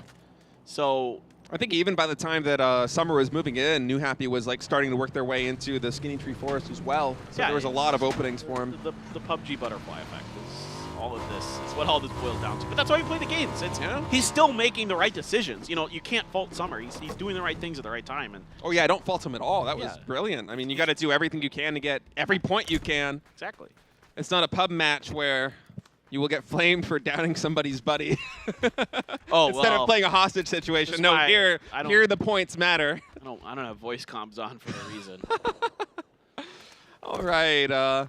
Infantry pretty close to center circle right now. They had a really fantastic game last time. Longster picking up 6 kills, 45 kill points in total for them, 23 placement points.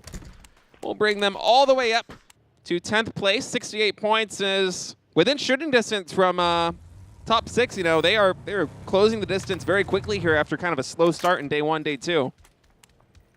Oh yeah. I mean, again, it was just a matter of time with New Happy.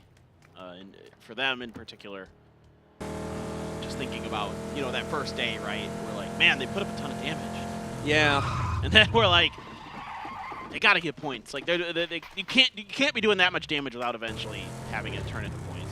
It just, because, and so if you're wondering why is that, why do we talk about damage as being such an important stat? So first of all, it's one of the best indicators of how well a team is doing because, I mean, obviously, there's part of it in that getting later into the game, of course, you're doing damage, right? Yeah. That's just part of it. But also, it means that you're creating your own space, right? You're winning your fights, you're doing damage long range potentially as well, and all that kind of equates into success. So it's one of the best indicators for, what is actually happening for a team in PUBG Esports. And that's why it's the one I usually look at first. I don't actually look at kills. Me too. I look at damage. Very often the team that has the most damage over the course of a tournament is going to be a team that wins it for exactly the reasons that you outlined. The longer you stay alive, the more chances you have to set up for damage. More damage you get, the more points you're probably getting on the board with kills. Right.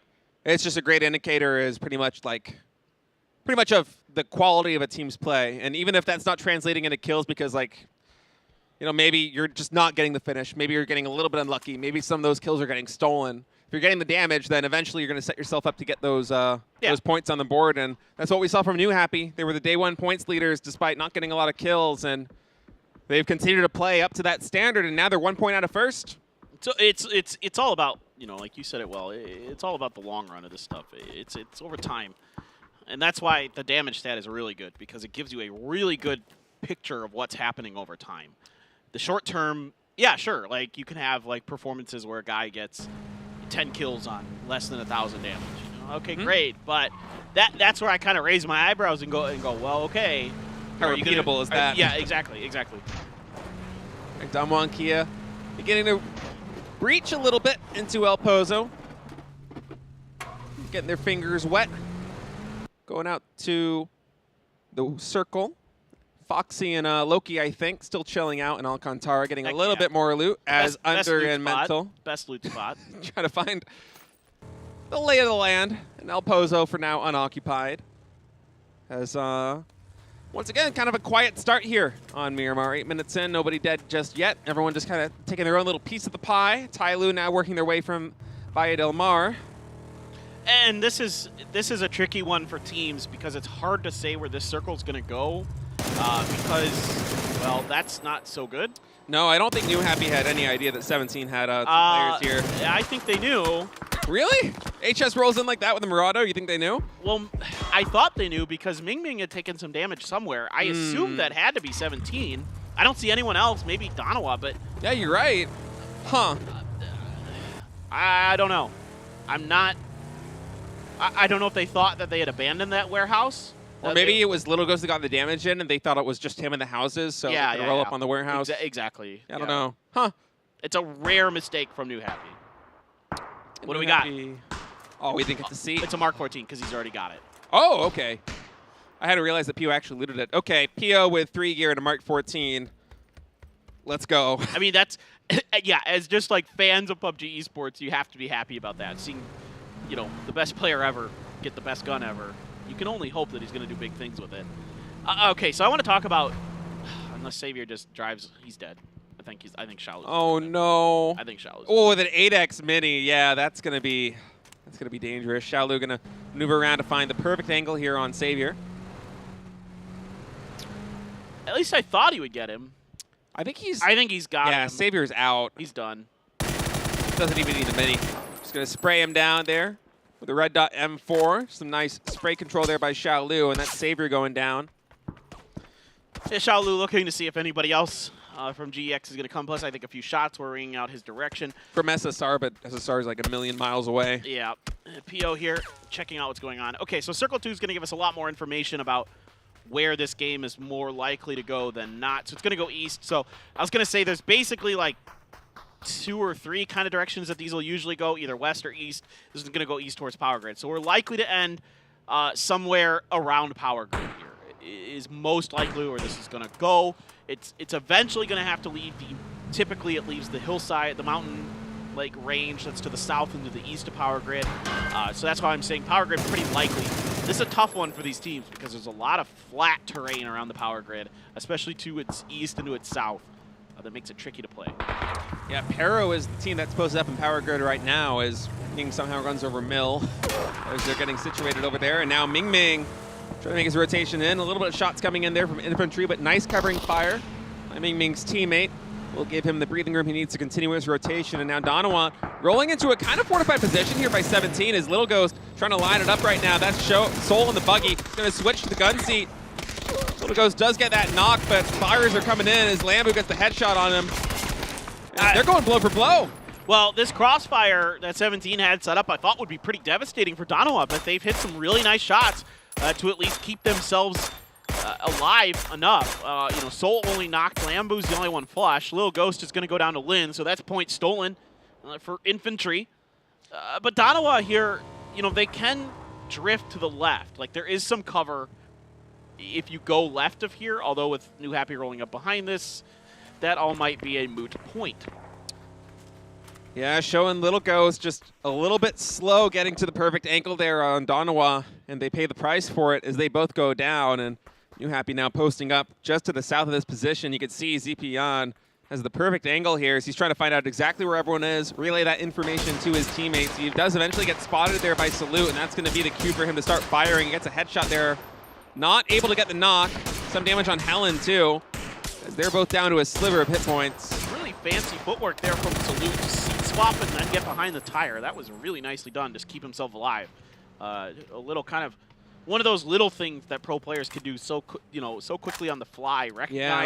Recognize where the shots are coming from and recognizing where the safety is at that kind of speed is not easy to do when you're under pressure. And I got to say that was pretty impressive. Now New Happy loves to vulture, as we all know. We've seen it time and time again. We saw it in the last game, right? They did it to 17. It's a great way to get kills. It is. And kills are points, and points are money.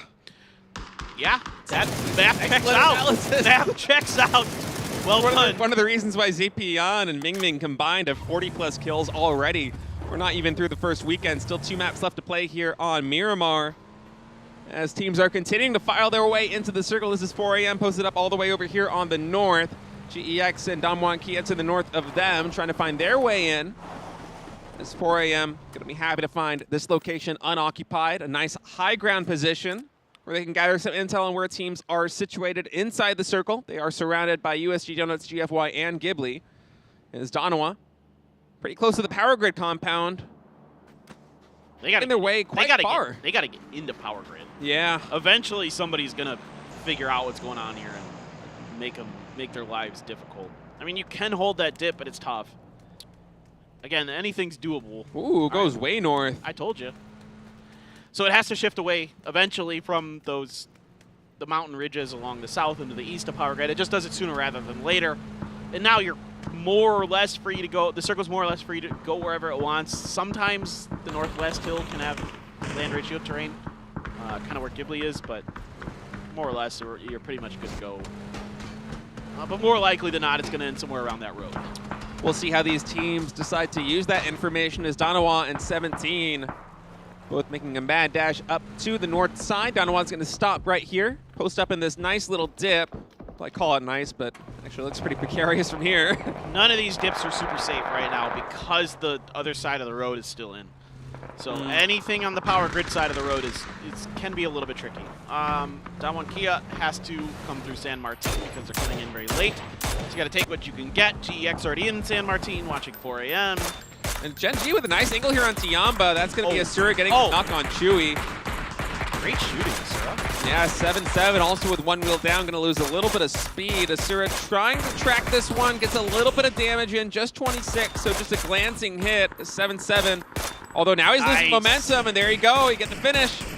That's some great tracking there from Asura. Great shooting with that mini to get 2 onto Tianba. Now Tong trying to do what he can. His vehicle has left him. It's decided that this is no longer the person that he wants to be associated with. That horse is running free. Yeah. And now Begopa getting situated on the top of this hill. Just above Gen G. They do have infantry on the flank side, so they got to watch out from that. And they are going to move these vehicles. I'm wondering if they're going to try and do this to just move them into a safer position, or if they're actually going to try and breach a position. And no, they're going to roll past infantry. Wang Zai with a nice spray, going to get a lot of damage. No knocks just yet. This Begopa continuing to roll on in. Man, if they get through that not losing anybody, that is nice, because that was a great angle for Wang Zai, and you saw those headshot icons pop. That was dangerous, dangerous stuff. Now, Gen G is going to try to investigate the kind of flank of infantry here. I'm kind of curious about this 2-2 split for Gen G. Let's see if they can make it work. Oh, that vehicle's burning. Yeah, but this is what happens with Bagel Pa. Out of the frying pan into the fire. The vehicle blows up and knocks Pio. The smokes are out. Now, the good news is that vehicle is in a spot where it actually protects them. I don't want Pio with an MK14 I know. like this, man. I know. Oh, Hicklef is coming in with a nade. Oh, God, it's done. This could be it. Begopa in a lot of trouble here. Just short. Oh, man, that could have been disastrous. Mill with a headshot's going to finish off Sungjang as Begopa continuing to work their way back a little bit. That nade a little bit too close for comfort. Hicklef with the second one will knock Pio. More damage coming in. And C-Arm's right on top of this, man. He's going to come in with another frag. All right, so This is Circle brutal. does shift back towards power grid, so some of the land ratio stuff up by Ty Lue does come into play, and will send the Circle back down, but this should be another knock. Oh, wait, it went a bit further. It went further than I thought it would. He kind of put a little bit too much mustard on that one. Now, oh, that's right in the smoke with 2 heart. Oh, that hurts. Does not feel good. That's the last one, at least. The good news for Bagel Paw is that was the last grenade. He's got mollies, but at least the frags are wiped out. Yeah, somehow not getting any knocks. Bagel Paw really skirting disaster there as they work their way back deeper into that dip. And now Ghibli Z-Arm trying to sprint his way in. Well, now he's got to get back. Oh, man. Or find something. I mean, he's risked a lot to go for no kills, no finishes. I thought for a moment this was like Bocado, and I'm like, what are we doing in Bocado? But I'm like, no, that's San Martin. Yeah, west side of San Martin. Loki with a red dot spray on a distant vehicle. Be able to get a tire, but not much more than that. As USG rolling their way in to the northern side of this new circle, all the way down to the south. Some shots coming back now is 17 Gaming, Xiao Bei and Xiao UDD, the last 2 players, going to try and defend their frontier, kick USG out. 4 a.m. had a knock on a Dom 1 Kia, and now they're trying to kind of rotate into the northeastern edge of the circle behind 17. 17 still keen on trying to keep USG at bay, and they're going to walk right out into the open, but Americano actually had just got knocked by Loki as they were stepping around here. Loki with the sawed-off, going to get the kill onto Kane, and that's 2 points in the bag, and the other 2 members of USG out in the open. That grenade's going to finish the job, and USG split into 2 different fights, and that's why you often hear you don't fight a war on 2 fronts. Yeah, USG going down. All 4 men in a matter of seconds there on 2 different fronts as 17 and Damwon Kia kick them out of their respective territory. And now there's a lot of 3Ping going on as people try to find what little workable terrain there is here in this circle. And yeah, Loki, he's not going for the res, he's going for the loot on under. He desperately needs meds and utility. Yeah, I think for a moment they thought maybe they had enough time, but it's phase 4 blue, and yeah, there's no... Foxy's too far away. They had to like pick him up and run with him, right? They had to carry him if they were going to do it. Oh, look who's the last one alive on GFY again. Yeah, a little bit of deja vu. Summer coming up over here on this side. He does have 2 players for, I think that is 4 a.m. that he has to watch out for, yeah. We'll see, LZ is going to clean him up. Yep. Okay, this time Summer doesn't get away with murder. No. He's the one getting murdered. And 4 a.m., circle shifts up to the north. They will not have to vacate this hillside for the foreseeable future here as they get 1 more circle to play with on this high ground. And actually, wow, wait, what is this angle going on? Oh, man. 4 a.m. is just, you know, trying to scoot in. Yeah. There's a lot of high ground on the other side of the road. I was looking at the topography, and I thought 4 a.m. might be happy with that position, but it turns out some players from Pero just have the perfect angle on them. It's kind of a valley around this road, right? So it gets tricky on the edges to kind of play with the terrain because the teams can see, like you can see, Petrichor Road still has tons of high ground, plus the buildings that give you extra elevation. Yeah. To see to the other side. So everything on the west side of the road that isn't that compound is basically under Petrichor Road for me. And with a nice spray there, we'll get Salute. On 1 down to 2 men. Helen returning a little bit of fire, but see exactly where that takes them. In the meantime, Ming does get taken out by a headshot there. Wang Zai Monsters tag teaming just a little bit, catching him on that rotation as Infantry picks up yet another kill, considering their great day. Hikari now on Helen. He's got the advantage. Helen in the prone position tries to get out of it. Hikari now identifying that Soul is weak. And we'll be able to get 2, and that's the Freaks taking out Donawa. Man, the Freaks are having a fantastic day. So many kills. 83 points now, all the way up in 8th place. Yeah, it's just really good positioning there from Hikari. He got all those kills. That's a really nice piece of work for him. Genji still just skirting the edge, and there was infantry out to the east, but that's pretty far away from this battle right now. It's mostly just Tai Lu that they have to deal with. Renba's on infantry watch. The other 3 members are trying to keep Tyloo. Oh. That's a ton of damage. Yeah. I cannot believe Adder did not get knocked there. It's a firing That squad. was at least like 5 bullets that it sounded like hit him. There it goes. There, Lin found him now, and then finally there is going to be the response. So Renba's position is just not quite good enough to keep that hillside. It kind of lips up a little bit right in the front of Lin. So Renba can't actually, even though he's underneath it, really see to it. Yeah, and I wouldn't be surprised if Gen.G sets their sights a little bit more on the southern front because Tyloo really had that position on lock, and they're going to be rolling in on this compound. They have to get in the next circle, but not enough momentum to break that fence, and no, it turns into 2 of them getting run over. Oh, they no. really didn't anticipate that fence staying up. What a disaster here for Tyloo, and Ghibli, recognizing the situation, are going to start laying down rain here with frag grenades. They got to finish this. They can't let these reses come. Great grenades from Heaven and Tosi are going to get 2, just CC left. Now for Tyloo. Those grenades not getting over the fence, though. They're on the other side. Ghibli should be able to kind of suss that out. Now, there's a ton of smokes here. You might as well start spraying into the smoke, to be honest. Heaven, just go on the other side of the fence and start spraying. Yeah, you got to know they're going to be great flush up against that. Ghibli really biding their time there with Tyloo. 1 res will pop. We'll see what else happens. Is Nan fighting with Pero just a little bit here. It's going to find 1. And Tyloo, I mean, they're still up. Meanwhile, Wang Zai waiting in the wings and takes out New Happy as they tried to rotate away from Petrichor Road. They're going to pay the price. Still Tong and 9 alive for Tianba. Now Monster's dead to right. The knock from Tong, though. So now 9 can spring up. Lin had no idea if they could just get Wang Zai. The headshot comes for Tong, and he's going to get the finish.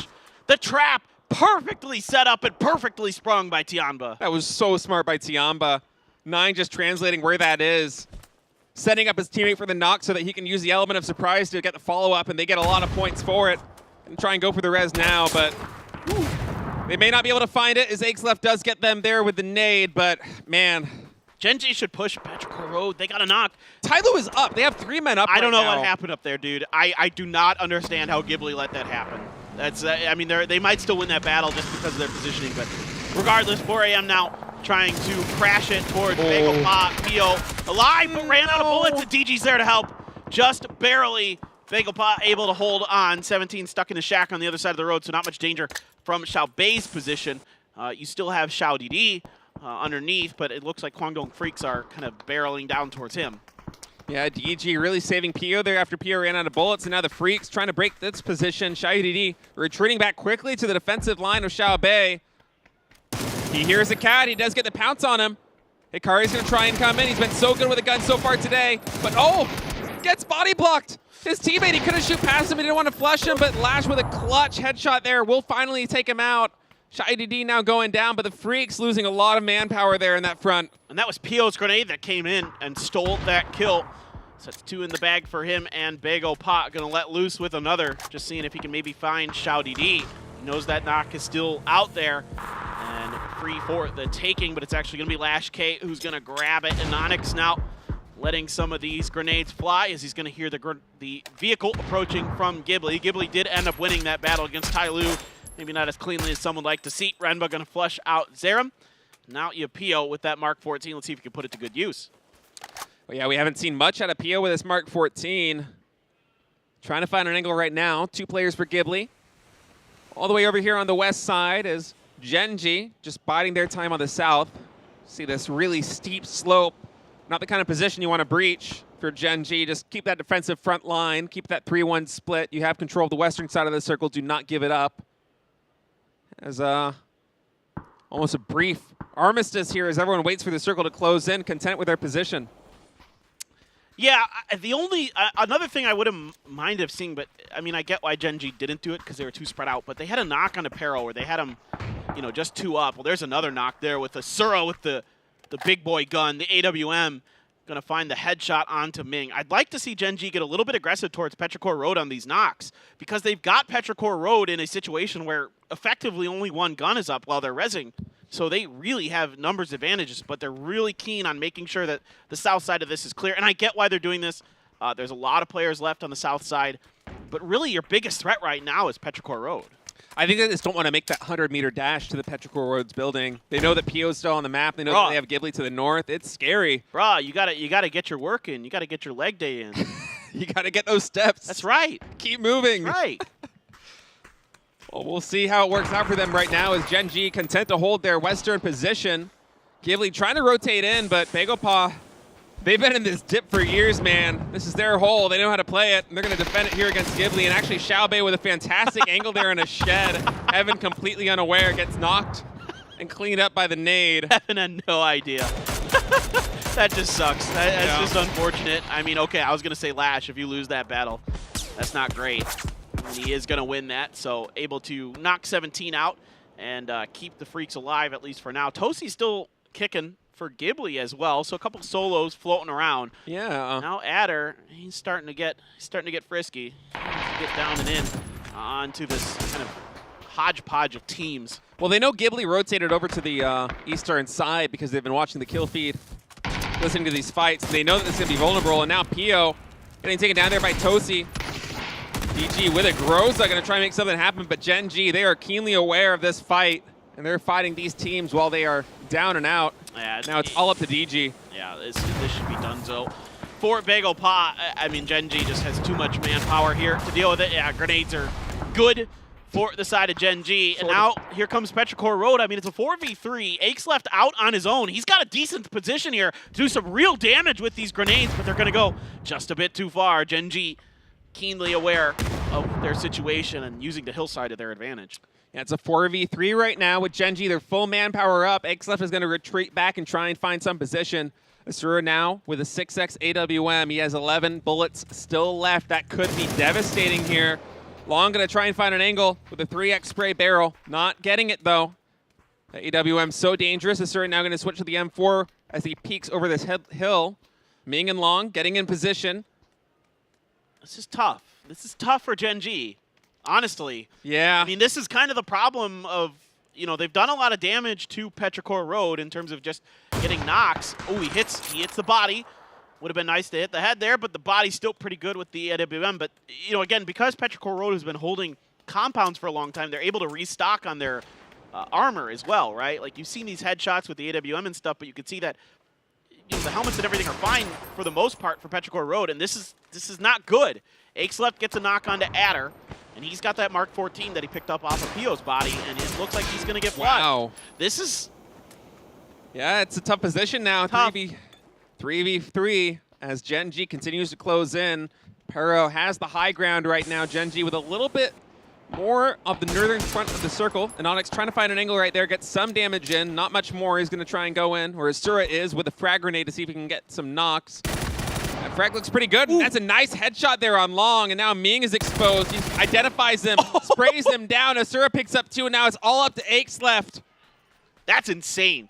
I mean, for Asura to come in off the bench and hit some just incredible shots with the AWM, have these M4 sprays that literally probably just won Gen G the game. I mean, this might send Aches left readjusting. I thought for a moment there he might think about going to the blue, but it looks like he is going to at least try to see if he can catch a member of Gen G trying to get onto his flank. Kind of trying to guess how Gen G is going to surround him is what Aches left is doing. And he's still got enough of the circle, though, that he can wait this out indoors. Of course, we all know, you know, the Phase 8 circle turns into Phase 9, which means it's just going to center up and then close into there. But this is scary for Gen G, dude. I mean, this is probably the one player that isn't, you know, an Onyx that's in this server that you would not want in a 1v3, because Aches left is absolutely out of his mind. Yeah, Aches left is absolutely clutch. Asura going to try and come in. Not sure if Aches left actually saw his head there. Just trying to hold every angle he can. He will eventually have to work his way out of this. That might be the I'm giving up signal. Sometimes players do that when they're done. They shoot into stuff. Although it doesn't look like it looks like he might be trying to fake it a little bit. He's trying to fake that he's given up. It's a nice shot there on Remba. Gets the headshot, but not able to get the knock. Remba does have the 3 helm, saving his life there. A lot of mollies now coming in, and Aches left in a lot of trouble. No way. Okay.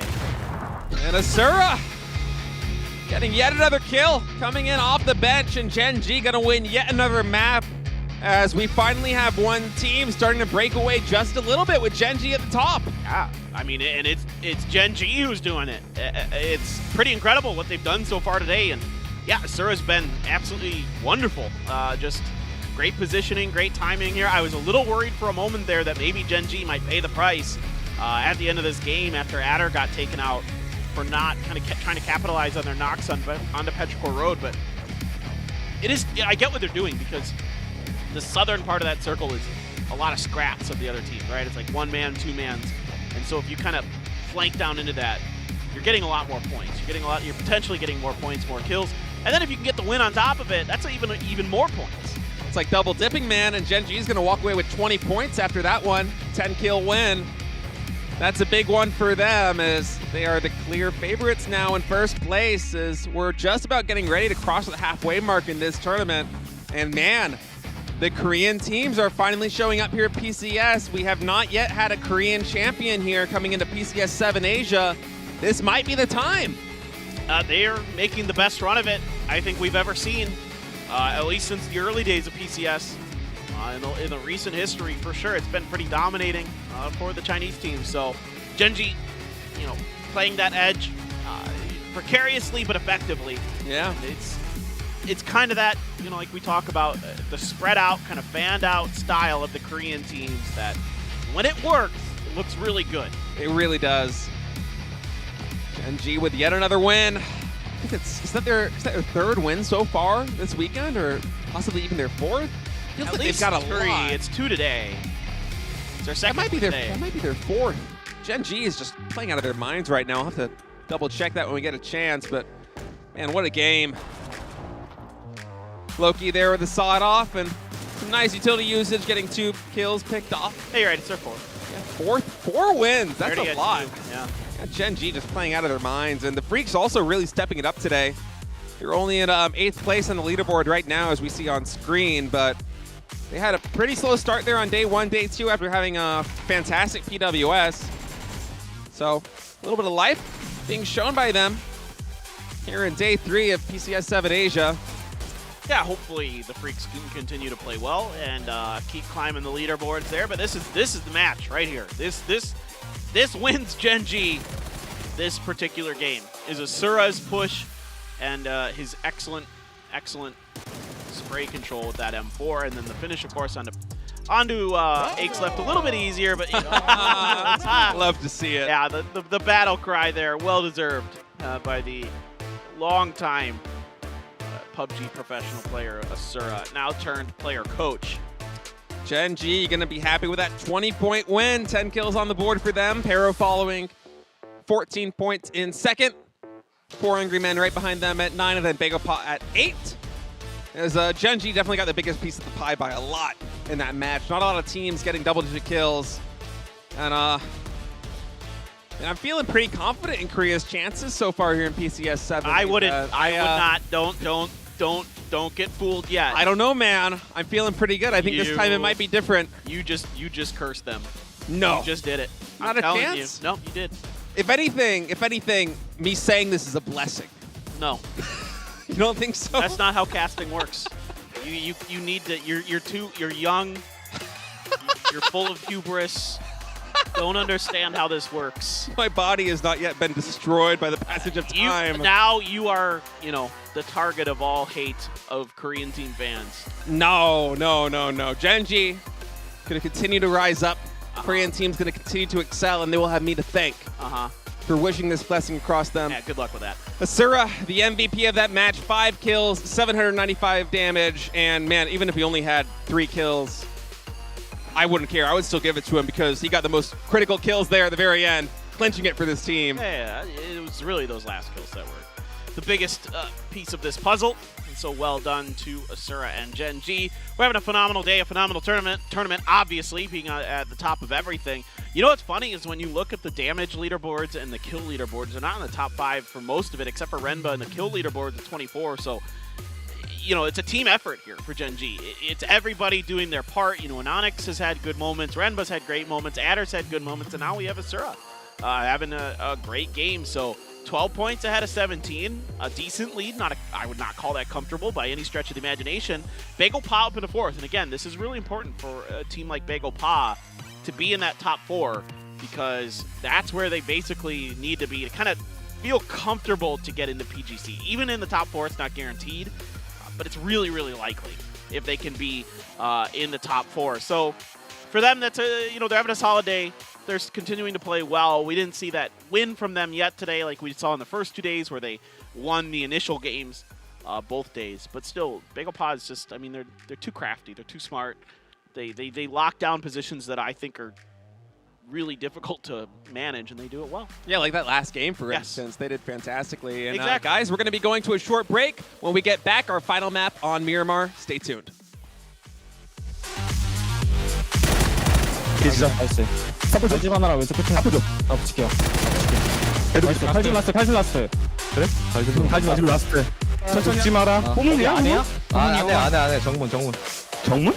아, 여기 내 최경성 큰 문. 야, 오른쪽 나온다. 나이스.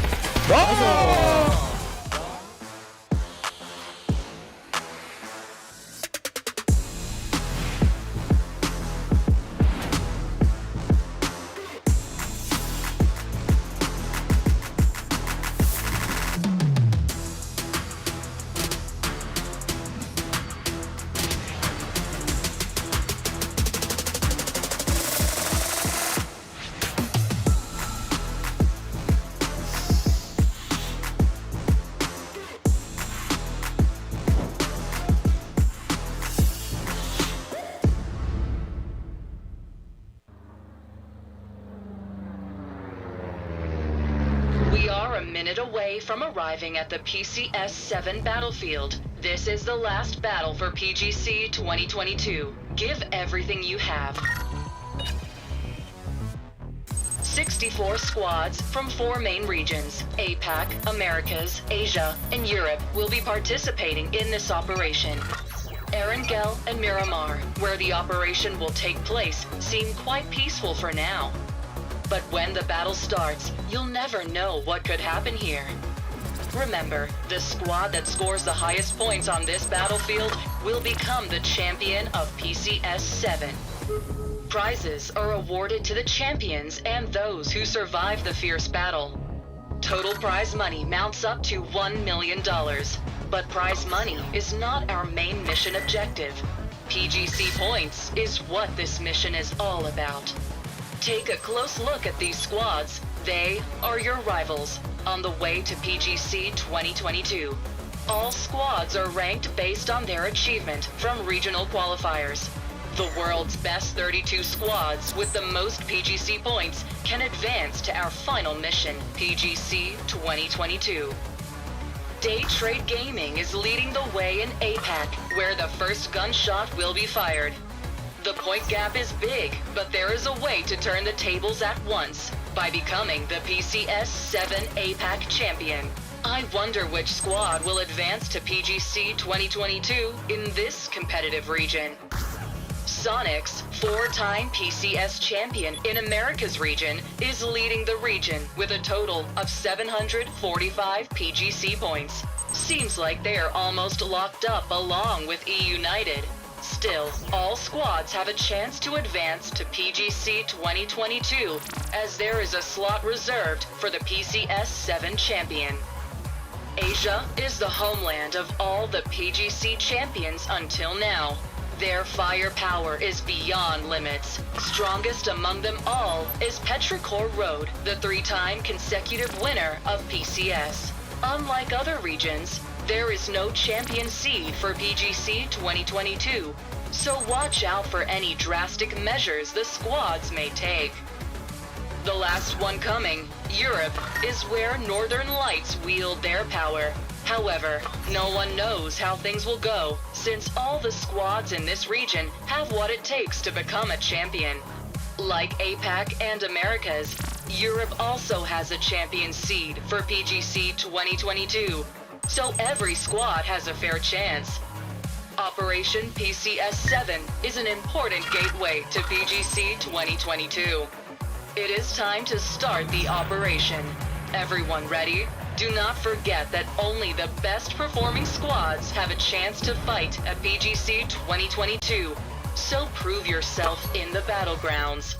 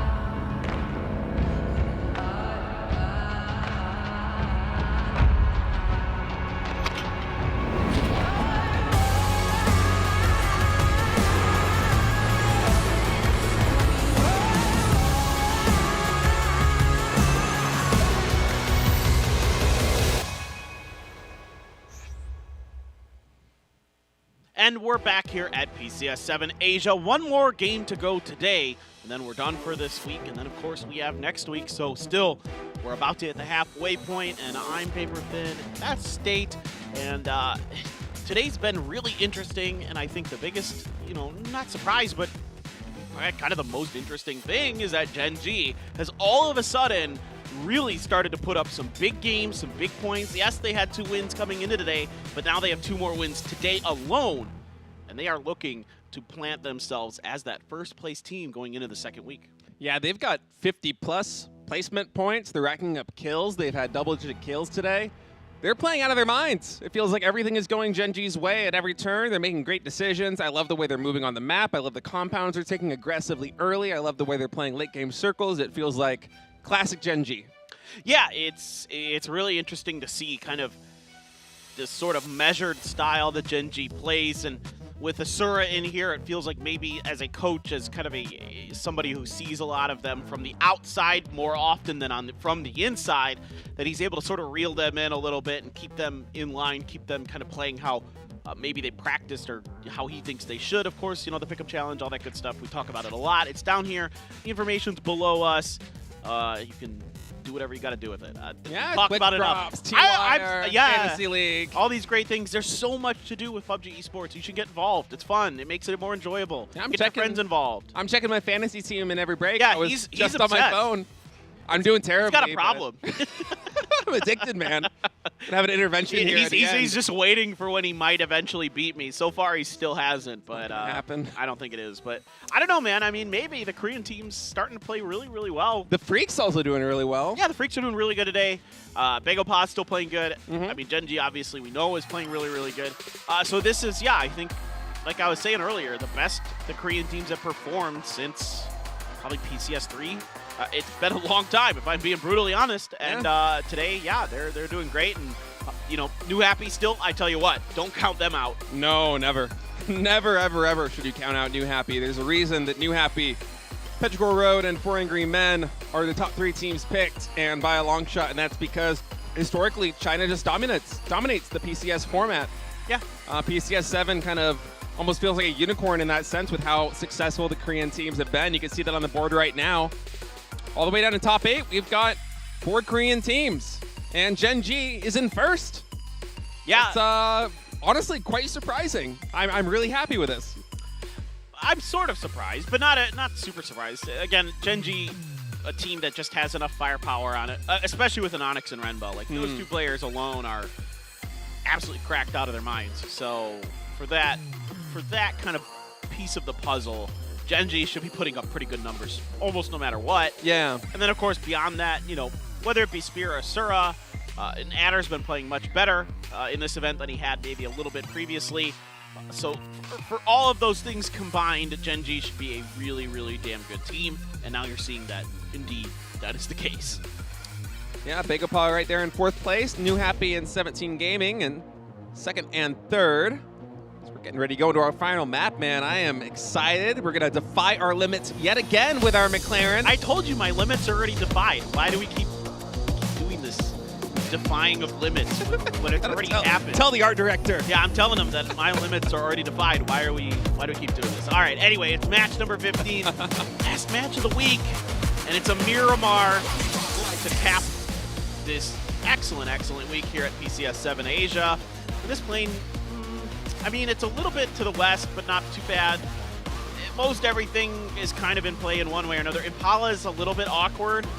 And then I'm curious to see what Tianba does on this, if they're going to, because this is like right between Puerto Paraiso and Valle del Mar. So I'm kind of curious to see how Tianba wants to approach this. Given how western it is, I would think they're still going to go to Valle del Mar, but yeah, we'll see. Nah, dog. No? They're going, actually, you're probably right. They're probably going to Valle del Mar. Jumping out right now is probably won't have any hot drops as we had the first couple of games here. Yeah, the Doritos are pointing towards Valle del Mar. There you go. Told ya. Well, it's the only reason I thought maybe is just because there's a little bit more opportunity for early vehicles to the east. Yeah. That's the only reason. It's a good point. But you know what? Once you get over the mountains on the west of Valle del Mar, it's actually pretty easy to drift in with the parachutes. And just hold that control key a little bit. Yeah, for a little bit of a long jump. And yeah, placement points, man. Gen G at 54. I actually thought it was 52, but it's even higher. They've been racking up a lot of wins. Begapa as well. But this really illustrates what we've been talking about. Yeah, it's the difference in play styles. Exactly, yep. Yeah, the Korean teams, they tend to really play a little bit more for the placement points. The Chinese teams tend to go a little bit more for the fighting. Consistently, the Chinese teams are able to deliver points a little bit more reliably, I would say. But that hasn't been the case so far this first weekend. And Paper Thin, look at that circle. Yeah, so East, this is probably not going to end in Los Leones. This is generally going to go either north, east, or south of Los Leones, somewhere in that vicinity. That's typically where this circle's going to end up. Generally, it tends to end east more often than not. But north is possible, south is possible. It just kind of depends. Aches Left was 7 kills in that game. Just absolutely, he's so freaking fun to watch. Yeah, he's back on the top of the kill leaderboard. 29 now. Might be the first player to crack 30. Right behind him, we have Sho, Loki, and Renba with 28, 26, and 24 apiece. Sho as well has been really playing his butt off this tournament. A lot of the players on 17 have been picking up the weight, too. I mean, like, Yes. Sho is obviously spectacular, but top to bottom, this team has been performing really well. They haven't gotten too many placement points, but man, have they been racking up the kills. And Yeah, and there's my fantasy guy, Shao DD. yeah, it's a good Suck one. it. It's a good pickup. Take that, State. Yep. One of these days, I'm going to pass you, No. and I am not going to gloat. I am going to do No, it like a gentleman, no, you and should everyone will gloat. see. No. Everyone will see. Don't give me this humble brag. No. No humble bragging. You need to gloat, and I expect you to just embrace your victory. You All right. should. Well, it's not going to happen, so. This is why we can't have nice things. We'll see. I mean, the Freaks have been playing a lot better today, but unfortunately, Ian hasn't been living up to the hype that he had in PWS. I mean, he had so much momentum in PWS, especially there at the end, that I was thinking some of that would carry over here to our championship in Asia. But nope, not yet. Although the Freaks are playing better, so feeling a little bit more optimistic about that. As Sia with a long red dot spray there on Na, not going to be able to connect with too much. Yeah, I mean, for the Freaks, it's going to take them. They don't play like they do in PWS here in PCS, which is kind of my gripe with the Freaks. They played better today, but you saw a couple of these games that looked more like their PWS selves, like that Corey game. That's the Freaks I know and love when they play like that. But other than that, they haven't been, as often showing me that kind of stuff. Because the thing about EN is, he's really good with the DMRs, but he's just really good all around. But it's when the Freaks are kind of putting him in positions where he can, deal some damage. But they haven't been finding those spots as often as they should. Yeah, they haven't been getting as many opportunities. And speaking of a lack of opportunities for Angry Men, with a little bit of a rough start here, they've been looking better today for sure. But all the way on the bottom, tied with Ghibli at only 42 points here in match 15, as they're looking to turn the page on this weekend and get ready to start anew next Friday. Adder on Gen G, big part of their success is this team now climbing all the way to the top. Especially today, man. They're going to drop so many points. Like I wonder how many they're actually going to have by Gen closing D? today. Yeah, it's got to be a ton. I mean, they're already at probably at least 50. Feels like it. 127 total now. As I think it's the biggest lead we've had any first place team have pretty much all tournament. Well, we can figure this out, actually. As I hear the wrestling of pages. Yeah, you go and look back. This isn't super difficult math. But yeah, they've been playing spectacularly, and a lot of that is them setting themselves up in the late game. 54 placement points is far and away the most that any team has here in this lobby. As Infantry now moving their way through Los Leones, 17 with some glancing shots on the vehicles there, not finding any damage. All right, what do you think? How many points does Gen G have today? Just give me a guess. 50. Yeah, it's a little bit higher than that. It's 54. 54? Yeah. Wow. I was thinking definitely 60 by end of day. 60 I'm surprised that pretty they've already. doable. Yeah, I'm surprised they're already at 54. That's really impressive. But My yeah, math is wrong. no, their wins have been really good. I mean, they had that 20-point win I can't remember exactly how many kills they had in the other game on Erangel, They were but both it was pretty big kill wins. Yeah, it was a lot. They were both double digit. And then the games where they haven't really been getting wins, they've still been doing quite well. So yeah, 54. That's a good day. Yeah. Gotta put a bow on this one. Man, Monster is driving through all 4 players of Danawa. Somehow getting out alive is just absurd. They could have gotten the tire. They could have gotten him. Yeah, they got greedy. Went for the heady.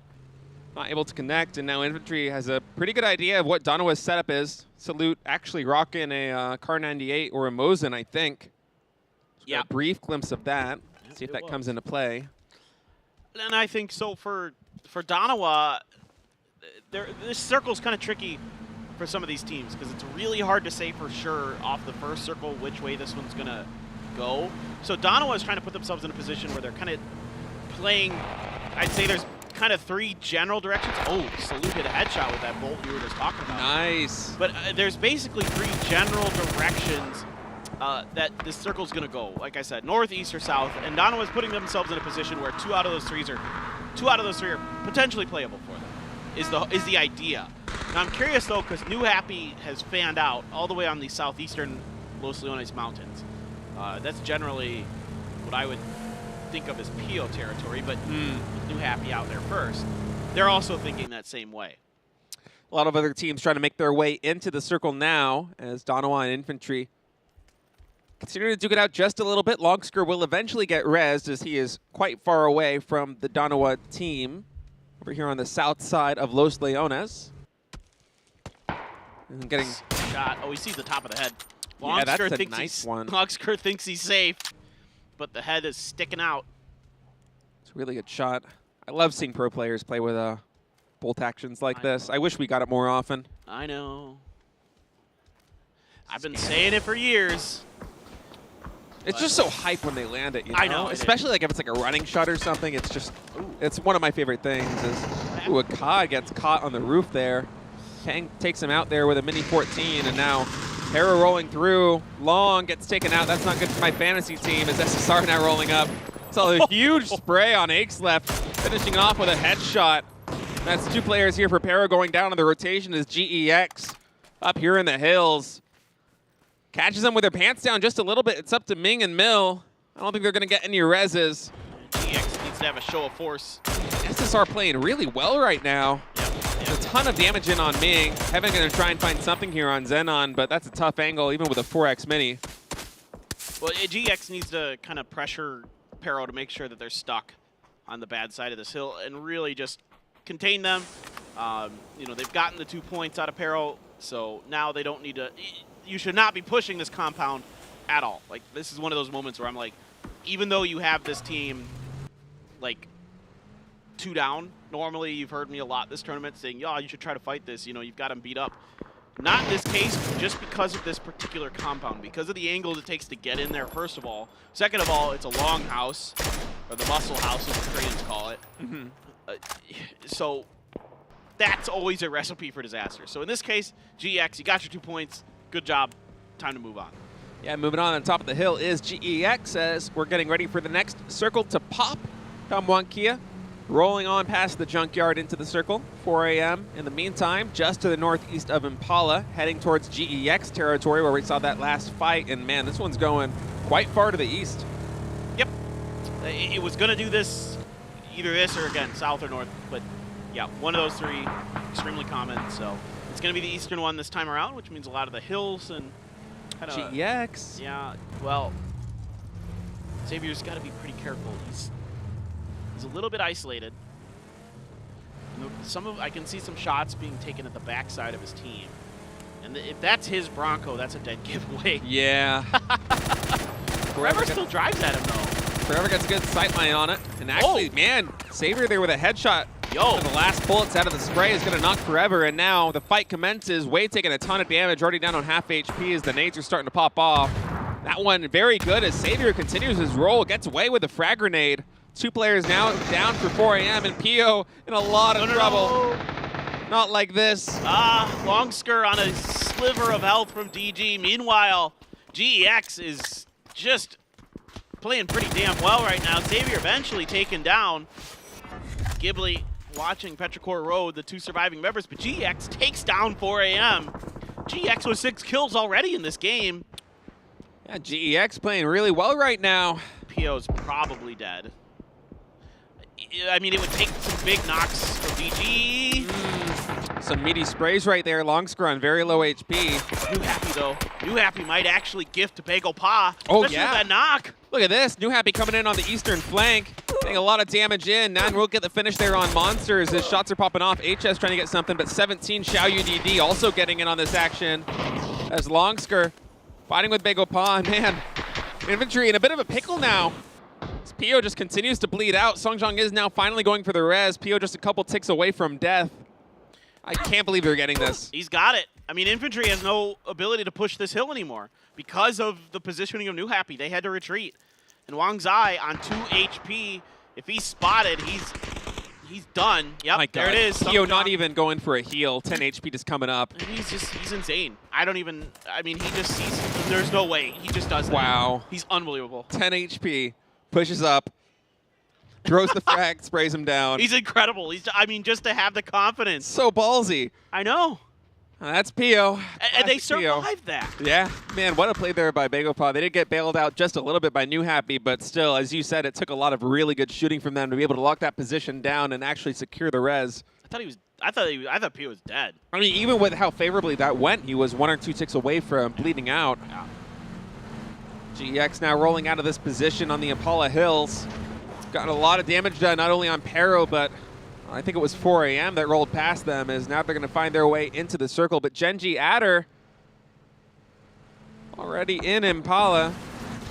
Might be right just out of audible range. We'll see. No, he hears him now as he's getting out of his vehicle and he's getting ready to gatekeep this. Yeah. I mean, I think... Maybe not? Well, I think Gen G is really split up, so he's got to be kind of careful. And plus Americano shooting at him. So. Actually, look at that spread. I didn't even realize they kind of blend in there with the terrain, this dark green color. But Onyx, Renba, and Asura in 3 different compounds, and Adder's going to make his way back. Ooh. And wow, that's a shift and a half. That's unexpected in some ways. It's going to shift to the east or to the southeast on the next one, most likely. Because where New Happy is land ratioed, so it's extremely likely to hard shift east in some direction, either southeast or east or northeast. Those are the 3 most likely. But because it's this close to the wall, this could end really close to New Happy's position, maybe. There might be another circle that just kind of centers up here, and then you know it's going to end real close. Just because of, again, the land ratio terrain, or at least you highly suspect that it's going to end really close. To where New Happy is. 17's just going to chill on the north side as a 4-man. Gen G has to make their rotation from the north. Going to dive in, cut in between GFY and the Freaks. I think this should be safe. Yeah, there's a lot of soft cover there with the hay bales, some crates, and a little bit of a slope too for them. And coming in with no damage at all behind all of this. Show actually did get Hikari, so maybe Hikari a little bit, not sure if he was overeager trying to find Gen G or if they were able to find another angle on him, but we'll get knocked. And Gen G now just going to post up over here. almost ran somebody over. Yeah, Renba took a bunch of damage, I think, from Tosi down below. And fortunately for Gen G, no knocks were accrued getting to this position, but it's not going to be the easiest one to defend, if I'm just being honest. No, look at the mini-map. GFY coming in from the north, Ghibli from the southeast, and Donovan from the south. It is a heavily populated area here, and Ghibli's looking for a fight. All right, Gen G just kind of checking their surroundings, seeing if anybody's trying to push them, if anybody's danger close. As of right now, nobody has gotten comfortable enough to do so. Even Ghibli thought about it and then thought better of it. So for now, they're going to retreat back to the safety of the bottom side of the hill. I think actually they're getting engaged with Tianba down there. So that's going to be kind of their optimal play. Meanwhile, GEX still stuck on the north side of this, of course. Now USG is angling into them. Yeah, USG hot on their heels. These players for GEX got to be ready right here. Fight will occur in the blue as it's closing in. Even Show getting a sightline on this. Trying to spray him down just a little bit. And these vehicles just out of spraying range, actually. So we'll see exactly if they're able to catch up, because Zenon is coming in from the top, and he may be coming right into a crossfire. It's like USG is purposely trying to chase GEX down. they feel like, or at least just have exactly similar ideas on how they want to rotate. Maybe they're both trying to get into Los Leones or something, but I mean, I get it, but this is going to be tricky for both these teams, and we'll see if anyone can maybe find some of those, opening knocks, opening damage that can really change the tide of things. Now, this should go east in some respect. If it doesn't, then I think we're ending real close to the mountains. Our New Happy is, and we'll see exactly where it wants to go. That circle getting ready to pop, and yep, all the way to the east, centering right up on Genji and Danawa, as GEX now on the western side of those Los Leones mountains. Just below New Happy, we'll have a long journey in, but not as long as USG Donuts, as teams are now trying to find their way into this next circle. We'll see if Ming Ming is able to get an angle on this. He does know that there are vehicles on their way, and GEX stopping for a breather here. Yeah, I mean, I'm a little bit worried for New Happy that this might take too long if they kind of tunnel in on USG and GEX. Meanwhile, Bagel. Oh, too hard as got it throws up. Oh, he isn't able to connect the back seat of that buggy, able to keep Sia alive enough. He takes a little bit of damage, but man, sometimes that back seat doesn't feel like it's as big as it is. The bullets seem to sneak through it sometimes, but in that case, it protected him quite nicely.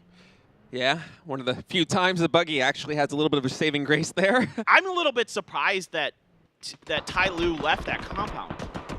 Ooh, USG now picking apart GEX. They're caught between two different teams, New Happy on the hill and USG behind them, deep in Los Leones, and that's many players for GEX now going down. 2 men left up. Yanli will be able to find Korn, so a little bit of tit for tat here as these teams really duking it out, and a little bit of mutually assured destruction as the blue is closing in, and there's a lot of territory to be covered. GEX will finally get cleaned up, and now USG Donuts trying to give themselves some space, shooting at the snipers here for New Happy. And yeah, I like what you said, because I'm a little bit worried about New Happy too now. The blue closing in on these mountains, and there isn't a lot of easily defendable terrain left in the circle. Well, it's kind of the problem with sitting on top of that high ground is if you stick around too long, things can get dangerous. Ian there gets the knock, but immediately popped for his efforts to keep Lil Ghost from being flushed out instantly. So Ian now going to go for this heal and readjust. GFY showing up to the party from the side. Lash gets a pretty good shot onto Show. So Show has to drive the Murado into a different spot. Lash seeing if he can fish that spot out with his grenade. Not going to happen. Lil Ghost continues to crawl away from the danger. He's able to find the safety of his teammates potentially. See if they can get that res. GFY just continuing to broach this, getting closer and closer. Atongmu with a nice initiation there on Ian, sprays him down. Some are actually getting the knock there with a Mini 14 as GFI really showing up to this party. Both the Freaks and 17 Gaming in a lot of trouble right now as they have to make their way in, and GFY is doing a good job of gatekeeping them. Yeah, oh, here comes the Donuts. Oh, wow, I mean, so many teams here. Man, look at this angle that Kane's going to have. Dude, the Donuts just need to wait just a little bit longer, and they can just absolutely smoke 17 if they do it right. Okay, there's one. See if they can find another. Actually, Hikari's going to get it. Hikari even going for an ambitious spray out on the side. Americano gets knocked by Xiao DD. Xiao DD here trying to see if he can find that finish onto Kane. Kane's going to be clocked. And that is going to be the Donuts going down. Xiao DD here, 2 kills. Xiao Bei, 2 kills. And he's going to finish off Lash. But GFY is a far superior position now. Yeah, 17 in a lot of trouble. Xiao Bei still hasn't been able to find his way into the next circle. Xiao DD will try to give him a little bit of space, but this one's shifted down to the south, and there's a lot of terrain to cover.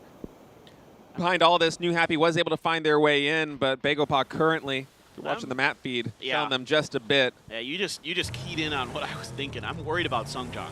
He's down there by himself, which, I mean, I've praised him quite a bit. Now, Two Heart has to worry about New Happy, and it's only 3 members of Bagel Pod that are in this position already, and they're on the outside of the new circle. Meanwhile, New Happy's angling for the dip on the inside of the circle. They are under some bombardment, but no substantial damage done. I mean, you're going to lose Nan, but that's to Danawa.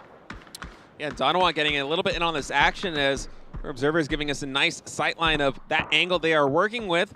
Helen with a 4X Mini 14, going to try and find something. Zhao Yang parking his... Oh, he has an AWM. I'm excited about that. We can only hope that that is going to be put to good use. GFY now rolling in. Nice and quietly over here on the northern side. Gen G is right on their doorstep. Shady with some nice shots there, getting some damage in on Tongs. He will try to close the distance, but he is a sitting duck out here in this field, and Sia makes quick work of him. And that's going to be it for 17 Gaming. Yeah, nowhere to go, nowhere to hide for Xiao DD. And GFY continuing to just see if they can find an angle into this circle. It's going to be tough. They've got Gen G kind of probably in the position that they wanted to potentially go through. You've got Ghibli a bit underneath, and then there's Tianba looming out on the southeast. They might be duking it out with Damwon Kia here shortly. So GFY doesn't like any of their on-foot angles, so it's going to have to be an attempt with the vehicle, at least maybe to try to bust open some space, leave a couple behind for the sniping position. And Onyx going to have to be really, really good. He's going to cook the grenade, going to hear him come in. If that's on point, he's going to do some damage. No, it rolls just a bit too far. Just a little bit too far as GFY with his 2-2 split going to try and make something happen. There is a nade in the shack though, and that's a Onyx going down. His first blood is drawn here. Pang hitting himself though, as he wasn't able to get it into that window. Yeah, it just Gen G couldn't find the distance with their grenades. And now Damwon Kia, here's that fight I was alluding to. Tianba and Damwon Kia, the duel of the fates, but this time it's Tianba who's getting the better of it. Foxy can't do anything. And quickly, 3 members of Damwon Kia are erased from the server, just under left, all out of his lonesome.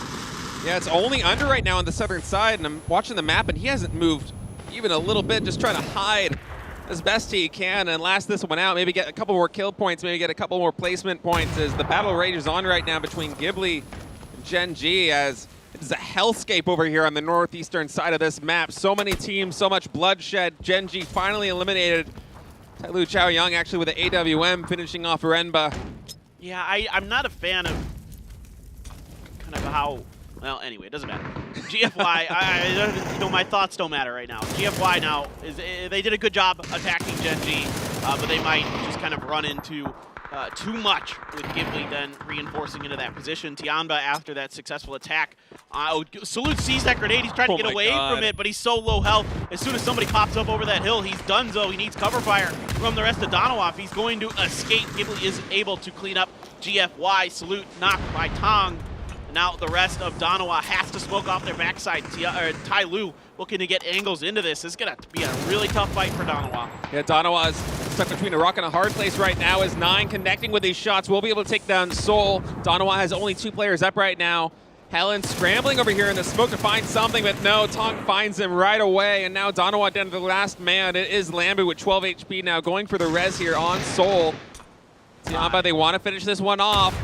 It's done. I thought that was a frag, and I'm like, that's over. That's GG, go next. Behind all this, Ghibli coming in, rotating on the northeastern side. They may get in on this action as you see this angle getting set up here. Guman might be able to line him up right now on 7-7, and yet that's exactly what happens. 9 goes down, 7-7's right below him. If Guman's able to find that, he might be able to take him out. Yeah, and they're isolating members of Tianba very nicely here. Zerum doing a great job up and over. He's going to find the final one. Great spray chance from Zerum. And even though 2 members of Ghibli were knocked down, Lambu knows that he's weak. He knows that he could just wipe Ghibli out. 1 more member to go, but no, Zerum gets him. Unbelievable hold there. On prone, on low health, he's able to turn and get Lambu. Oh, what a nade. Almost blind, just going off the sound cues previously. But Ghibli will be able to get those nades off, or that res off. Zerum on his last leg's gonna have to get a heal, as well as Tosi as they make their rotation in. Zerum not even going for that heal, just trying to move as fast as he can, but that's dangerous with Sia spraying through the smoke. Yeah, Tyloo sent out a couple members to see if they could scoop some points up, but it is not gonna be the case. As now they're under some fire from their backside. From, I think it's New Happy out there. Is able to get a bit of an angle down into this, and you're low on utility here. You can see Tongs, no more frags, no more mollies, no more smokes. It's just stuns to try to keep Ghibli on the bad side of the circle, but there's enough distance between Ghibli and those smokes so they can get up.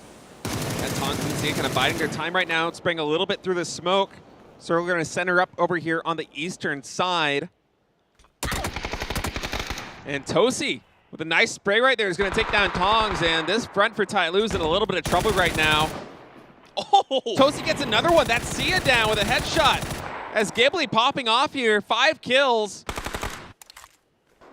They have 11 kills on the map. Yeah, this is the individual talent of Ghibli really starting to shine through. Now, Two Heart is keeping an eye, and now they're waiting. Hana dual set. They take down Ming Ming.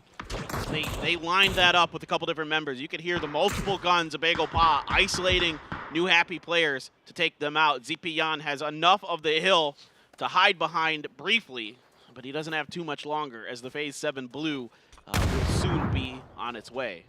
Zhao Yang, the last remaining player for Tai Lu, stuck in that shed now as Ghibli has taken control over the northeastern side. Bagel Pa doing a good job of controlling their front as they're spreading out, covering a lot of territory. There is Damwon Kia's under. Last man standing for his team for a long time, kind of roaming in the background over there on the south as Pio is trying to find some angle here on New Happy. They know that HS is knocked. They know that Zipian has to be around, and that AWM out of bullets. No, I mean, at least he got some use out of it. Yeah. You know, it's better to have loved than lost. True. You know, loved and lost than to have never loved at all. All right. It's like an AWM, right? You at least get to shoot it instead of never getting to get to shoot it. Beautifully said. Zhao Yang gets identified here, and he's going to nade himself. Yeah, he's seasoning it. Too bad. Pio Somali got him instead. Pio gets the kill right there, and Zipian will go down to the blue, so that's going to be it for New Happy. Just Bagel Pa, Ghibli, and Damwon Kia right now as Bagel Pa doing a great job. Under is ratting this one out to his credit, though. I don't think Bagel Pa has any idea that he's over here on the south side. He has been quiet for quite a while now, and Ghibli just staying as a two-man over here in the northeast, not venturing too far from each other. They're going to try and ride this one out to the very end as Bagel Pa just eating up the map. I don't think I'd want to fight Ghibli right now, like up close and personal with how nasty they've been with these assault rifles. They've got 12 kills already. This has been their best game in a long time. Yeah. A replay as we have a bit of time. This is just Tosi absolutely doing some initial damage. The follow-up on that spray is not quite there. I'm not sure if the hill was in the way or just he wasn't quite able to dial it in. But they're just keeping GFY pin, and then Tosi able to re-peek on that angle and find that kill. Yeah, 9-11 caught running there, and Tosi takes him out. And Bagel Pa, man, looking at the mini-map, they are just in complete control of this one. But we've seen it before where this kind of play can spiral out of control if just a couple of these lines start to fall. Two Heart and Pio are on the vanguard in the front. Under continuing to bide his time, probably just waiting for shots to start before he looks for any action himself. And now Tosi and Pio trading a little bit of fire. Keep in mind that Two Heart on the vanguard does have that Groza. One of the reasons why he is playing the front line here for Bagel Pa is Tosi continuing to shoot with the SLR, but these are some very conservative angles, so not a lot of damage coming in on either side, and Under might try to get the lay of the land. He does know that Ghibli is over here on this front. Not able to see them, obscured by the side of that hill, but he will rotate around to the side, and ZRM taking a little bit of damage. Yeah, Under's just hoping that he can stay underneath Whoa. the viewpoint. That's just perfectly cooked, perfectly bounced by Pio right into Zayarm's face. And now DG going to make a go of things to flush out from the vehicle, I think, maybe, or at least just reposition a bit the other members of Ghibli. And that grenade good enough to get half down out of Zayarm's bleeding state. Yeah, DG looking for the flank angle. Tosi trying to hold it down. Pio gonna spot him out, and Pio quick on the transfer gets him taken out. And can Under do the unthinkable, do the impossible? They see him. I don't know. It's not so good now. Cat's out of the bag now. Under is gonna need a miracle to make something happen as the nades roll in, and Two Heart with a Groza going to clean him up, and Bagel Pa takes yet another win. I mean, they've had a win every single day here so far in PCS 7 Asia. They win the first map on day 1, the first map on day 2, and now finally the final map on day 3. Yeah, it's been really good for them, and they were what, 4th coming into this game, so they might be 3rd or 2nd now. I don't know, but this has been kind of Bagel Pa's playground. This event, you know, they're playing really, really good, and you know, if you can get Bagel Pa working west to east, you know, that's just in the wheelhouse of Pio and the way that he leads his teams, you know, especially on Miramar, working that kind of high to low, you know, situation that you're given in that particular circle. He just seems to know how to navigate it really masterfully. A really good game from Ghibli, I mean, really good game. Oh, that was spectacular. They really needed it. Yes. Especially after that last Miramar game. They had a couple opportunities that they missed, and I think that haunted them coming into this lobby, but man, did they show up. I think they came out with maybe 11 or 12 kills, which is absolutely their best game of this tournament so far, and hopefully will breathe some life into this team heading into week 2 to make the bottom of this ladder a little bit more competitive. Yeah, I agree. And I think it could. I really think it could. So we'll see if Ghibli's able to kind of realize that momentum going all the way to next Friday, right? Because now we're done with the games until next Friday. Of course, we've got a little bit of a post-show kind of interview for you, of course. So I'm pretty sure Gen G's still on top. So I'm assuming. I think you're right about that. Whoever's on top of the leaderboard right now will be the team that we interview. So we got a different one every day, which is pretty cool. Yeah, we had 17 Gaming yesterday. Who was it? Was it GFY? Yeah. Oh, excuse me. And yeah. That was no, GFY day 1. Oh, and then you were right. Gaming. Yesterday, you were right. Of course, I should never have doubted myself. I was just like preempting your follow-up. Yeah. GFY and 17 Gaming, and yeah, I do think it is Gen G because Begopod, they were in 4th place. There was a kind of sizable lead that Gen G had, and I don't think anyone really closed the distance too much. We will see on the leaderboard soon, but how many points Gen G got out of that game? It wasn't many. The way they held that defense was just not quite it. The grenades were just the grenades were just not on point. That was really the biggest problem, was that all of their grenades went way too far.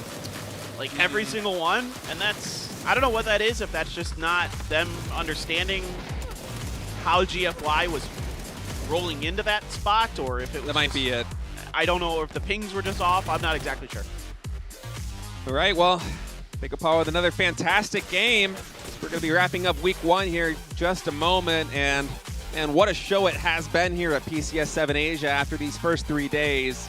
It's a very competitive field at the top of the ladder, and it's not all China this time. It's a competitive show, as we might even have Gen G here in first place, our first Korean interview with the winners. Yeah, it's been a really exciting event in that, we've seen so many different lead changes. We've seen so many different teams at the top. Everybody's having strong days. So, yeah, Begopod, 19 points. Ghibli, 17. Tai Lu doing a solid job in this one, finding a decent amount of kills. Zhao Yang having some good shots with AWM, picking up some points. New Happy continues to just be really consistent today. So I'm curious to see where the leaderboards are going to stand out. Gen G only 1 point in that one. So I think they're still in first, but yeah, you're right. It should be close, as a lot of these top teams did get up a handful of points here in this game. Begopod with 19, actually. But I think maybe our top 2 teams might be Korea. Yeah, you might be right about that. I didn't realize that Begopod actually had 9 kills in that game. 19 points is a pretty solid win, and they were already in 4th place, so we'll have to see exactly how the overall leaderboard shakes out, as Pio will be your match MVP. 4 kills, 511 damage, leading his team to victory yet again. He's pretty good. He is pretty good. Think about the beginning of this game when they saved him. Oh, that's all the way back. That was the same very match, beginning. It was. He was 2 ticks away from bleeding out, and it was the perfect storm of his teammates giving brilliant covering fire, running to up for the res, and New Happy coming in on the flank to actually give them a little bit of breathing room. And yeah, if that doesn't happen as quickly, totally different game. And yeah, Gen G going to be there in first place with 128 points. 2 points away from second. It's close, man. It's really close. It is stacked. The difference between rank 1 and rank 5 right now is only 26 points, and that's a tight lead. It is. I mean, 14 points from 4th to 1st. That's a win and 4 kills, so it is not far off. GFY is still very much in it. I'm telling you, anybody who's probably got 60 points right now can still pop off next week and be in the conversation. That's almost everybody in the lobby, too. Yeah. It's crazy how tight it's been. No one has really pulled ahead from the pack very much. I mean, the 7-point lead or 9-point lead is effectively nothing. And the fact that we have 8 teams that are effectively 30 points away is crazy. And guys, we're going to be going into an interview with our winners. Let's hear what they have to say. PCS 7 Asia Day 3. The winner is Gen G from Korea. We will have an interview with them today. Let's meet them now. Congratulations on your win, Gen G.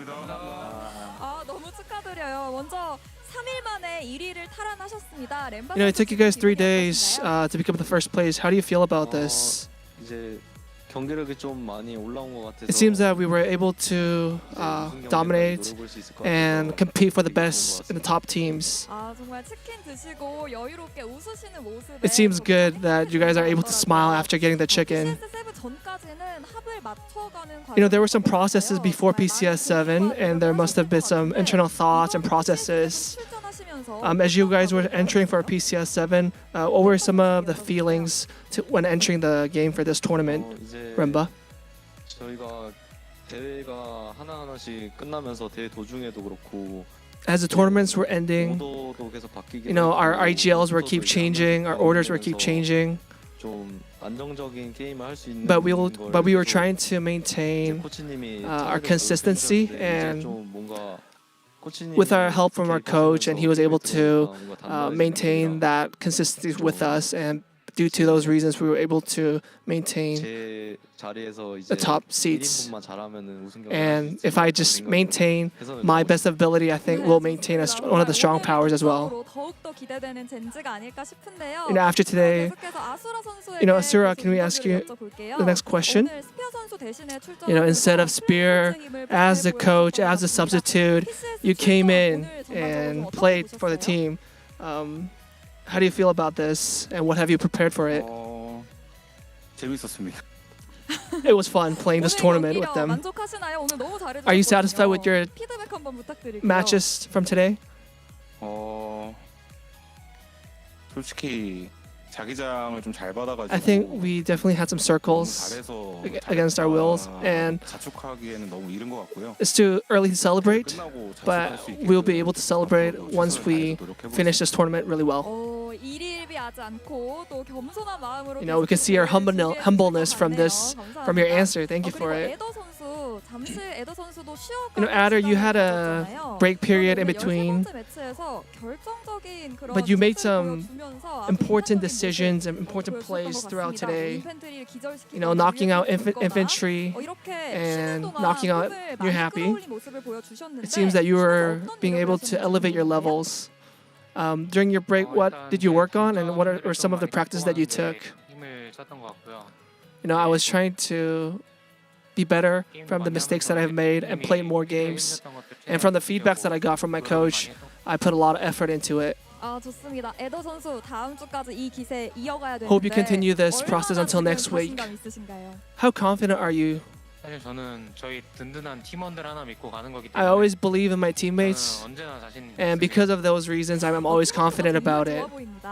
이노닉스 선수 그리고 어제 생일이셨잖아요. Inonix, we heard that it was your birthday yesterday. Happy birthday on your belated birthday. 오늘까지도 이노닉스 선수에게 또 좋은 생일 선물이 되지 And I hope 않았을까 this first place gives you a good birthday gift. You know, from today's games, you were very stable, and your plays were very stable. What were some internal comms that went on, and what were some of the calls that you made as the order, as the IGL of the team? 상길이 형이 오더를 맡았고요. For today, Asura took over, but I was able to perform and just frag out other teams. And from today's performances, I was more on the fragging part. 이제 팀원들의 역할을 분배하셨다고 말씀하셨는데 오늘 이노닉스 선수에게 가장 인상적인 장면이 있었다면 If you had to 어떤 게 select 기억에 a 남으세요? moment from today's matches, what would be the moment that you would choose? 한테는 생각은 안 나는데 Personally, I can't think of it right now. 야사 선수가 패트리콜도 오른쪽 두 명을 When Asura knocked out the two Pero players, I couldn't exactly see what was going on, but I was really glad that we were able to knock them out and just win that game against Petrica Road. 큰 희열을 느꼈던 것 같습니다. 이노닉스 선수 정말 드디어 대한민국의 젠지가 PCS 우승을 You know, 손에 잡을 Inonix, 수도 you 있을 know, 것 같다는 생각이 Korea 드는 might 것 finally 같은데요. be able to 다음 주 take 이번에 over 각오 한마디 부탁드릴게요. this PCS. Could you tell us how you're going to prepare for next week? 1주차가 지나고 지금은 1위의 자리에 있지만 You know, as the first week ended and we're still in first place, but the points are very tight. 지금 이 자리에 안주하지 않고 더 You know, we won't feel bad, but try our best and maintain this spot where we're at right now. And we'll practice more and more to maintain this. You know, in order to, hope to see you guys next week, this next Sunday at this time. 또 인터 with this interview. 바라도록 하겠습니다. 오늘 You know- 젠지 선수 너무 수고 많으셨고요. Good luck, 다시 한번 인터뷰 and thank you for the interview. 승리 축하드립니다. All right, 네. and that is going to be our first place team for the end of this week, and that's Gen G. And again, we've had 3 different teams being interviewed every day, so it's been just great. Still great. It's a great weekend. What else can I say? It's been a lot of fun. We've had first place changing hands so many times. It's a really tight race, and next weekend is going to be a blast. I cannot wait for it. These teams, especially in the top 8, they're so competitive. There's like a 30-point gap from 1st to 8th or something like that. It's just unbelievably tight. Yeah, it's great. It's going to be really, really exciting to see how this all wraps up. Who's going to make it to PGC? All those things still have yet to be found out. And there's also PCS Europe, I guess. You know, that's coming up soon. No, definitely tune in for that in a couple hours. That's going to do it for us today. We will see you guys next Friday, same time, same place, 7 p.m. Korean Standard Time. Make sure you join us for PCS 7 Asia. We'll see you then.